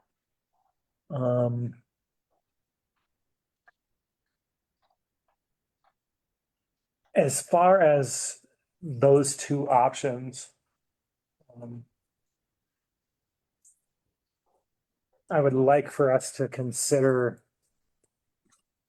and I think it's hard for me to think of those as mutually exclusive goals, because obviously we want a trail system that is resilient to use. Mm-hmm. That can accommodate, you know, as many people as it can without being overcrowded. And then the idea that we're throwing in environmental education is excellent. And I don't know, like at a conceptual level, I just don't see those as being mutually exclusive. Yep. So that's, maybe what I'm doing is reacting to some phrases, and those phrases could be anything. Sometimes you have to draw out two alternatives to have that conversation, but that's just my initial reaction. I think that's fair. I think the approach that the THK team has taken has been a little bit in terms of the details in which they've designed some of the gathering places, whether they're oriented more towards more hardened surfaces and picnic tables, or more natural spaces and hammocks and, you know, places for people to gather in less structured settings. It's not a huge distinction, I think, is what you're noticing. So I think that's a good observation. Yeah, and I think that plays into a lot of, you know, the data that we've gathered being, we like this how it is. We would like some additional safety precautions, some enhancements to the site, but it's not a complete overhaul. You know, we're not looking to put an amphitheater here and draw massive crowds into the site. It really is this small little piece that's tucked between two, CDOT parcels that, has amazing features that can be highlighted for the community, where we can really draw in some of those community pieces. And like we said, I completely agree. I think a lot of what we can do as far as the educational pieces is going to be in the final concept. That's not something that we're going to eliminate because one person might not be interested. We think that provides a lot of value, and a big portion of that is because we have this very distinctive creek access on this parcel, using those water systems and educational pieces to inform about hey, this beaver upstream built this dam up and he pulled it out and here's the result. And so really laying into that aspect of the site, and like we said, really highlighting all that this site has to offer in an educational spotlight. Yeah, I think having information in a variety of kinds of life and shown and to educate us is a really important thing. One of the things we the one argument is it's kind of like people that complain about our open space program and say, we're already 80% public land. What do we need that for? That kind of thing. Well, there are different kinds of experiences. And what's ironic is, what's interesting about it is that, we're learning that to have people see the value of public lands and their conservation, they have to feel that value. They have to own it, have to be part of it. And so it's funny that we live in a place that I died to come to when I was a kid in Oklahoma growing up.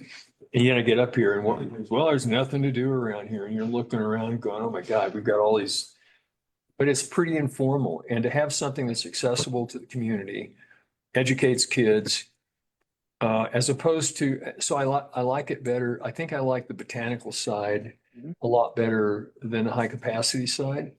For that reason is that it creates an opportunity here for our local population and our visitors, to be able to, it's like going to the botanical gardens or something. Or Mount Goliath or something like that. But a version that can identify a lot of different kinds of species, flora and fauna, and have people connect to it in a beautiful setting with the river and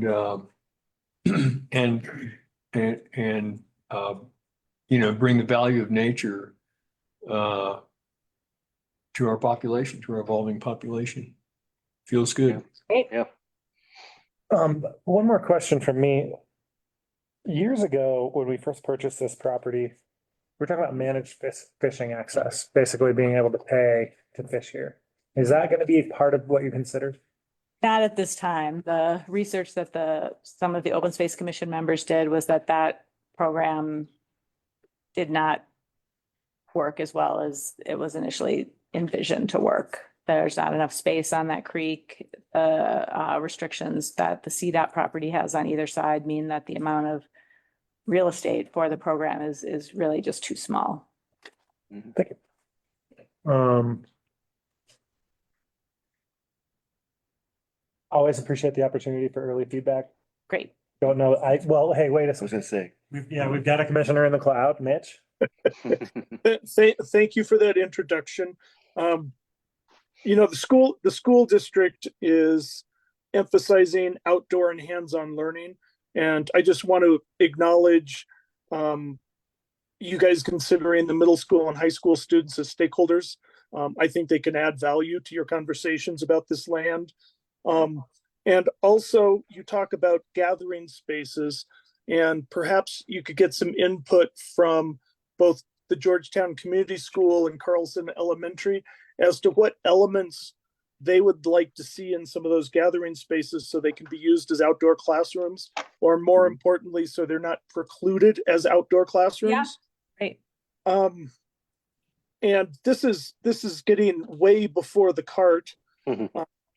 But as you move into design phases, I'd ask you to consider how you could harden some of the built environment for future floods, Yeah, definitely. because they're coming. Thank you, Mitch. Very good. Great comments. I don't think I have anything else to add. Was there, Peter, do you have a question? I did I see the not. hand Thank you. up. Okay, I just No, saw I the hand up appreciate there. it. Okay, great. I did not. Excellent. It was just your classic, never mind. That's a high five. Classic lawyer thing, yeah. Yeah, Right. and real quickly, just on that note, I believe at the end, closer to December, we will be planning to present again. So once we have, our compiled master plan, we'll come back and show you all the new features we've designed out. So thank you all very much. Thank you, Anthony. Yeah, have a good one. Thanks, commissioners. Work, thanks, Amy. I mean, it's just silly. It's just my head. Amy, before you disappear, if you decide to use high school students as stakeholders, let me know and I can fetch them for you. Excellent. Fetching would be lovely. Yeah, thank you. Open space is not listed as a stakeholder because it's their process. It's their plan, right? Right. Okay, perfect. Are we moving on to ARPA? I gotta email or let them. We are moving on. I think Brian took care of it. Oh, Who's it? I was gonna let Matt know we were moving on to ARPA. I did. I just talked to him. Thank you, sorry. Okay. More items. We can do this. Here, I figured maybe you were waving at like a partial hand salute. I must have done like this or something. No, it was on Zoom. Your hand was on Zoom. Hair. Exactly. HR? I am gonna get a partial hand wave. I told you, I'm working. Sorry, crosstalk. We're just, are we just gonna jump in? Or is everybody here that needs to be here? I see Matt. Are we waiting for others? Ron was coming also. We're gonna waiting for Isaac. Captain Lucas. I talked to Matt Brown too. Yeah, he called me. That's you. So I'm handling it for him. Okay, got you.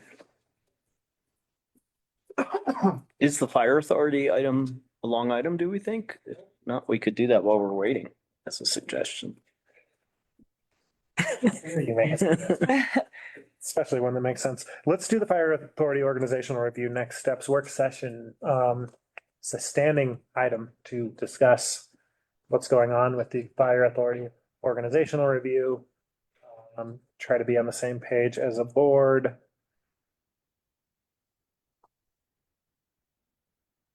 I have some thoughts, but I don't have to start the conversation. Well, we seem to be dumping on Peter. Does he have the capacity to meet the schedule we outlined a couple weeks ago?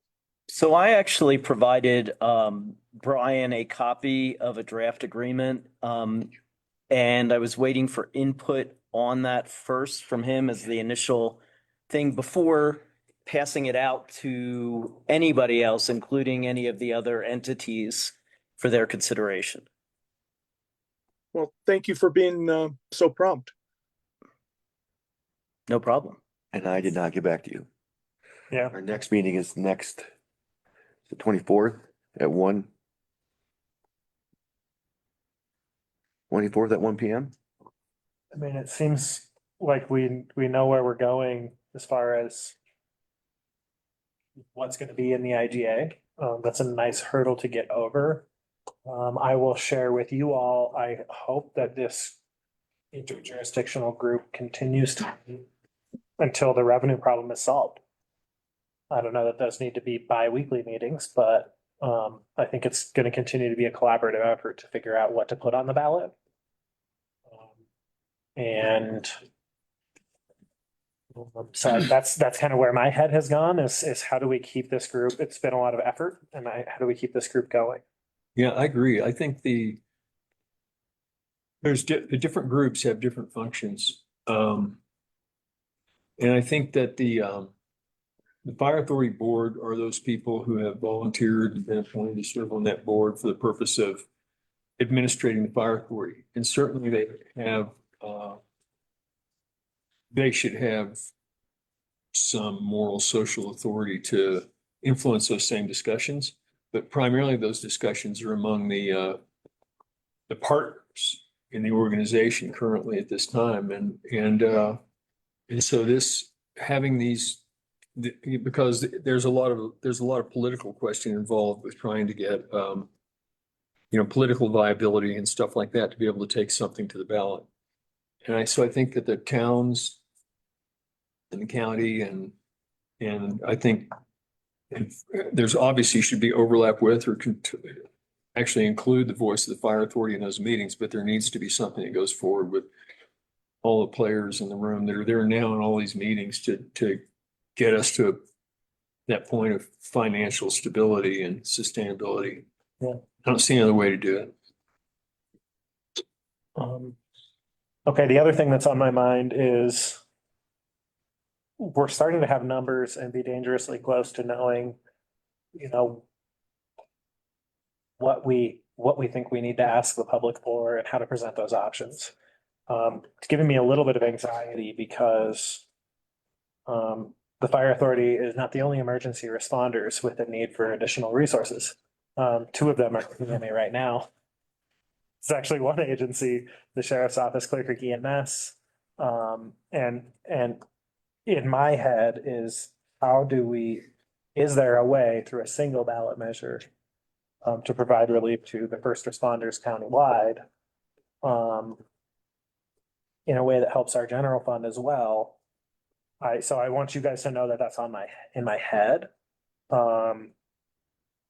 If we go down the path of a countywide sales tax, I'm going to be pretty interested in exploring how we get the sheriff's office and Clear Creek EMS at the table for that.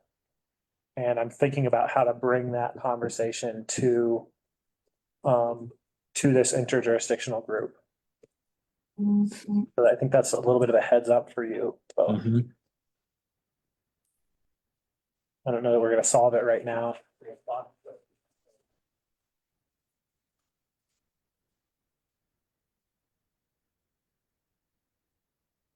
Yeah, either. Okay, well then as an update, the survey is looking in good shape. The biggest challenge is the survey speaks to fire only. And so we have a decision to make about, do we run a survey about fire and then follow up with a survey about our other emergency services? Or do we annoy our consultant and everyone involved by saying, actually, we want to reconstruct this survey? Negative. And these are some of the factors in my head that I think we just need to kind of get explicit about as we move from signing the IGA to trying to get the revenues that we all know we need. If you think about how long that survey is right now, No, because we thought it needed to be that length in order to just get I know. enough detail out there for them to answer a fire question, and to think that we would add EMS and the sheriff's office to it would. I asked our consultant, his head exploded in a similar way. That was a week or so ago. Hopefully, he's had skull reconstructive surgery and will have a pathway forward for us. Anything So else? my head didn't explode, but it started shaking when you brought it up. Yeah. So I would stick to fire for now and then have a purpose in mind for some future survey if that's what makes sense. Well, now this problem, if it wasn't already living in your head, can take up some space inside of your heads. I always appreciate. There isn't any space left there. I think I don't have anything else to bring up. Brian? I was gonna say that we have time, given we're talking about a year from now, right? And we'll have an opportunity to get on the ballot in May if we want. Well, that's true. So, Sheriff, I'm glad that you happened to be in the room for this. I think you brought it up. Maybe we can cook up something nice, Okay, I think I'm gonna call this work session over. Are we ready to discuss ARPA? Sure.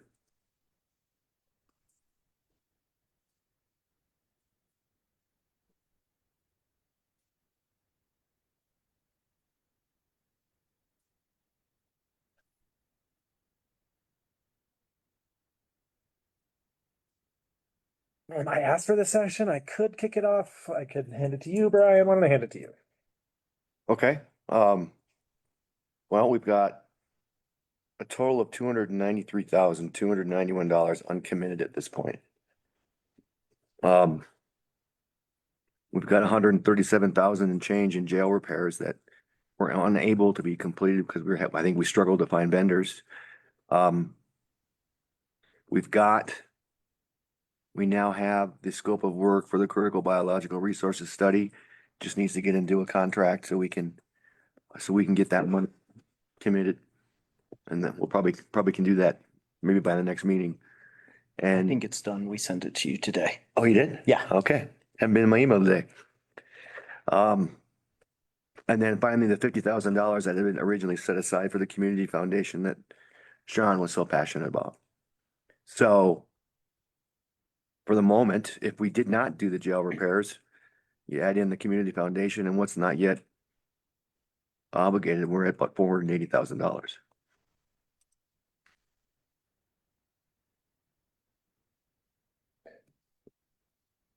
Thank you.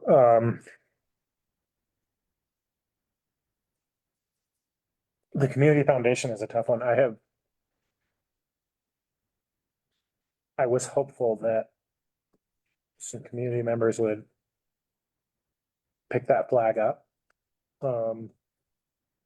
Since Sean isn't around to work on that anymore. I've not been successful in that. I did speak to communities who said that $50,000 could less than $50,000 could get us a plan to how to build out a foundation and what it needs to look like and all that. So there's some information about that option. On the jail repairs, my thinking about ARPA has, been a couple of years since we said we would do those jail repairs, and these dollars have started to feel more dear. Mr. Chair, may I say one more thing? And I know you're probably getting tired of hearing me say this, but this is one-time money, and I think it's best used for one-time needs. Whether that's the space needs analysis I put in the memo, or even some of the grant matches. We got some repairs at Station 1A. They're gonna have to be done. We got a lot of capital needs right now that we're gonna struggle to get them into the 2025 budget. So those are one-time items, one-time expenses, and this is one-time money. So I don't feel like I'm doing my job if I don't express that sentiment of how best to use this money. Some one-time capital expenses, not that those capital expenses won't arise again, but the point is that's what's on the plate now and it's not an annual expense. Right. But I mean, that's Randy, you kind of said it. When I look at capital expenses, I don't know who we're doing favors by deciding it should be this ARPA money and not our general fund reserve taking care of this stuff. This is one-time money. The federal government's not gonna descend from above again with this kind of money. This is, in my mind, this is money to transform our outcomes, not throw into the pit, right? We have a lot of capital needs. Those capital needs are less than our general fund reserve. I hope so. Choosing not to invest in capital, whether it's ARPA or general fund, is its own decision. However, how often are we really, in spite of all of our needs and the state of our revenues, have an opportunity to do something like really take a hard look at our facilities and which ones we need?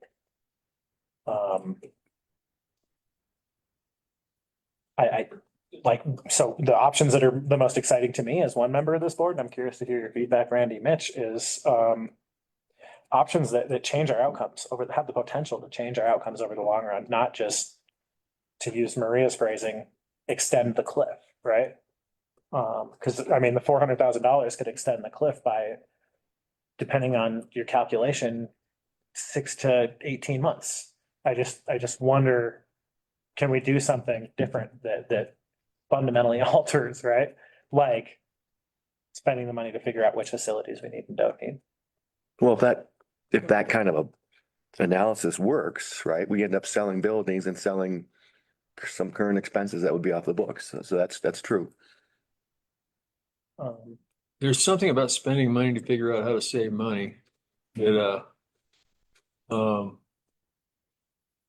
that I'm struggling with, and I can't really, it's not that I don't know that investment in things like management, budgeting, systemic change that eliminates the budget deficit, like attacking the root of the problem seems like a valuable thing to do.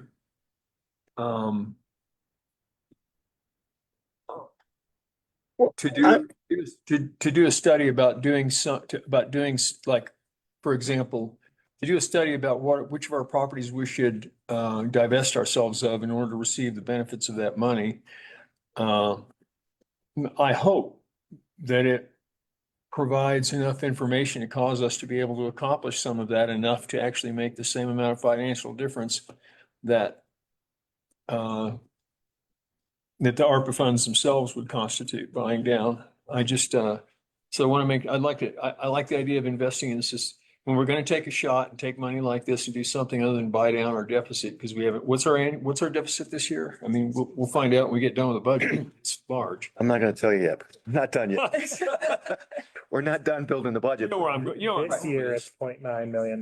Yes, right. What's that? $0.9 this year. Yeah. Yeah. And quite frankly, a space needs analysis is also going to create more capital projects, because more than likely it's going to tell us we need to put some work into this building, Well, right? To better use some of the spaces that are here. I knew it was about that, but I also know it's undetermined until we actually finally decide on the budget, you know, True.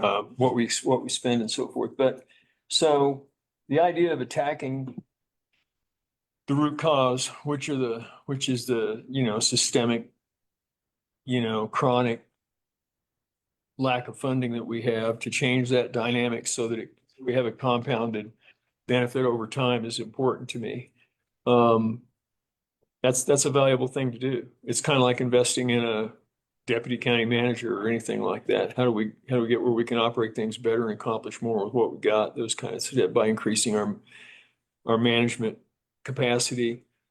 So I'd like to know that if we spend those funds to do something like that, to attack the problem, that feels better to me. I don't know what that is. I don't know what it looks like, but.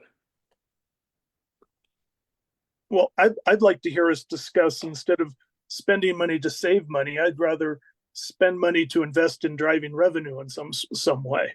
And I don't know if that's supporting economic development or what that looks like, but I'd like to flip the conversation a little bit.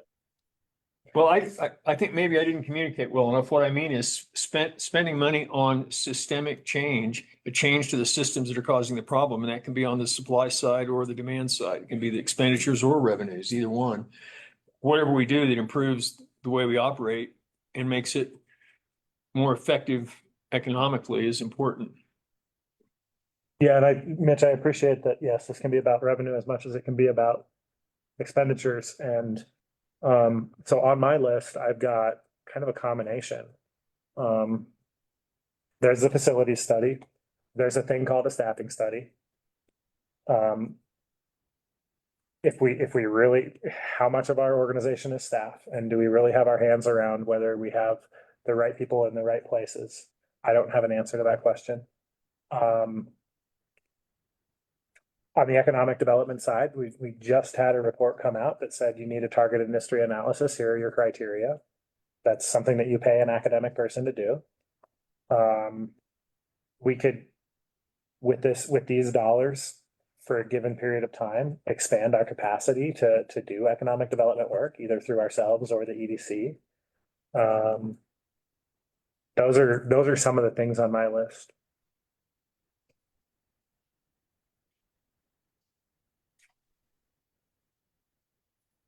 Which of those do you guys think are a good idea? Which of those do you think are a bad idea?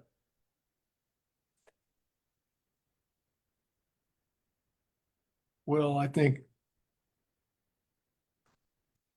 sustainable economic development is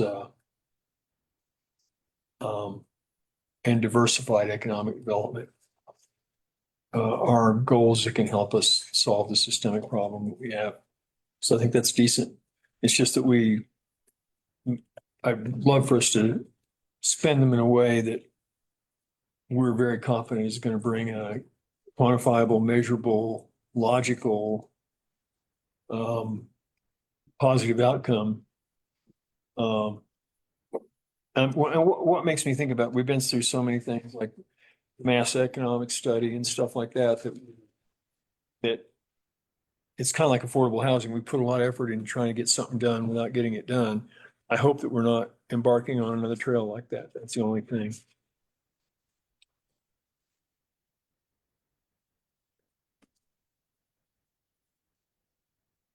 And I'm not blaming mass economics or the idea of doing that. I just hope that it doesn't drive off the same kind of cliff that one did. I mean, mass economics was about us not getting along. That's what I mean. And I That's what I'm referring think to. we're in a different place. I hope we're in a different place. I don't see an alternative than continuing to try when it comes to figuring out our economic future. So for example, if we decided the 343,000 that you said is left, what does that buy us? 3 or 4 years of a temporary economic development position? 3 probably. Maybe 3. Can we get Idaho Springs to decide that they have excess ARPA money as well? Can we get them to decide that they want to contribute to funding a temporary position, call it temporary, but make it long enough it's still attractive?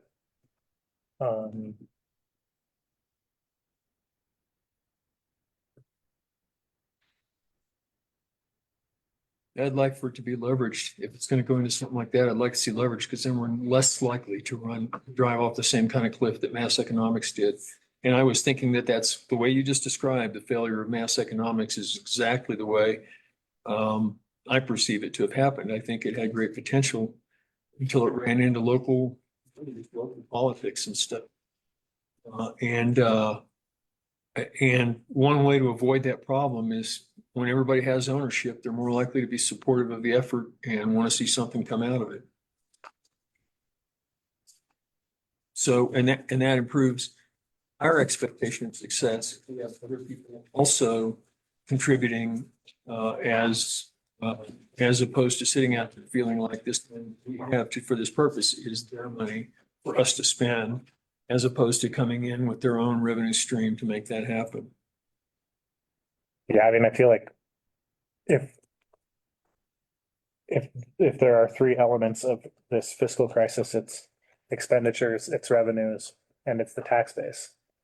And the tax base, economic development is I think the piece that we have left the most on the table with, at least during our work over the last 6 years. We have found a lot of savings and we've talked a lot about what our different revenue options are. So I mean, I could support as a top goal, figuring out how to obligate this money by the end of the year in a way that expands our capacity and economic development. And what I mean when I say that, just to paint the picture, is that we had a great collaborative meeting in February hosted by the CCEDC. We had an excellent report come out of that combines all these different studies and all the takeaways from that into some nice action steps and a proposal that all of the entities meet quarterly to discuss their progress. That's all excellent. The problem is between February and August, that's the only thing that happened. Right. And so that's clear evidence to me that we don't have the capacity within the CCEDC, within our organization, or within any of the other organizations really to with a straight face say, we've got the capacity to figure out our future and achieve it. And I think that's an interpretation that's not unreasonable.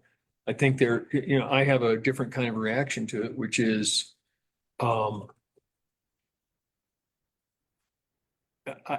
it's hard for me to understand when we do these things and then we set them there and say, we found it. Yeah, it's because we walked away from it. I hope that hiring somebody for 2 or 3 years changes that. I hope it isn't just money spent, so at the end of the day, we got the money spent. And it does change the outcome. I hope it does change the outcome.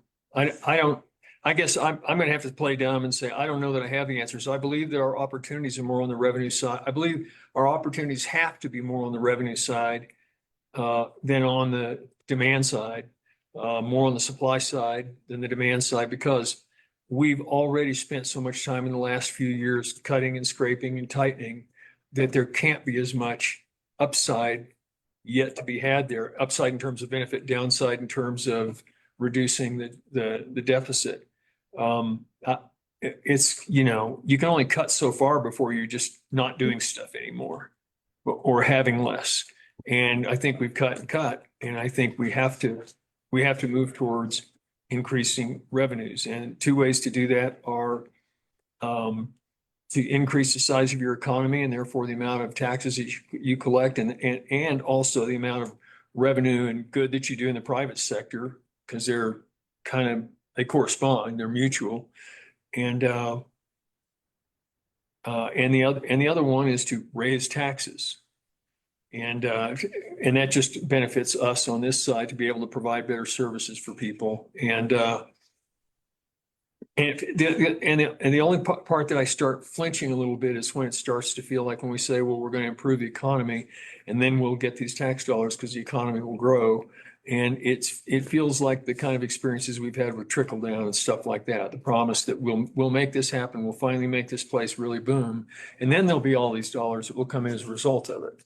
And to know that the costs of that growth are going to be more than offset by the revenues of that growth is, you know, it's an equation that might be not at the bottom line might not be as big as we think it is. I'm not saying we shouldn't do it. We need to grow the economy. We need more revenues in the county. We need more revenues in the county, the big county, lower cap, you know, and then county uppercase. We need more revenues there too. That's a chunk of that coming in. And I don't know the answer. I don't know how the equation works out. I just hope that it doesn't go into some kind of a political buzzsaw and social buzzsaw the way I think mass economics did. And I think that's best done by getting more people leveraged in, more people owning this if we're going to do it. So Randy, I wonder if George actually might have addressed the accountability issue you brought up a little bit ago, when he suggested that this position, if it was created, would be a county position that was supporting economic development. I think that gives you the accountability you were looking for because the person's a county employee. So you can actually, you know, hold their feet to the fire for their production. Understand.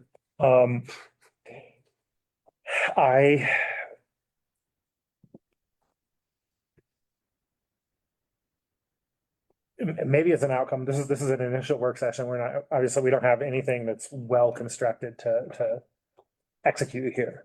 What we need is to settle on some direction so that staff can start to develop options.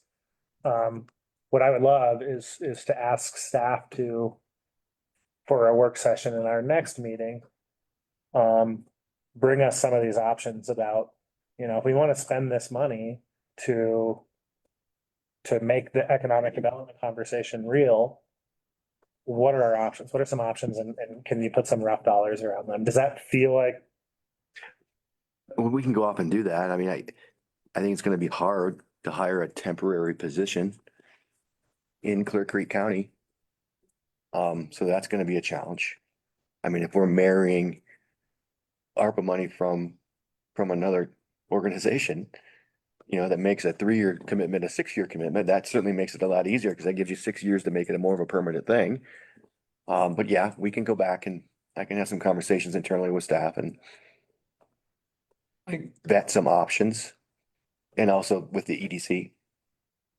Going back to the leverage side, I look at that $293,000 and say, yeah, that might be with benefits and everything. It might, but you know, you got to make sure that you get the person that has the capability of making things happen. That means that by the time you get through benefits and stuff, you know, it's a real crapshoot whether you're going to get that done with $293,000 in fund 3 years. And toward that end, when I think about how long it takes to get things done around here, and I think about 3 years from now, I'm wondering how much we will have grown an economy within the next 3 years to have brought that kind of benefit. And I feel a lot better if it was leveraged in a manner with contributions from others that got us out to the 6 to 8 year range, where we've got some kind of a chance of seeing something develop with after the new county commissioners coming in January, just as one example. And there are other elected officials and leaders that would be hopefully in this operation, have them get their feet wet and have time to help manage and how do I want to say, guide, direct this effort and the efforts of that person so that they return a tangible benefit, so that they can see the light at the end of the tunnel and it's far enough out there that they've got an ability to keep it moving. And we accomplish two things. We end up with 6 to 8 years possibly of somebody doing something, because this is maybe a third of what comes into it, or half to a third of what comes into it. Instead, let's get more time. I'm not confident that 3 years of a one-time, this is a case of creating an annual expenditure based on one-time money. I think it's going to be way more than a 3-year project to drive the benefits. Yes. Kind of change. I think it's a good thing to do. Let me just say that. I think it's a great thing to do. I just like to have a viable business plan for how this is going to deliver a return on investment before a flame flickers out and it goes away. So I think, building on what you're saying, I think what we're talking about is we need to understand, are there any outside funding sources that can help this be a longer term effort? And is there any commitment from any of our partners? I've made calls into Gilpin County. I've made a call into Idaho Springs. Well, you also have employer partners that you can draw from. Right. Because this is exactly what the Henderson operations has been complaining we haven't done for the last 7 years. Right. Yep. So it seems like a great opportunity for an ask. I see this money as valuable spent this way. If it's a match, that percentage match that it is low enough to give us a shot to actually drive benefit. The only thing that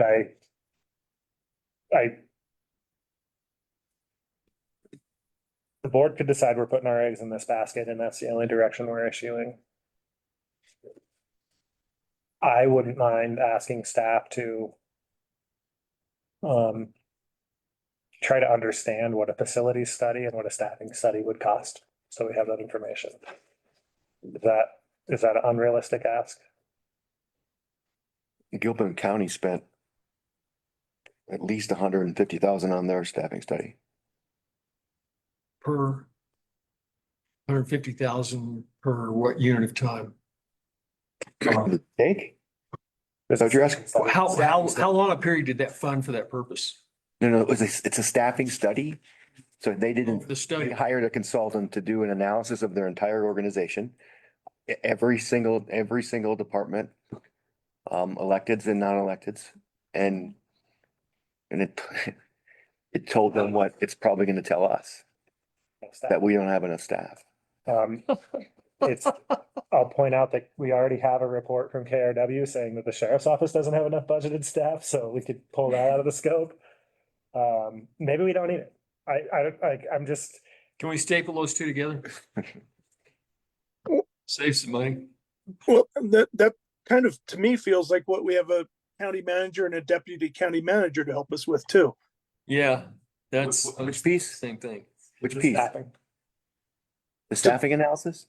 Well, not a 6-month study, but it seems to me that's what your nuclear department's for, is to help us understand if we've got too many people or not enough people and where. I don't disagree, but right now we're struggling to fund the number of staff we have today. So I'm not saying we person, I'm just. Sure. Sounds like we need more revenues almost. Yeah. I'm questioning whether it really needs to be an outsourced piece of effort, or if we can just look at our county manager and say, we trust you when you say you don't have enough people, or you have too many people, or whatever it is your analysis would bring forth. Okay, excellent. I can live with that. So what I've got left on my list, you guys keep eating these ideas up. I've got and I don't mean that with any negativity. And I've nor are got. these comments towards you either. There is a pro and a con to each one of these I don't ideas. even That's hear all. any comments towards me, but you know, maybe they were unspoken. There was one earlier.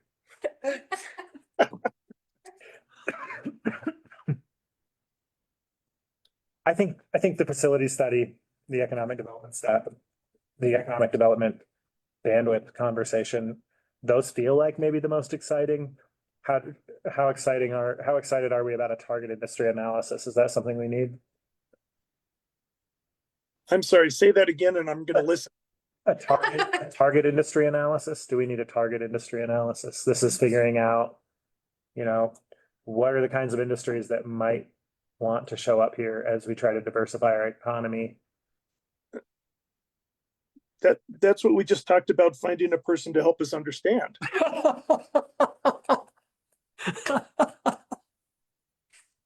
So not liking the idea of outsourcing that. No, I liked it better when I heard it was a mystery analysis. Mystery analysis. Here, he couldn't hear it. Oh. Okay. The only other thing on my list is that we're due for housing needs assessment. You could almost call that, you could almost think of that as a capital expenditure. And so if I'm gonna beat up capital, right, every 5 years you need a housing needs assessment. That's almost a capital expenditure, right? You're gonna do them that frequently, yeah? No, what state law says. State law might not actually require this county to do it. But when you're going for housing money, if you have a housing needs assessment that's more than 5 years old, you may not get the money.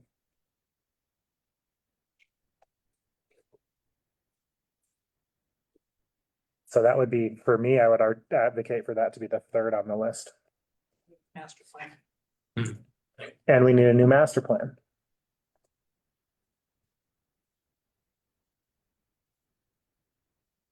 Tell me those three again. I've got ED, housing needs analysis. What was the third one? facility study. Facility study, space needs. I the $50,000 to the community foundation. I feel like by the next work session, if I don't have a member of the public or somebody show up and say, I really want to advocate for this, probably going to come off the list. This is a crucial need. The Which community would foundation. increase us to 343 and the 93 at the bottom. Yeah. That's how I reported that number earlier because I'd already done the math. And then on the jail refers, which is the jail repairs, which is committed, not obligated. I'd be just as happy to spend general fund money on known capital needs as they fit within the broader set of priorities for the organization as I would to spend one-time ARPA money. That's my opinion right now. That opinion Just spend doesn't have which to be money decisive. instead of ARPA money? Just spend Jail repairs, general fund money, right? It's like the state requires us to have a jail. General fund should support that. Some of this is gonna come down to what deficit spend in 25 are you gonna be comfortable with approving? Yep. That's how we do that, right? Because we've got 1.7 million in capital requests. Yeah, that would push us back up. Yeah, according to the calculation you gave me a minute ago, and I don't know the basis of that at this moment, but that 0.9 million becomes 1.037.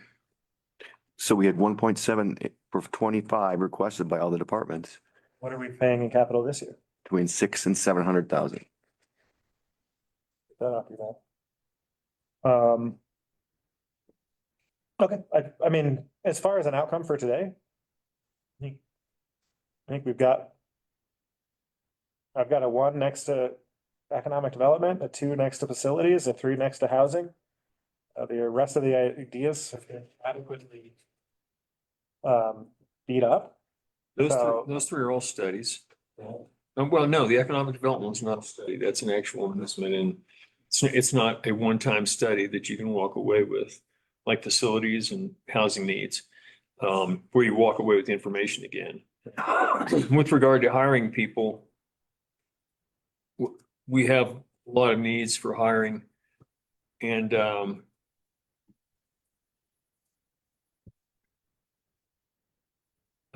we have had people just as an example, we've had somebody, and I'm not casting any aspersions. Some stuff is really hard to get done. It takes a long time to get done. It's like trying to push a steamship down the road.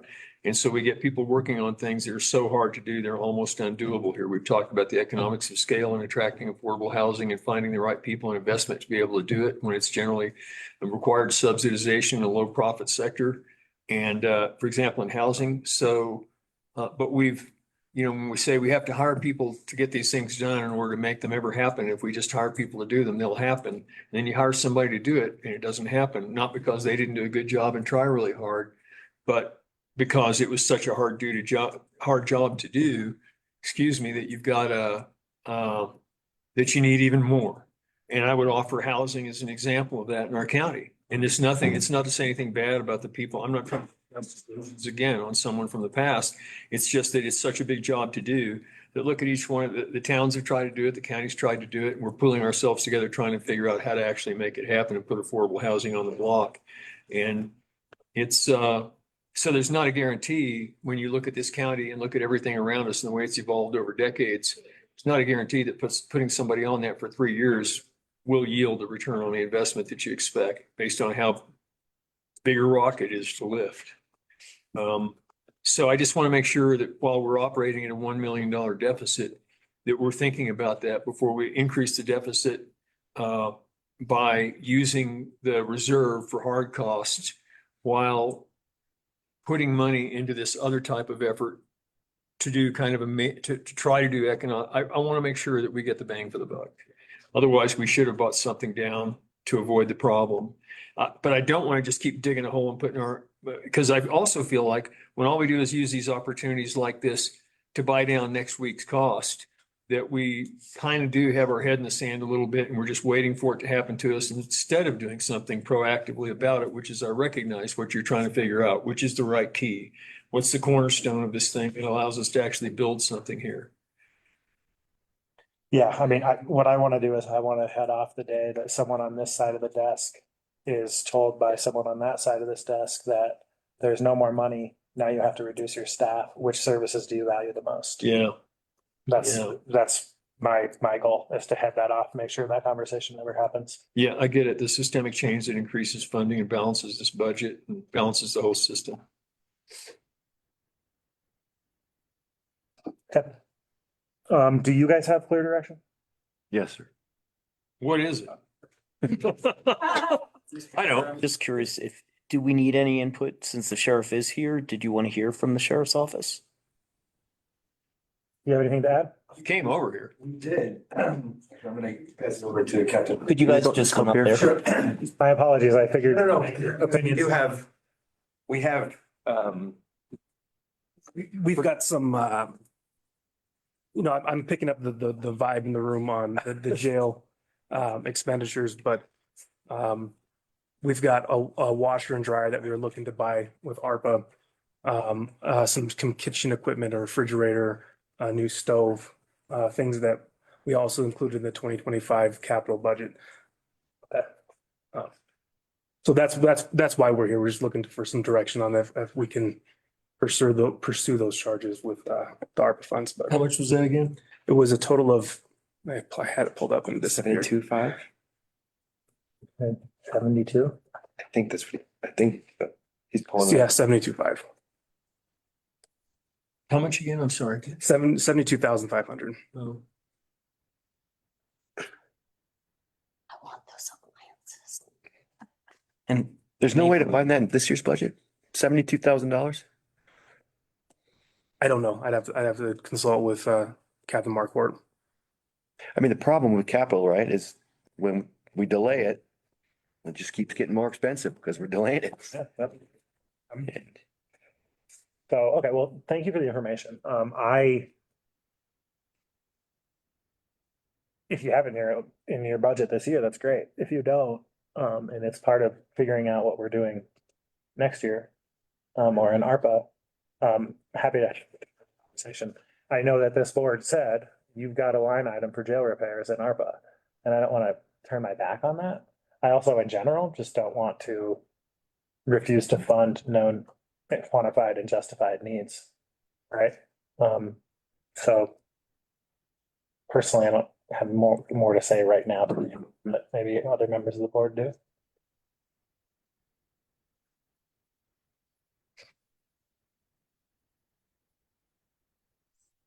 So, and that particular cost has nothing to do with that 137, is that correct, or it does? Well, I mean, it's repair, I mean, it's In addition to what's what's in the spirit of what the repairs are for, right? I mean, originally it was toilets and showers and everything in But- your blocks, and this is different, but still. But it's still related to Jail. housing, jail, right? Yeah. I mean, it's not like it's for something else related to patrol. Agreed, completely, yeah. Let me ask the question more clearly. There's a stack of line items that adds up to 137, 126, right? Yep. Was this $72,000 expenditure one of those line items? I think the answer to that's no. No, correct. Okay, that's the answer to the question. That's what So, okay, I don't think, I mean, this is not a work session intended to be decisive. Get the information, and my thought is one possibility is if there's a question about which of that 137, 126 gets spent, you could say, well, 137, if theoretically you could make up anything you want to, but 137, 126 happens to be an arbitrary cap and a number, then it's a matter of deciding which of those other line items maybe gets bumped off by this because this is a higher priority as an example. So, I mean, that's one way that we can approach that problem. I think what you guys originally were asking for Was you have already done or can't get done or don't need anymore, or We had trouble finding vendors to do the job, basically. And that was one of the things that I think is more appropriate for maintenance to source that as they're more prepared to. It's the bond. The bond. Yeah, it was like the road projects too. The bond, I think, scared away a lot of local vendors. So we couldn't get Oh. people to come in. we're requiring Did them it. to bond against Yeah, damages in the jail. They go in there and mess up. High liability job. yeah, because I think I had 3 contractors come look, but the bond makes them kind of leverage their house. They were like, no. So, I mean, you're gonna need a big like Denver company to come up and do that kind of stuff. Okay. Well, that's good. That's good food for thought in general. This general fund is expected to make that jail work. And if it can't, over the long term, we can put Band-Aids on it today. But it's a conversation with our voters. Mm-hmm. And we can delay that conversation by 6 months by doing this, right? But we still have to have that conversation. Mm-hmm. It's that conversation's not going away. Right. So optimistic at 350. I don't have anything else to add to this conversation. I think it might be done. Mitch, do you think it might be done? Yes, I think it is. We should include the sheriff's office request in our considerations as we keep moving forward, though. Absolutely. Yeah. It's something that has to happen, right? Yep. It's simple. I think it was it Douglas County? They spent almost all of their ARPA money on locks in their jails. El Paso did that. It was El Paso, sorry. To cast aspersions on anybody. I mean, we all get to do what we want. It's a local. control When was state. that? Several years ago, they'd used a lot of their COVID money. Yeah. It was a legit use. It just was a different policy choice. He's saying that from a legal perspective. Yes. So, okay, well then I think we're done. That is the last item on the agenda. Thank you all for your time and your attention on this long day. We're adjourned.